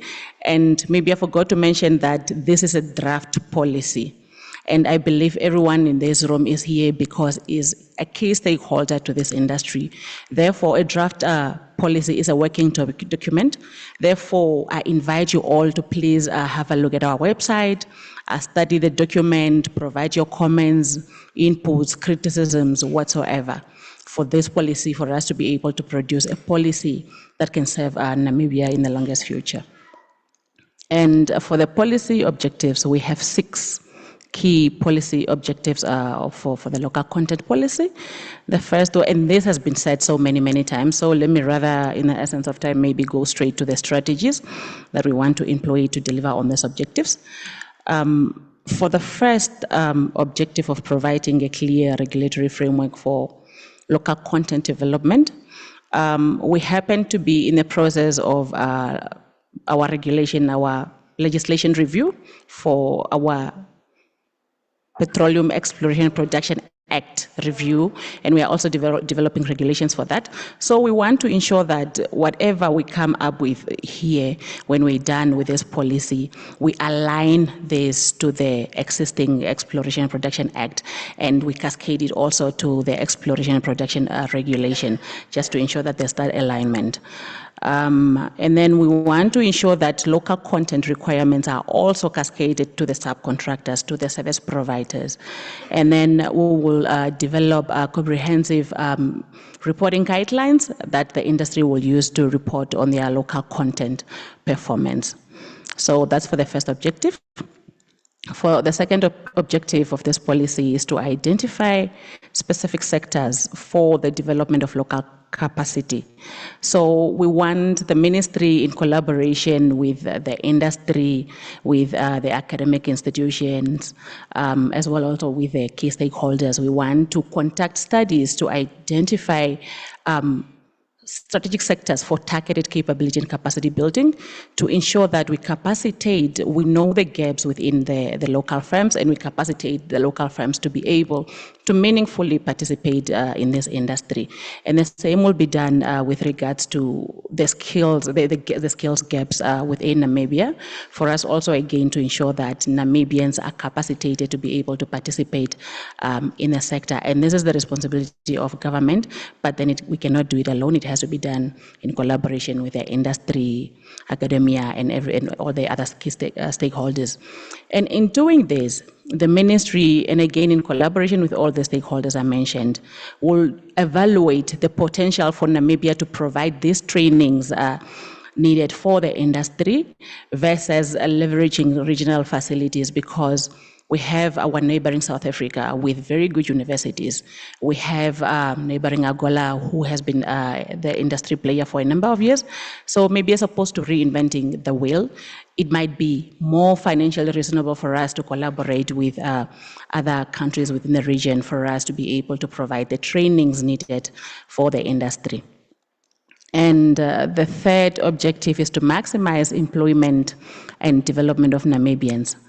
So, and this is the practice that we currently have. I think also the commissioner earlier on alluded to it, that all operators in Namibia do make a training contribution for the training of Namibians. So we want to continue with that practice and perhaps just enhance it a bit. So, and then we want to ensure that Namibians are given preferential employment opportunities, but I have bolted with appropriate qualifications, because we are cognizant of the fact that this industry requires specialized skills, they require certifications, accreditations, and so forth. So, and again, like I said before, the government of Namibia, together with the key stakeholders of the industry, will ensure that we appropriately train Namibians for them to be able to participate meaningfully in the industry. And then there needs to be meaningful coordination between the ministry and other agencies of the government with respect to the recruitment of expatriates. Because of course, I've said this numerous times, Namibia cannot do this alone. This is a very international industry. It's very, it requires specialized skills. So we cannot do it without expatriates, unfortunately. However, when we are letting expats into the country, we have to make sure that we do have mechanisms in place to accelerate skills transfer and knowledge transfer from the expats. This can be done by a way of, say, secondment, having understudy programs in place, mentorship programs, etc. And the fourth objective of the policy is to maximize the participation of local suppliers along the value chain. Again, we want to ensure that preference is given to the Namibian suppliers of goods and services, where they can compete on competitive terms.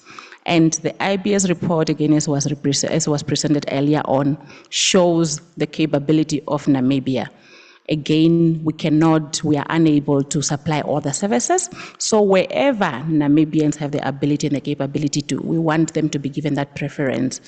And then we require unbundling of contracts where economically and practically feasible, for us to allow the local firms also to participate along the value chains, because of course we are the incomers into the industry. We do not have big local firms that have the capability of participating, say, taking bigger contracts. So, but if we unbundle the contracts, we will give them that opportunity to take pieces within or along the value chain. And there's a requirement also there would be a requirement for the contracts to be advertised locally. This is just to ensure that the local firms have access to this. They know what is required by the industry. And also there will be a requirement for the operators or the subcontractors or the contractors or service providers to communicate their procurement plan way in advance for them to allow the local firms to prepare themselves to participate in these contracts. And this was also said before, it will be the responsibility of government or of the Ministry of Mines and Energy as a custodian to ensure that there is a database of local suppliers that the industry can utilize to access available or capable service providers within Namibia. And then the facilitation of access to finance, very, very key, because our SMEs, without our support, they won't be able to participate in the industry, because this is a very, very capital intensive industry. So we want to also ensure that we do have mechanisms or collaborations with the financial or banking institutions where we can have perhaps come up with mechanisms that are more favorable for the SMEs to be able to participate in the industry. The fifth objective of our policy will be to ensure the transfer of technology, knowledge, and skills. And we know that this is a bit sensitive because we are talking of intellectual property, but we want to see how, as government, we can navigate through this together with the industry, research and development institutions, academia, to just ensure that we seek research opportunities where, in order for us to develop technology or to allow Namibians access to technology for them to be able to also, again, meaningfully participate in the industry in the long run. And then the use of exchange programs to accelerate knowledge transfer. This is already happening, especially with government to government agreements that we have in place, or government agency to government agency in place, agreements that we have in place, just to ensure that we have programs like we do have an MOU with Nigeria, we have signed an MOU with Angola, where we are collaborating on knowledge and skills exchange. So we want to be able also to cascade this to the local firms to ensure that Namibian local firms are given those opportunities, or a link for them to be able to link up with say Nigerian firms and Angolan firms, for them also to be able to learn and have opportunities to access their technologies and so forth. For this, we require operators and service providers to disclose their efforts with regards to technology and knowledge transfer in their annual local content policy, because the annual local content policy will be a document that will have to be negotiated between the operators and the government. Once approved, that's the document we'll be monitoring their local content performance on. So we want the operators and the service providers to disclose the efforts they intend to employ to ensure transfer of knowledge and technology to local firms.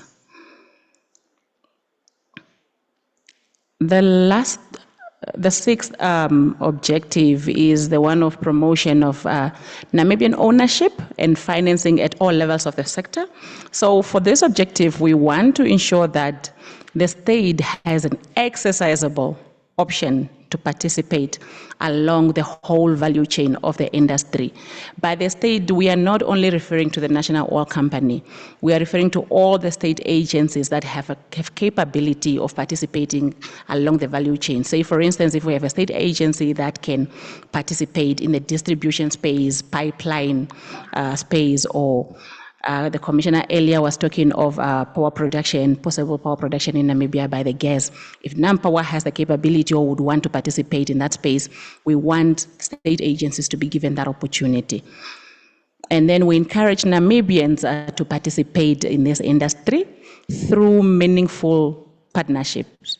And I have bolted meaningful partnerships because we really want these partnerships to be meaningful, not partnerships where you are not getting capacity, where you're not being capacitated in any ways to an extent where you are even unable to take over at some point. So you define what meaningful partnership will mean to you, but you have to ensure that you are getting capacity, you are able to increase your shareholding in this company, you are sitting in the boardroom like it was said by one of my brothers that came before me, and all these things. So, and we will promote innovative structures and financing mechanisms for local business. I've spoken about this one before. And develop measures to support and nurture investments in the sector by local SMEs. So that will be the last objective of our local content policy. And then for monitoring and evaluation, the Ministry of Mines and Energy, as a custodian of the industry, will be the entity responsible for monitoring and enforcement of compliance.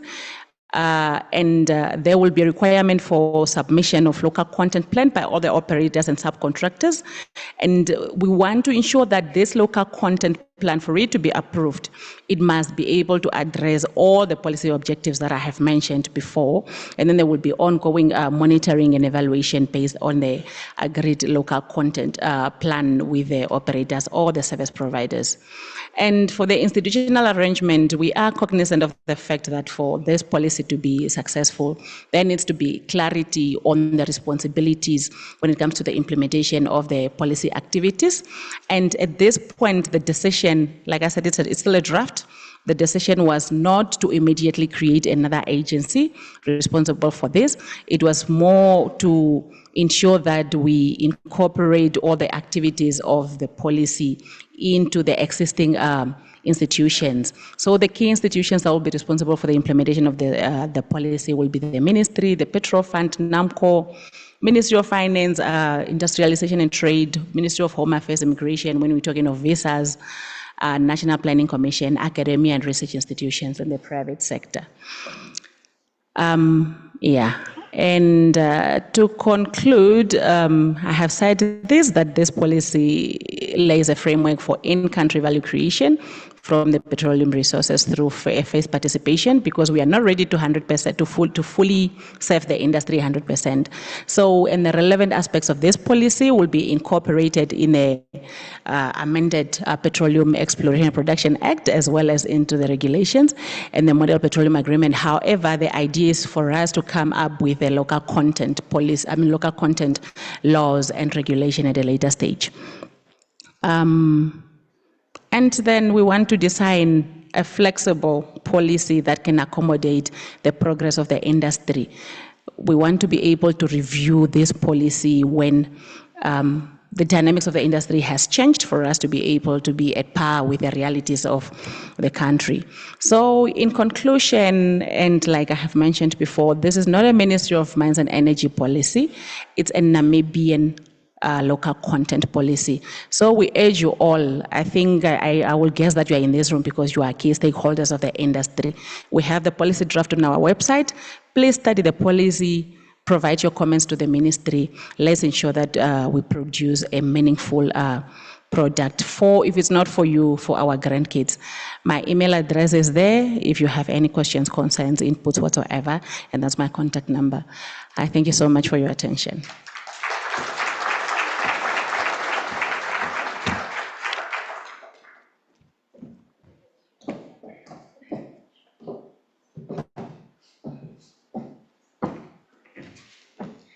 Thank you once again to Ms. Louise Hangeru. Next, ladies and gentlemen, we have a vital panel discussion on how Namibia can cultivate and evolve its local content policy to maximize benefits for the country. This discussion will cover the impact on communities, job creation, environmental considerations, and regional versus national strategies. Please join me in welcoming our moderator for this session, who will also introduce the panelists, Grace Mohammed, EAN board member.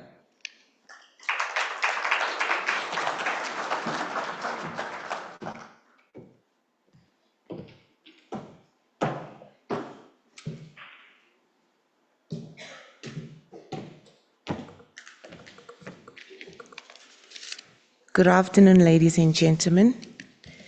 In the interest of time, I will not take a very long time. They call me a board member of the EAN, but my fellow board members know I'm a street economist, so I don't espouse to be a macroeconomist, but I'm rather an industrial economist. But without further ado, I would like to call the panelist, Mr. Oise, without giving a long introduction of himself. He has explained what MODEC is and does and how we can collaborate. Mr. Useme from the board in Nigeria. Ms. Louise, if you can take to the stage, please. And Mr. Ranti. And then I think last, oh no, there's two gentlemen. How can I forget the chair of the board? Mr. Kasuto, please make your way. And then my good friend, we have a love-hate relationship, Mr. Johan Barnard, if you can please join us on the panel. We are expected to be done here at 5:15. Huh? Okay. Okay, thank you, 1740. Thank you very much. And I like that Mr. Useme said that they're sharing their learnings. We do not need to copy and paste. In Africa, apparently we are known to be copy and pasters, but I must attest that at the dawn of independence, we had 2 years back when Mr. Kasuto had the high panel, and we had our Rwandese counterparts here. They said they used to come to Namibia to learn. And as the Economic Association, we are here to make a difference. We certainly want to change the narrative for Africa as it becomes to oil and gas, and I think conversations like this are testimony to it.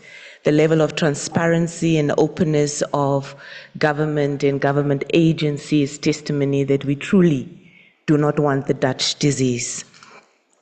And I think to lead us into the conversation, Mr. Jason, I think I will ask each of you, without Mr. Oise and Useme, just to give a 2-minute introduction, and even Louise doesn't need to introduce herself. Johan, if you can just say who you are, where you're from, what you do, 2 minutes, and then Jason can follow suit, and then Mr. Ranti. Yeah, thank you. You know what? When you get to these panels, it's always difficult to introduce yourself. When you try to speak on behalf of the industry, and the industry is not necessarily in that space where they collaborate to an extent. But I'm Johan Barnard. I'm the CEO of Momentum Short-Term Insurance. And I'm very much involved in looking at this very exciting opportunity in Namibia. I've been in this industry for almost 34 years, so I've been around a while, been around Africa a while, and I think what's important for us is to understand the industry, or rather the oil and gas exposures from a short-term insurance industry at least, and then for us to be able then from there onwards to make decisions that can help government and that can help all parties involved for us to play a relevant role in this industry. Thank you. Jason? Thank you, Grace. Jason Kasuto has been stated before. For those that were not in the morning session, the chairperson of the Economic Association of Namibia. On a more full-time basis, I run an advisory firm, Monasa Advisory and Associates. We were also, as a consultancy, involved in the study commissioned by Total and Shell with Deloitte to undertake the socioeconomic impact assessment on the CAPEX and OPEX of the sector during exploration and production. We've also been involved in developing with McKinsey Global the green hydrogen strategy for Namibia, amongst other pieces of work, but glad to be here. Thank you. Thank you so much, Jason. Mr. Ranti? Good afternoon. My name is Ranti Omole, Radio Circle, Nigeria. I work with an engineering firm with almost 30 years experience in onshore and offshore engineering, navigations, instrumentations, and metration services. I've also been involved in local content advocacy on the board of PETAN for almost 10 years. And basically, we also try to promote collaborations in Africa between various countries involved in the oil and gas sector. Thank you. Thank you very much. And I think without further ado, Jason, I think it's important in the morning session, even in the opening remarks, you talk about the importance to make sure that whatever we do translate into economic growth. There was an impression made from Oise and Useme, and I think even a speaker this morning who indicated that the growth will not come from oil and gas as much as in the other sectors. Now, from a country perspective, how do you think do we need to transition from what Louise adequately explained to us, a local content framework, to realizing it in order to make sure that there is wider than oil and gas economic benefits? Yeah, thank you. Thank you, Grace. So, the framework, and I think you're referring to the policy, I think is really a statement of where we want to go. But what's needed is then a statement of how do we get there. And that's where strategy comes in as far as what are going to be our short-term, medium-term, long-term goals and targets, and how we're going to achieve them around capacity development, infrastructure requirements, capital mobilization, and the likes. And with that, because if you get certain things right, and if those things such as infrastructure have got local equity in, then of course there's a lot to leave behind that can service other sectors. Infrastructure alone can play a big role. As we know, we've also got a diamond industry in the marine space that is currently serviced in Cape Town. And what one would want to do is to create the right infrastructural industrial base in the country to be able to accommodate not only the oil and gas sector, but to also service the much needed ship-to-shore diamond sector in the country, as well as other sectors as well. So I think that's really getting it to life. Let's get towards strategy. I'm quite a fan of the Oman in-country value strategy and how they did it, and recognize from an implementation point of view that the ministry is a custodian and regulator, and I'm glad previous speaker spoke about the different entities, but there was a clear interministerial SOE private sector committee that was there to ensure the achievement of the in-country value strategy. So everyone has a role to play, but we need to bring it to life. And I think from what Essam said is it the reason why maybe Nigeria has created this particular board is to drive such a strategy. Now, from your lessons in Nigeria, how did you deal with, because strategy is all and well, but it is very clear that if we are going to do things that impact different sectors, e.g. the insurance sector, there are different regulatory bodies at play. We've just heard about the Petroleum Act. How does the Board of Nigeria, the Local Content and Monitoring Board, facilitate the collaboration, if at all, of the various regulatory bodies that are required to give life to local content? Okay. Thank you, Grace. For Nigeria, the NCDMB is set up in such a way that we have a cross mix of board members. And the good thing about it is there are no political appointees on the board except the Minister of Petroleum. So we have representatives from the oil and gas industry, the technical regulator of the oil and gas industry. We have representative from the industry, the Petroleum Technology Association of Nigeria, where Ranti was vice chairman. We have the engineering team, the Council for the Regulation of Engineers on the board. And we also have the Chief Insurance Commissioner in Nigeria as a member of the board. What this does is that it insulates the board from political interference and strengthens it as an institution that can take decisions in the interest of the industry. The second thing that I believe Namibia can also learn from us. We've had it said this morning and even this afternoon, the industry does not wait. It's a fast-moving industry. What that means is that approvals must be done on time. So for NCDMB, what we have done is to enter into a service level agreement with the entire industry, from the producers to the independents and even the service companies. What the service level agreement does is to give a time frame. When you apply for approvals, within 15 days, if you do not hear from NCDMB, you take it that that application has been approved. So it helps us to fast-track approvals and ensure that things move in the industry. Again, we have created what we call sectoral working groups in order to ensure that the entire gamut of the industry takes part in the strategy and planning of activities in the industry.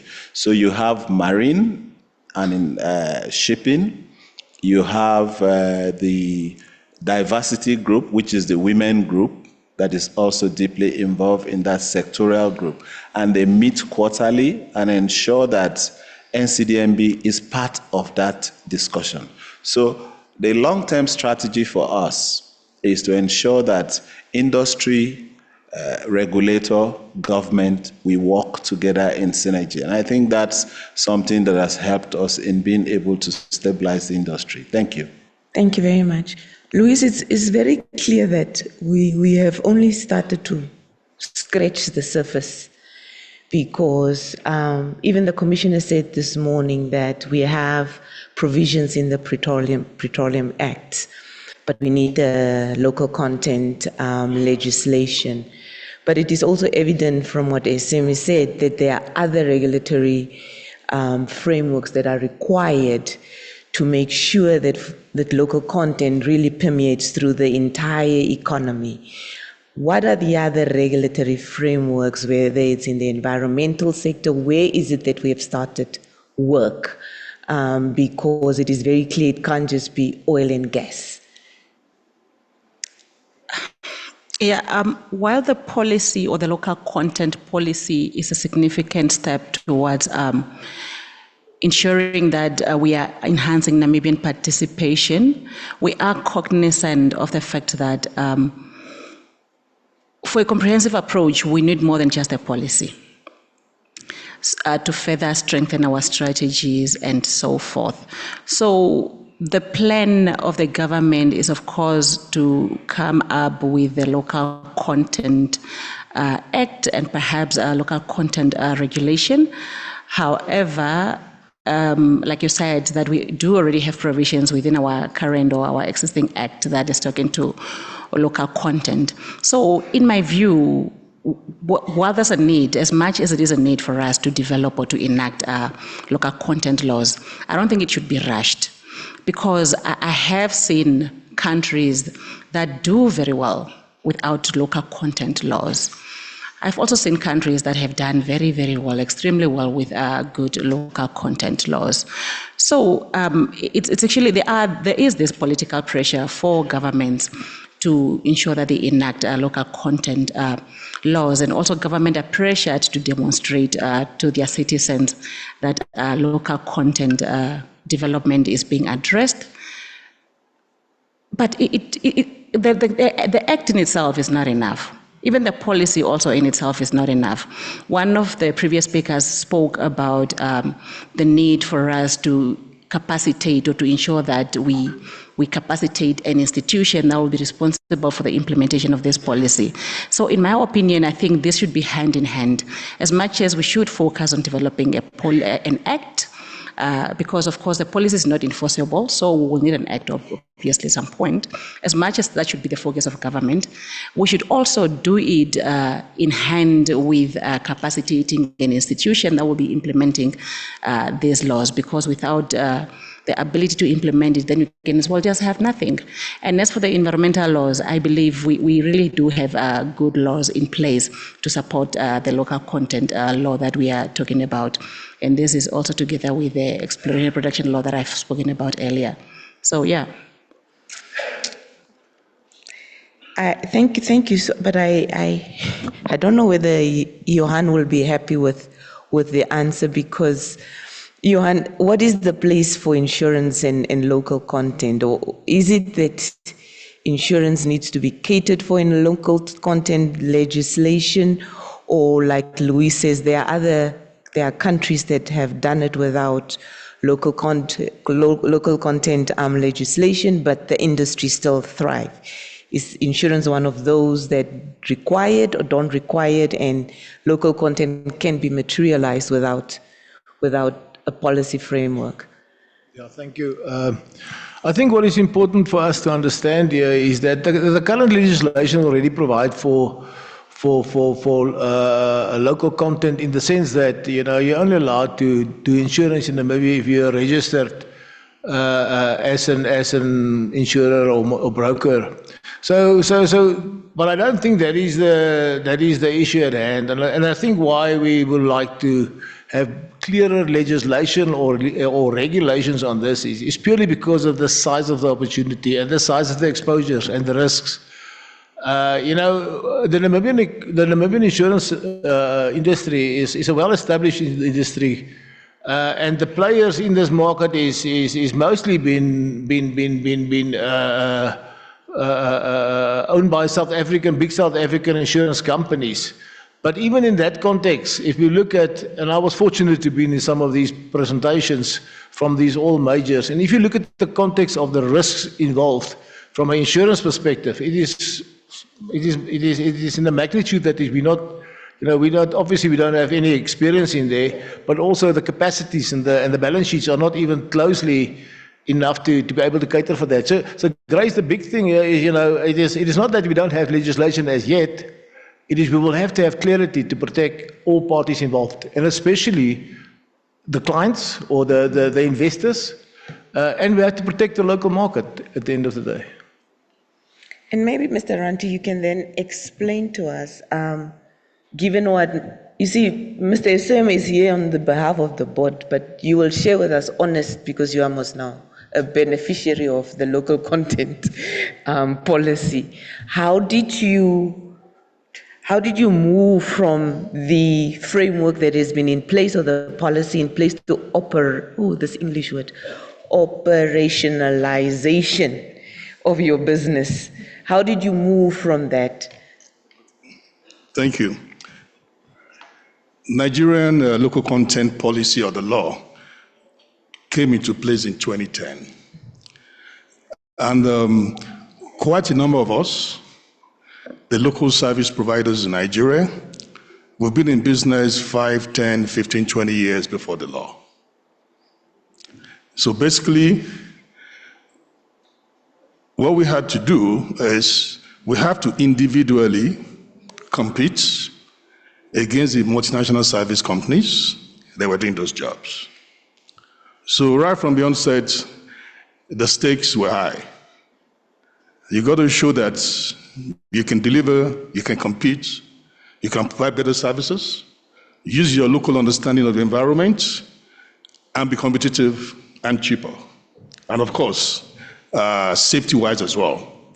So basically, we were almost mature businesses before the local content law came into place. But the post-law changes the dynamics a bit. It encourages us more to invest, to grow capacity, to get to the next level, and believe that there is nothing we cannot do. Once that we take concentric build-up approach. And the law also de-risked our investment for us. Because basically it gave us the assurance that, you know what, you invest in this gap, you can deliver these services, you'll be patronized. Mm-hmm. And that's also encouraged more people to invest in that gap. And of course, for the startups, they also had the opportunity through the various platforms like the NJQS, which is the qualification platform, mm-hmm. And the NIPEX platform. It exposed them. You don't need to do all the hazards that we have to do. The early service providers is like the NSD that you're trying to do in Namibia. So basically, you have the guidelines, you have requirements, you register there, your services are visible, and you are exposed to patronage. Whereas, where you don't have such, you really have to go to each of the oil companies, make presentations, trying to show them why they should give you the opportunity or the contract compared to somebody who has been servicing them globally for the past 15, 20, 40, 30 years. So I think basically that is what happened pre and post local content policy in Nigeria. Thank you. And it's very clear because Osei also talked about that when the vetting process starts.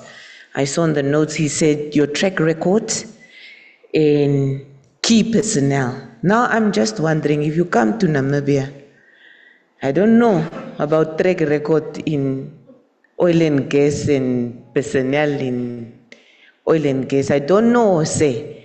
So in the countries where you've gone into, how would you advise the local companies to deal with track records and key personnel? We know diamonds, we know fish, we know tourism, those things we know very well. How do we get to MODEC and demonstrate track record and that we have key personnel? How? Okay. First of all, it's keeping an open mind as to what you can do, as has just been mentioned. What we do in terms of process in going into a country is we would send someone in and they would do a country audit. And what we would do is look at all fields, so all industries, looking into them and studying them and trying to figure out which skills are transferable to the oil and gas industry. And in doing that, what we would then do is be able to approach some companies that had no intention of entering into the oil and gas space and letting them know that if they only fine-tune their skills in this direction, they could get a 25-year contract with MODEC that would grow their business. And that sort of thing is what we would do in coming into a country such as Namibia. It was done in the Ivory Coast, it was done in Ghana, it was done in Senegal, where even through COVID, we had someone stationed in Senegal, and all he was doing was talking to each vendor he could find and thinking outside the box and trying to find vendors that would serve the industry. And the other thing is looking at not just being selfish and looking at MODEC, but also looking at other companies in the industry. Thank you. I think that's valuable guidance or advice, or at least knowing how you work for those in the room.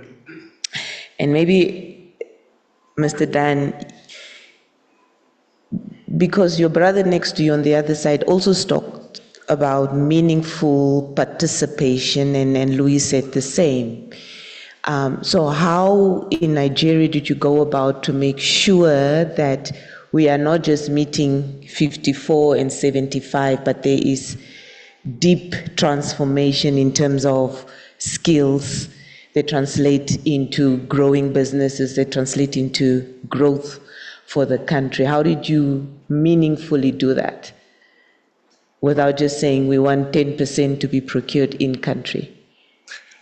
Okay, thank you. I mentioned in my presentation, I said, local content is not nationalization. Mm-hmm. It's about value addition. It's in-country retention of activities, domiciliation of services in your country. As we speak, we have created what we call the Nigerian Oil and Gas Joint Qualification System, the JQS platform. Now, what the JQS does is to ensure that for us to see you in the industry, you register on that platform. And there are basic informations you put in. Are you a registered business? What services do you provide? What capacity of staff do you have? And then if you now decide to enter into, for example, fabrication, then we ask the question, do you have a fabrication yard? If you have, and we have several small fabrication yards, we now come to do an audit and issue you a Nigerian Content Equipment certification. What that does is that the industry sees the capacity that exists by those companies who are certified by NCDMB. So we're not creating briefcase companies, we're not creating commission agents, we're actually domiciling activities in country.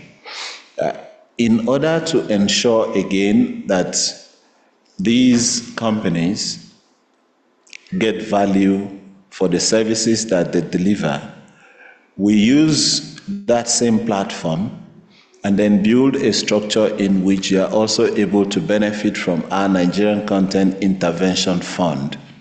What that does for you is that it helps you to finance your activities. It also helps you to acquire assets. And I see a few Nigerian companies here who are beneficiaries of that. So it deepens participation and ensures that activities are carried out in country, and we don't just bandy the numbers that, okay, you need a 10% of this, you need a 5% of that. Finally, I like to say that one of the things the law did for Nigerian companies was to help create areas in which, spaces in which Nigerian service companies can play actively. So the Act delineates between onshore, shallow water, and offshore. So for activities within the onshore ban, is strictly restricted to Nigerian service companies who have capacity. Now, the difference between Nigeria and Namibia is that all what we see here are mostly offshore. But in the offshore space, we also now create opportunities for Nigerian companies to participate with international partners. Our offshore experience give and take, Bonga by Shell is less than 20 years or thereabouts. So it means that we're still growing capacity in that area, and to ensure that we are able to take advantage of all the activities in that field, we allow the international oil companies to play at 100% in that space. So what we have been able to do over the 14 years that the Local Content Act has been in place is delineate spaces where local companies with capacities can function, ensure that the international oil companies, service companies are also able to function. That way, we can domicile activities in Nigeria. And I do want to change tack a bit and talk about sustainability. And maybe Jason, you can kick us off. And I think even Nangula this morning talked about the issues around global climate change. How do we, as a country, you would suggest or advise, need to balance the need for environmental sustainability, given the global climate change initiatives, whilst exploiting the newfound potential riches for this country? Okay. Yeah, maybe it's threefold. So firstly, that economic growth needs to be inclusive. As I touch on this, I'm touching on the balance. So the economic growth needs to be inclusive. You see, with Namibia's low emissions in terms of any fossil fuels, I've said this before, that our pollution is the triple challenge of poverty, inequality, and unemployment. So that's our pollution, and that's the climate that needs to change first.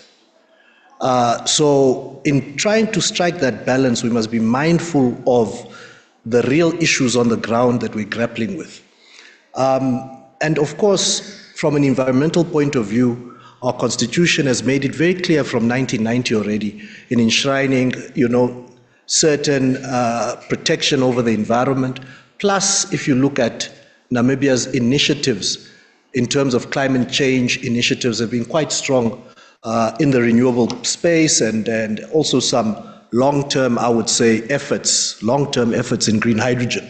So the balance must be struck between what we prioritize as a nation in terms of the issues we are really facing with, and some of these environmental concerns within the context of Namibia's reality. That's where I think the balance needs to be struck. And maybe, Luis, you can then just guide us into some of the main environmental risks that we see and have learned from other countries. What are some of those, even if it's just 3 and 4, and how are we going to protect the country against some of those real realities that may happen, especially given that a large part of the discoveries are offshore? The environmental risks in this industry are numerous. But to mention just a few, they could be oil spills, air pollution. We're talking of water contamination through disposal of wastewater, for instance, or through disposal of any waste, which can all lead to biodiversity loss. And we have our brothers here from Nigeria that can attest to that. So these environmental issues are really, really sensitive. They need to be carefully managed if you are to talk of having a sustainable oil and gas industry. In the case of Namibia, we have very, very good environmental laws probably not tested for this industry yet, but so far they've really been serving us very well. We have Environmental Management Act with its regulation that stipulates requirements for environmental impact assessment, for oil response plan, emergency response plans, biodiversity protection, and etc. And then we also have Water Resources Management Act, I think of 2013, if I'm not mistaken, that also talks to water pollution control, water quality standards, etc. So we do have a number of good policies or good laws really with regards to the environmental protection. Yeah. And maybe you want just to then follow on to you, because the operators would typically come to an insurance company to take out and protect themselves against such risk. Would you think that the local sector, insurance sector, has the necessary technical capacity? I know you alluded to it, but the question is, are we going to deal with it given the imminence of what is about to happen? And you did say your balance sheets are not supporting it, so the question is, what needs to happen? Do you have the technical capacity to underwrite these environmental risks? If you don't, what needs to happen? You don't have the balance sheet, what must happen? Yeah, thank you. Grace, once again, as mentioned earlier, the reason why the industry got together to discuss the whole oil and gas initiative was exactly because of that. Because the sheer size of the exposures and the sheer size of the opportunity pose not only a risk to the investors, but obviously to the insurance industry and to the balance sheets of the insurers locally as such. So if you look at, just to put something in context here, if you look at the total exposure of all the insurers in Namibia, it's probably in the vicinity of about $1 trillion, Namibian dollars. Probably a bit lower, between 800 and a trillion. And if you look at a huge investment of one of these majors and what it can entail to, that can be up to 200, 300 billion Namibian dollars. So all of a sudden, those exposures are massive. So we had to engage, and we're busy engaging with international reinsurance markets, and then with international best practice practitioners and consultants to understand exactly, what will be required for us not to expose the local insurance companies, but also to look at these risks, because we have to understand this. And we've all been aware of some of these accidents that happened in the Mexican the Mexican Gulf not long ago. And those numbers, if there was no insurance, that thing would still have been by now. So the big issue here is, how do we participate without exposing what happened without exposing the local balance sheets? And maybe to hear from our brothers in Nigeria, and I think a similar question to you, what has been the country's position around climate change initiatives, the issues around environmental risk, while still exploiting oil and gas in the country in a sustainable manner? Okay, thank you. So our position has always been very clear. It's not a situation of this or this. It's this and this. So oil and gas and renewables. And the reason for that is quite clear.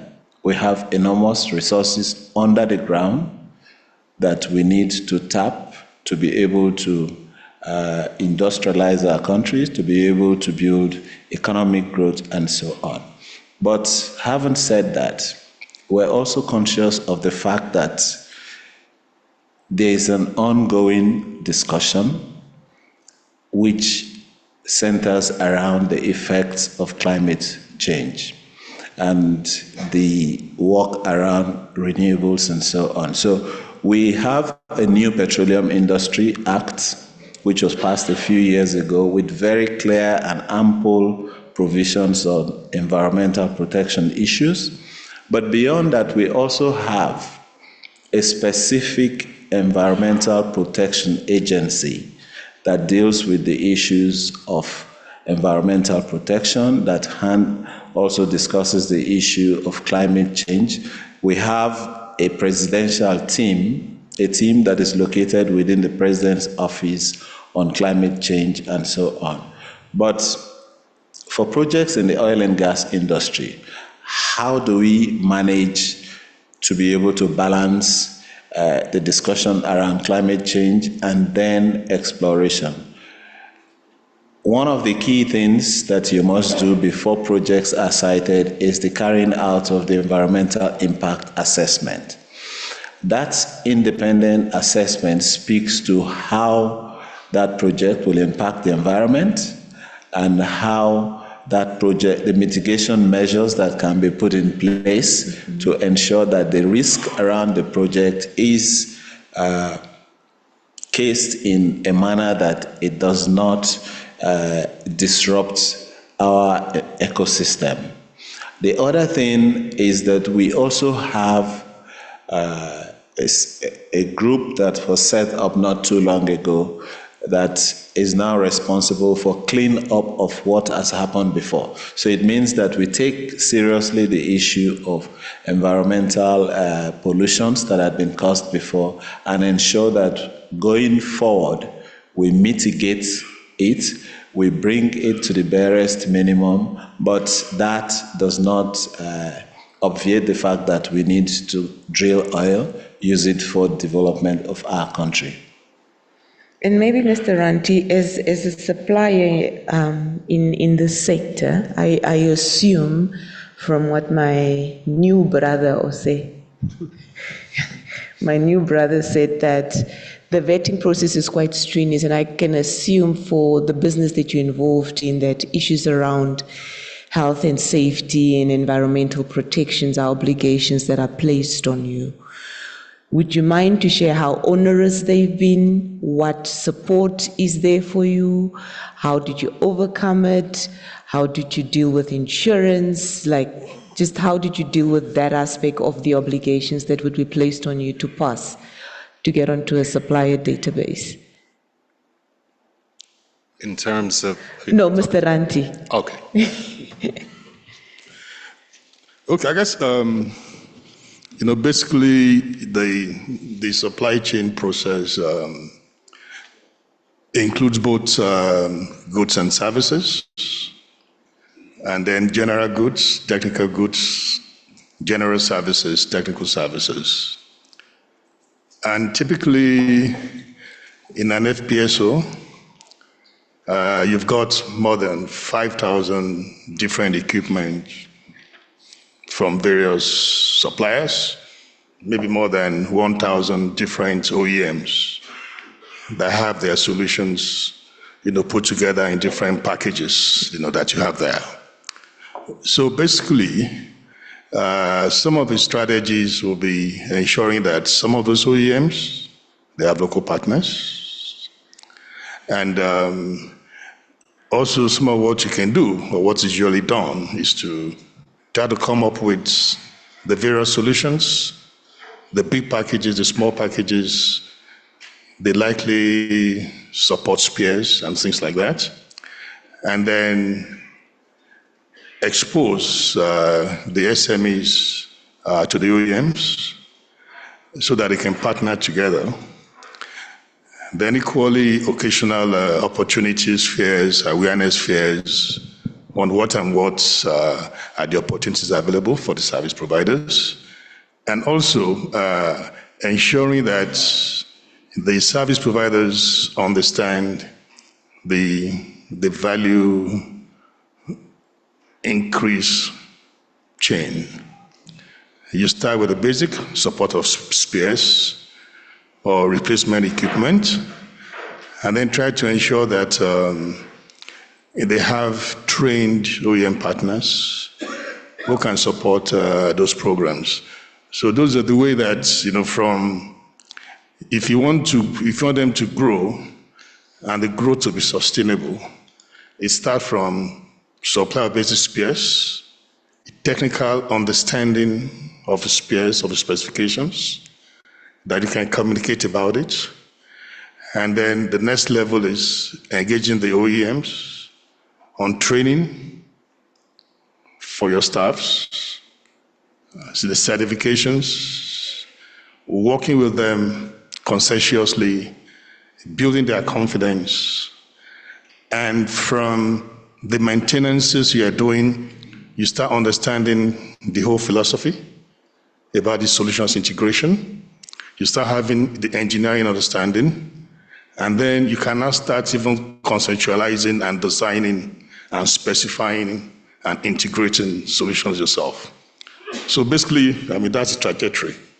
So it takes consensuous efforts from both the regulators, operators, the local service providers, to be able to work towards the same trajectory. And also for all of us to understand that it's a long haul.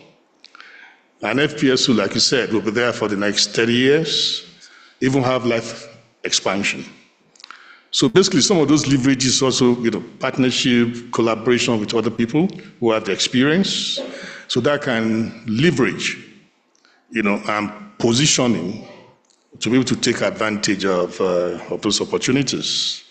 And of course, talk about the unbundling, making sure that you have contracts that that local site providers can attempt, to be able to partake in. And like in Nigeria, behind our law, we have what they call the appendices. It's provide a whole chain of activities in the chain. And then based on the baseline studies, there were capacity assessments of what we have locally, what we don't have.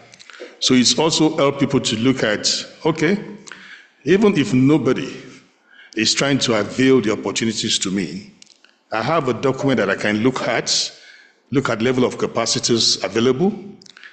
And based on those, if the capacity is low, that means more of the international service company can operate in that space. But the capacity availability is high, that means more local site providers can operate in that space.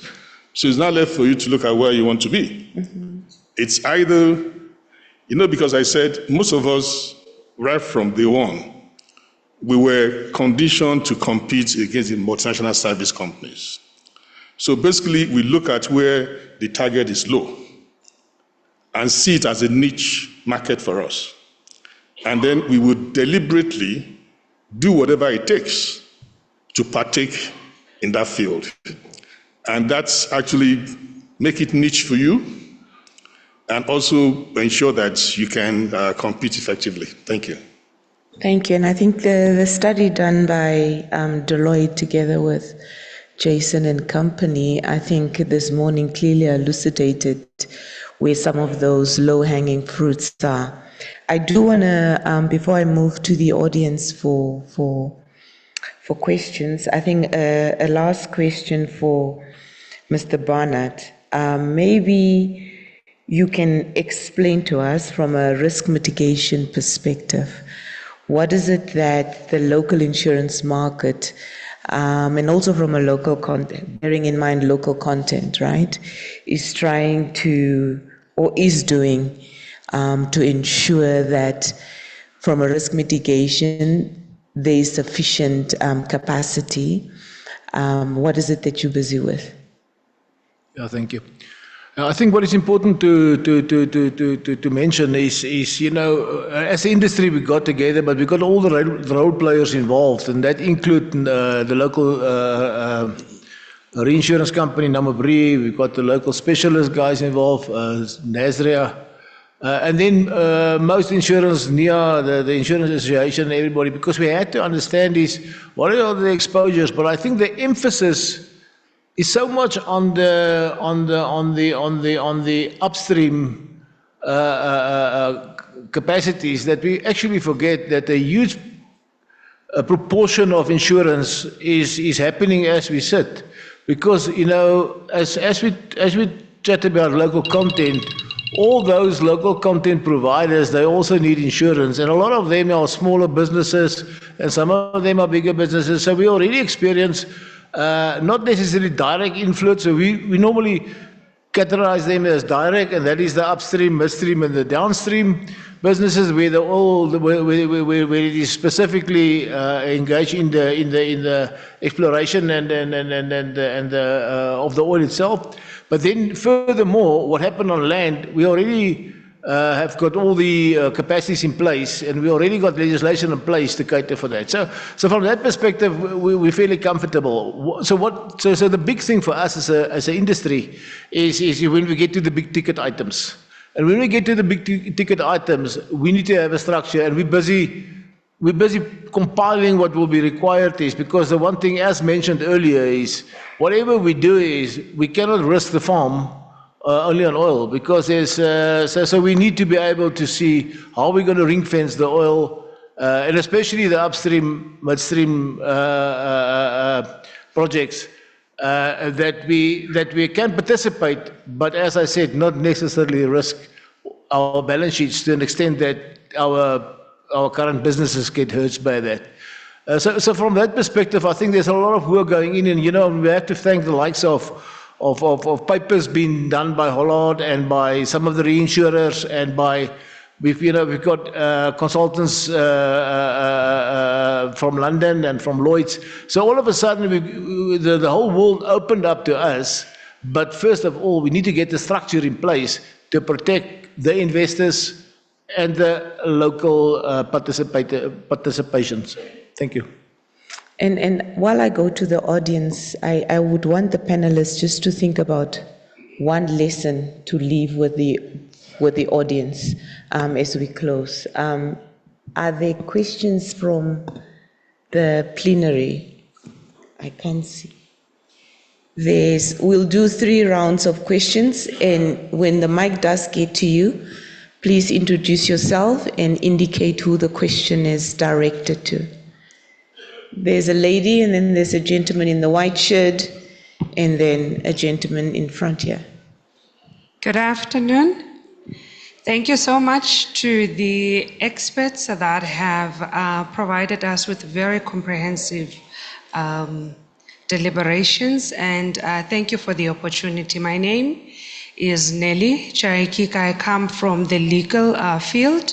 I'm the director of the Law Society of Namibia, which is the regulator of the legal profession. And I would like to direct the question to perhaps Mr. Ranti, or it could be also Mr. Kikilia. Just to share from your Nigerian perspective, because I hear a lot of talk about capacity building, about partnerships of the local sector, but I haven't heard anything spoken about the legal sector as to what is the involvement. And I'd like you to share perhaps with my lady Louise from the government, so that then we can be able to know and understand from you how can the legal sector be involved without having to wait for court cases to happen in order for us to come in, right from the onset, in terms of capacity, in terms of strengthening and ownership that we are talking about. Thank you so much. Thank you. There's a gentleman there.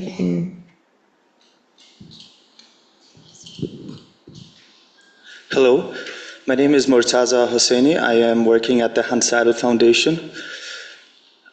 We have heard a lot about local content, and the question of mine would be, if we focus so much on local content, on developing local industries, workforce, and businesses, how could we actually prevent protectionism, or maybe even over-protectionism, in order not to actually create negative effects on the oil and gas industry, in order to actually getting foreign investors or avoiding them to let them invest in the country? So that would be probably addressed to Ms. Hangero. Thank you. Thank you. And then there was a gentleman here in front. Yes, good afternoon. I'm Noah Paulo from Angola. Thank you for the opportunity. I'm a general manager of a company called TechSep.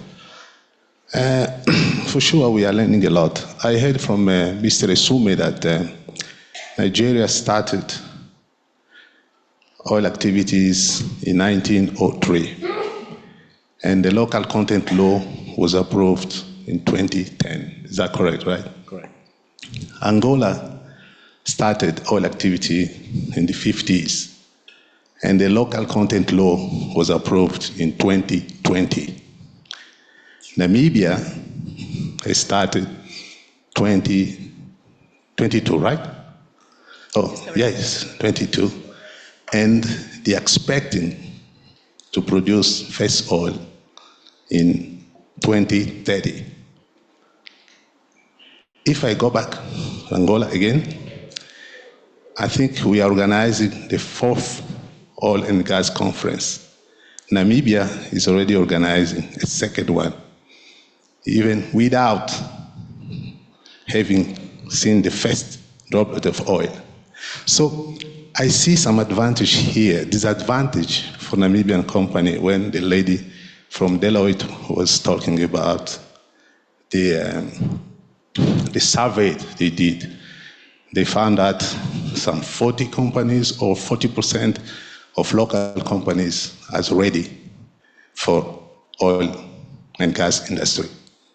Now, if you look back, take the example of Nigeria and Angola.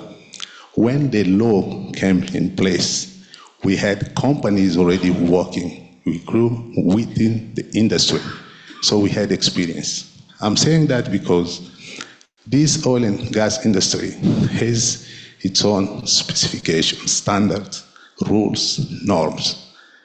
Companies have to be ready. Saying that, I'm just giving an advice to Namibians to be ready, because you are ahead of the game. So prepare your company to be ready to tackle, to go with force for this, what the law is trying to put in place for them. Because the operators will set the rules as well. These companies that they've been identified, they will be selected. So is there a question? Because comments, yes. Yeah, They have to be selected and after be eligible for contracts. So Namibia has no right to fail. Namibia has to get it right. So we Africans can be proud of you. So the saying that oil is a course for Africans, we want it to be a blessing. So you guys, please help us to get there. Now, my question to... the question is only coming now. Yes. My question to these two men, because I am also the... then you have 2 seconds. Yes, I'm also the chairman for the indigenous company of Angola, of the local content. My question to you is, please, based on your experience, your personal opinion, do you think that's good to have this board, this monitoring board for the local companies be embedded into a governmental institution, or it has to be independent? Your personal opinion, even though you've gone through, but I want to hear your personal opinion. What do you think about it? Second, help me please, because I'm struggling as a chairman to get my associates to contribute to create a fund for our association. You said that you have 400 million. I have nothing. Please help me to get there. Thank you. Thank you very much. The questions are quite relevant. I think Mr. Ranti, then Ms. Louise, and then Mr. Esume on the creation of the board. Okay, to the last speaker, I'm also from a local service association. We're about 30 years. Because we believe in what we stand for, we fund the association. In fact, we pay $5,000 a year, each member. And we use that to run a lot of advocacy work. When they have, like Namibian law, we engage experienced lawyer, we sit down, we look at it, we look at our own interest, we look at areas not too good for us, we engage the legislator, we bring our views to them, we create awareness programs to showcase our views. And those are the ways that we were able to actually, be effective in the field. On the regulators will say, but for me, I think it's nice to have an independent regulator. And he has explained the composition of the board of the Nigerian regulators. It's industry-driven. So that means even the few government officials, if they want to go the government way, their votes will be minority. So that means that board will not be able to, reach a conclusion that won't favor the industry. So I think those are some of the, models that allow, the independence, and we believe in them. We see ourselves as the end product, as the success of our regulators. Their programs, their activities, we take advantage of it, and you can see it. And that's why most of the funds are also used to support us. We even have a working capital, $1 million, 5%, in addition to their standard package of $10 million over 5 years at about 5%, 5 to 8%. I think that's what we've done. I think that's... Thank you. Ms. Louise, on the capacity and role for the local lawyers, how can they participate in oil and gas initiatives without waiting for high court judgments or Supreme Court judgments from where they can have learnings? How can they now get themselves ready? That was your question, right? Mm-hmm. The Nigerian experience. Yeah. Pardon. Do you want to start with the Nigerian experience, perhaps? Yeah. Okay, thank you. So for us again, we continue to share experience and also learn from others. My last position before I came on this role, I used to work in the Monitoring and Evaluation Directorate, and I used to monitor services utilization. And what do we mean by services utilization? One is finance, second is insurance, third is legal.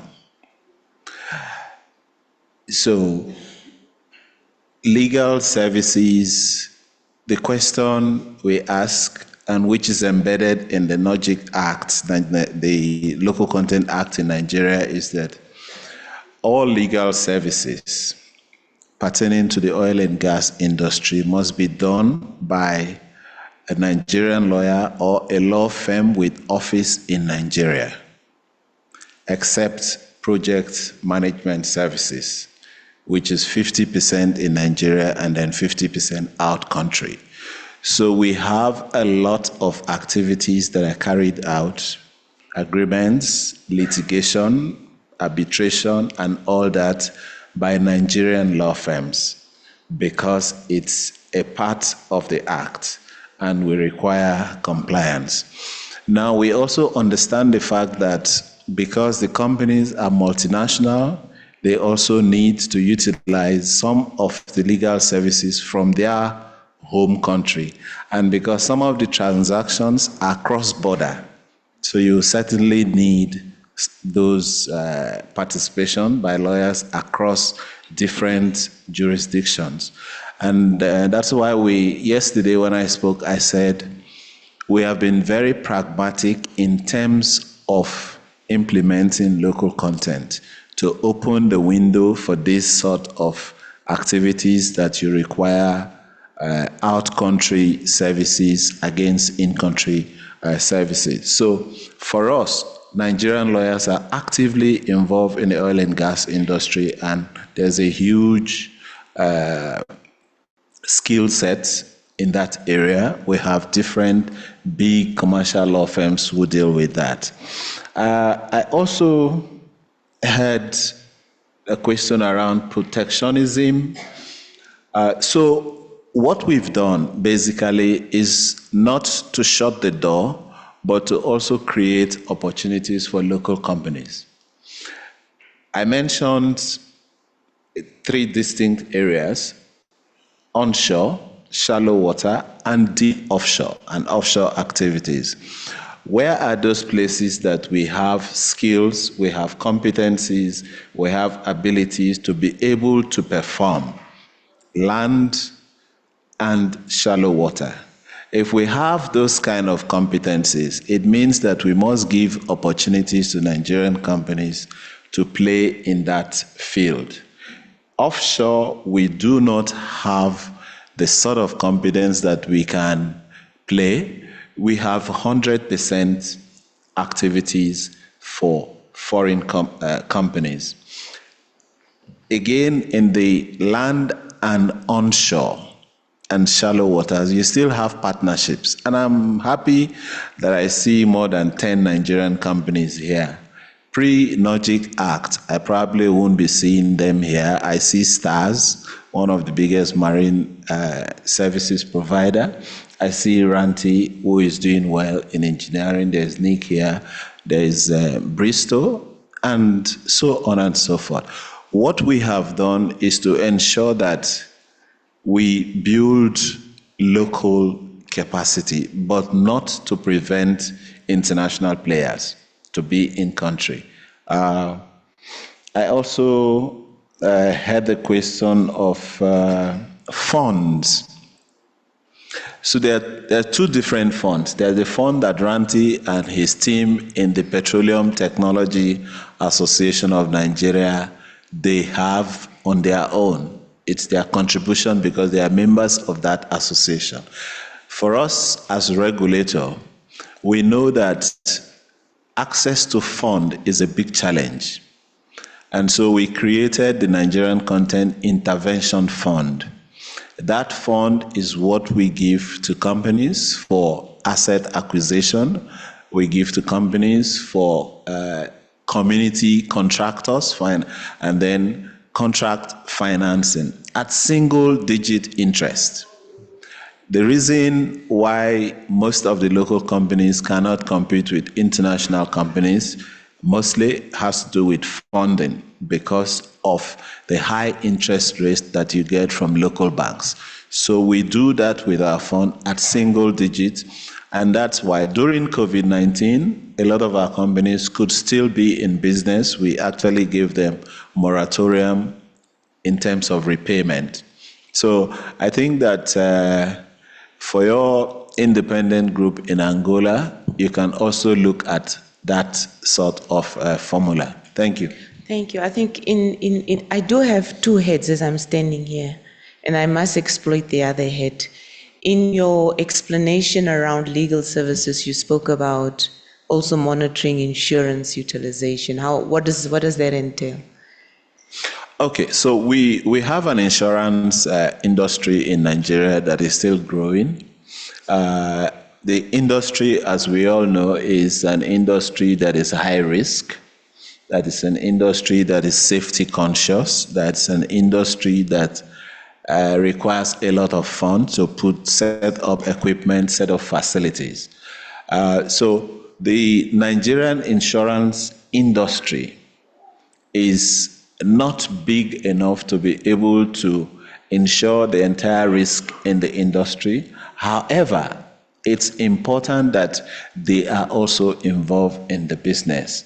I spoke about linking the oil and gas industry to other sectors of the economy.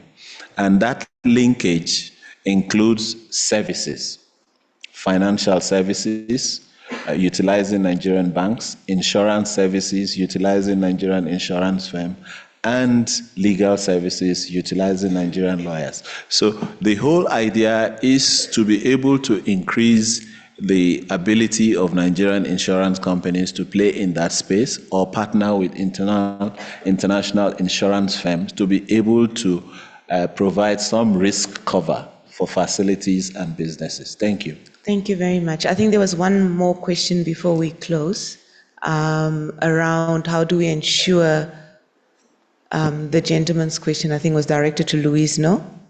I think he covered it. It's covered? Yeah, he covered it, that we are not necessarily closing our door to the international companies. All we are saying is that take our local companies along.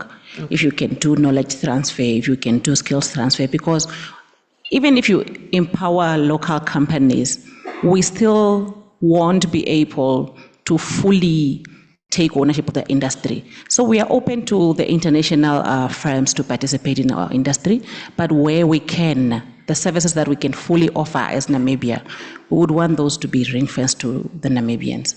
That's all we are saying. I think my brother from Nigeria has covered that. Thank you very much. I think before we close, just if each of you could just give one takeaway or one lesson, literally 1 second, because in Namibia at 5:30, is the time. Yuan, and then we'll go down the row. Yeah, thank you.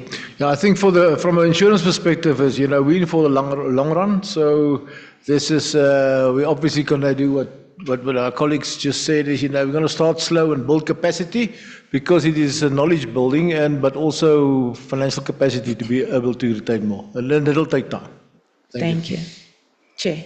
Yeah, it's a graveyard shift, eh? Yeah. Yeah, so I think what's important is, just as a takeaway, is just let's bear in mind some of the risks that are involved in not taking action quickly.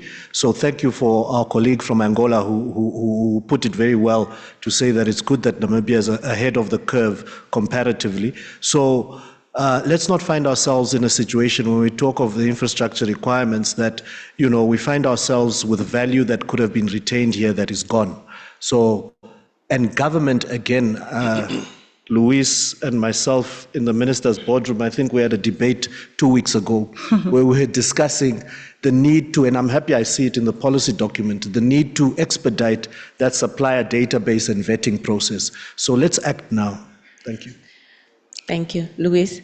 No, for me, the message to the Namibians is that the focus should be on the sustainability of the industry. We should ensure that we have strategic partnerships, we enter into meaningful partnerships with the international firms, and that we don't all have to directly be involved in the extraction business, directly in the extraction business.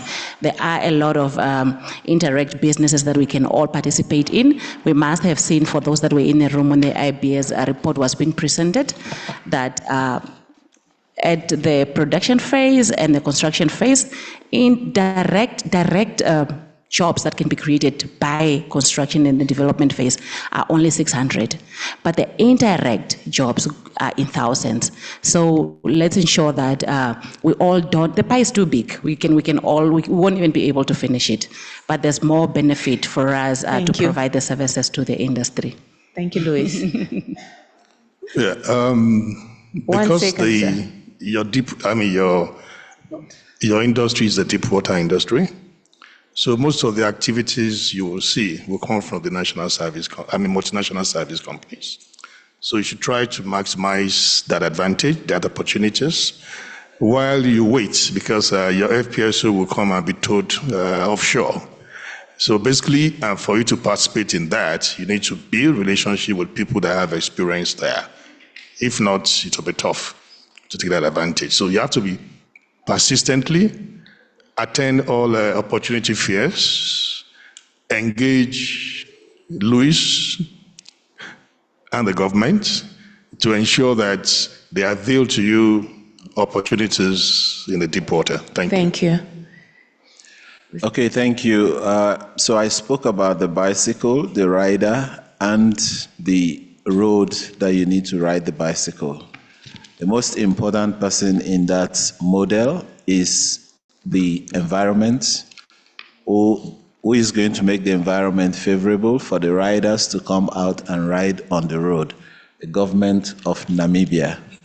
The government is a key factor in ensuring that you are able to take advantage of the opportunities that your oil and gas industry brings to create a prosperous Namibia and sustainable future. Thank you. Thank you very much. Okay, so I have two stories I'll tell. No.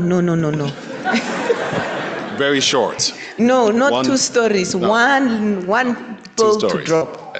One, my brother. I have to because of the nature, but one is a lady in Angola who used to have some people come and cut grass for Total and some other companies. And what she's done is she's grown her business. From that, now she owns planes and she owns several farms across Angola. She's very well known. I'm sure the Angolans would know who I'm talking about. And second is a driver who asked me if he could work on an FPSO. And he's gone from being a driver to being a superintendent on board one of our vessels now. Now, what I'm trying to say is do not limit yourself. Do not stop at what you're being told that you can do. Just keep being persistent and keep asking and keep forging ahead. And the industry is large, very large. And there's so much you can do if you move your skills to what can be beneficial to the industry. Thank you. Thank you very much. Thank you very much. I think some of the key takeaways is just that it's a long haul. There are other sectors that are indirectly linked. And to my brother in Angola, we have put maybe not just the continent, but the globe in shock in how we transitioned into power. We will do it again with oil and gas. We will put the world to shock in how we would manage it. Our roads are very well tarred. We have the right drivers now. The engine, as you can see, is oiled. Now we hope with your guidance and lessons that it will be a relatively less bumpy. And MPOC is here, but the Dutch disease will not come.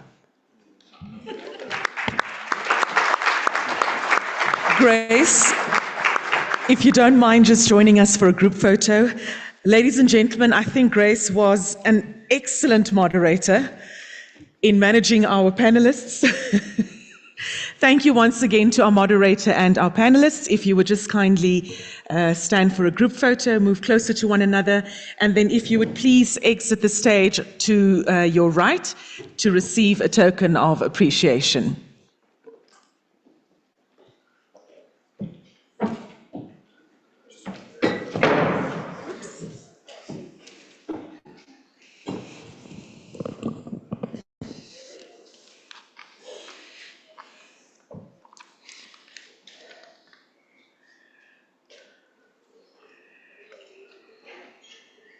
Thank you once again to our panelists and moderator. Let's give them another round of applause. Ladies and gents, earlier we announced that you will receive feedback forms. You might have noticed that we did not go for the afternoon tea break. We will place those forms on your seats tomorrow, and then you can kindly complete the feedback forms.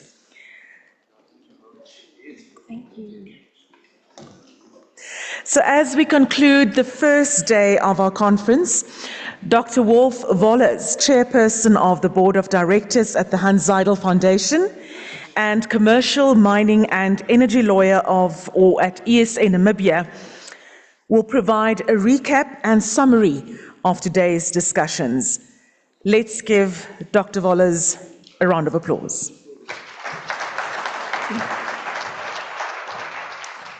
Good afternoon, ladies and gentlemen. First of all, I'm not a doctor, and that is too much of an honor. Just Mr. Wollers, if I have the dubious honor of really addressing the true graveyard shift, and I promise you I will keep this as short as I can. As you would have noticed, we've had a number of very good speakers today. There was a lot of very good discussion going on here. And we just wanted to highlight on the part of the Hans Seidel Foundation and the other principal sponsors of this conference what the main points were that were discussed. We hope that is of some value. There's clearly different views about a lot of things. There's a lot of energy in this room, and there's a lot of interest in getting it right for Namibia, which is very, very good from the perspective of the Hans Seidel Foundation. Okay, so first of all, Mr. Jason Kasuto from the EAN's chairperson told us that there are 4 keys to create a successful oil and gas industry. He singled out knowledge and skills transfer, he singled out infrastructure, he singled out capital mobilization, and lastly, in-country value creation strategy. Secondly, Ms. Nangula Wanja from the NIPDB raised the critical question, which is really at the heart of this conference, about skills development. What if Namibia invests in skills and, as unfortunately is often the case in Africa, these skills go leave for better shores where the remuneration is better or where the conditions are better. So in essence, it is heartwarming to hear that the NIPDB takes the position that Namibia will invest in skills regardless of what. And that is also, I guess that's something that every company in this country will have to do. You cannot afford not to teach them, and yeah, so you just have to do it. Then Ms. Uanja also pointed out the objectives of the strategic conference was to foster strategic partnerships, to explore opportunities for locals and facilitate dialogue on future energy in Africa, to strengthen Namibia's position as a hub of energy. We understand that this conference will become a regular event on the calendar of Namibia. Then the Deputy Minister for Mines and Energy, Honorable Cornelia Shilunga, gave us an interesting speech about, first of all, what she referred to as the 12 commandments for the development of a Namibian oil and gas industry. We would like to single out a few. First of all, effective management of the oil and gas resources. Secondly, the role that international oil companies should be playing to ensure local prosperity. Thirdly, that Namcor, it's clearly the interest of the government that Namcor must be a key player in the oil industry to ensure oil and gas prosperity for all Namibians. Then she pointed out the sustainable exploration of oil and gas, like in Norway. We know that the government has taken first steps on a sovereign wealth fund, but it is of course critical that this whole endeavor receives some more traction. I'm not sure where it stands at the moment. Then she pointed out the oil and gas sector should enable energy independence of Namibia, which is an important goal for this country as traditionally having been a net importer of most commodities. And then lastly, she referred to the requirement, or at least the government's aims of achieving transparency, equity and collaboration to ensure a prosperous oil and gas industry. Then we turned to the first session of Maggie Shino, the Petroleum Commissioner, and she pointed out, as was also mentioned in the last panel, that Namibia's ability to take over oil and gas services and our readiness is assessed at approximately 45%. She also pointed out that in the current phase, Namibia is busy with the appraisal and exploration phase. We're getting close to oil. Close means a couple of years still to go. She pointed out that the first final investment decision is expected in 2025, and the first oil drills are apparently to come in at the end of December this year already. So that comes straight from the Petroleum Commissioner. Then lawyer Shakwa Nyambe pointed out or expressed his view that there was a need for an independent regulator for the upstream oil and gas sector, and government and legislature to establish a policy and regulator as the administrator. As a fellow lawyer, I would like to remark another regulator, but that's what was proposed.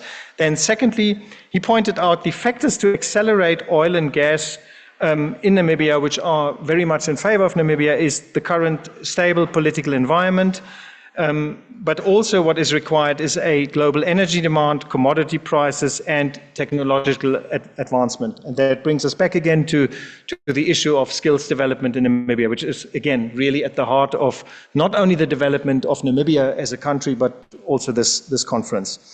Then, lastly, I want to point out it is a very exciting time for Namibians to experience this, and maybe Namibians or Namibia is not quite ready for the oil industry yet. It is, and that was also pointed out in the last panel, it is really for us Namibians to pull up our socks and make sure that we get ready for the oil industry, because certainly the oil industry is ready for us. A couple of critical points that may need to be addressed would be, first of all, the need for regional cross-border integrated infrastructure. As you would know, in Africa, there's little by cross-border trade, and countries tend to be quite isolated with regard to their infrastructure and their operations. Secondly, there's a need for regional cross-border integrated cooperation and collaboration. I mean, those would be issues like work permits, having services readily move from one country to another. Also, matters that are not really regularly seen either in the SADC or in the African continent. Then, thirdly, the requirement for access to financing, always a topic. The need for competitive local content policies, and my observation is that, and the statement made by Mr. Ionga from MODEC was, government should be providing an incentive, a carrot rather than the stick. Whereas I'm not so sure when I hear some of the policies that are being floated around whether there is not a more rigid idea of imposing a policy. So either way, it is important that whatever comes out of these discussions on the local content policy must be competitive, and it must make sure that Namibia attracts investors as opposed to losing them. Then also what was mentioned in the last panels was the need for a national workforce database, and I was given to understand that that is being worked on at the moment at the ministry. And then lastly, the same for a supply chain database. If I promised you 5 minutes, and if it was 5 minutes and 30 seconds, then I'm awfully sorry. You will enjoy the drinks coming after this event so much more. Last words from the Hans Seidel Foundation and the other sponsors. We want to thank the Economic Association of Namibia, the NIPDB, and all the sponsors and supporters, but specifically and particularly, we want to thank all of you as the participants to this conference. It is absolutely heartwarming and endearing to see that there's real debates going on, and that there is a real move on the part of Namibians to make this work for ourselves. Thank you very much.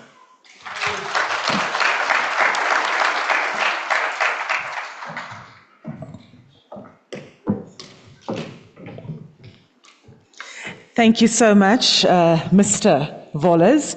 That's how I got the information that somewhere you became a doctor. Let's give another round of applause. Ladies and gents, to wrap up our day, I now invite you to join in the foyer. There's still some refreshments, some coffee and tea, proudly sponsored by Total Energies. And then later on at 7:30, you are all invited to a braai here in Namibia. We call it a braai. In English, it's a barbecue, but it just doesn't taste the same even. So you've got to taste the braai. So you're all invited, sponsored by RMB and FNB. This is also a chance for you to relax, to network informally, and to enjoy Namibian hospitality at its best. We'll see you tomorrow morning, bright and early again, and we'll start sharp at 9 o'clock. Enjoy the rest of your evening. Thank you for the day.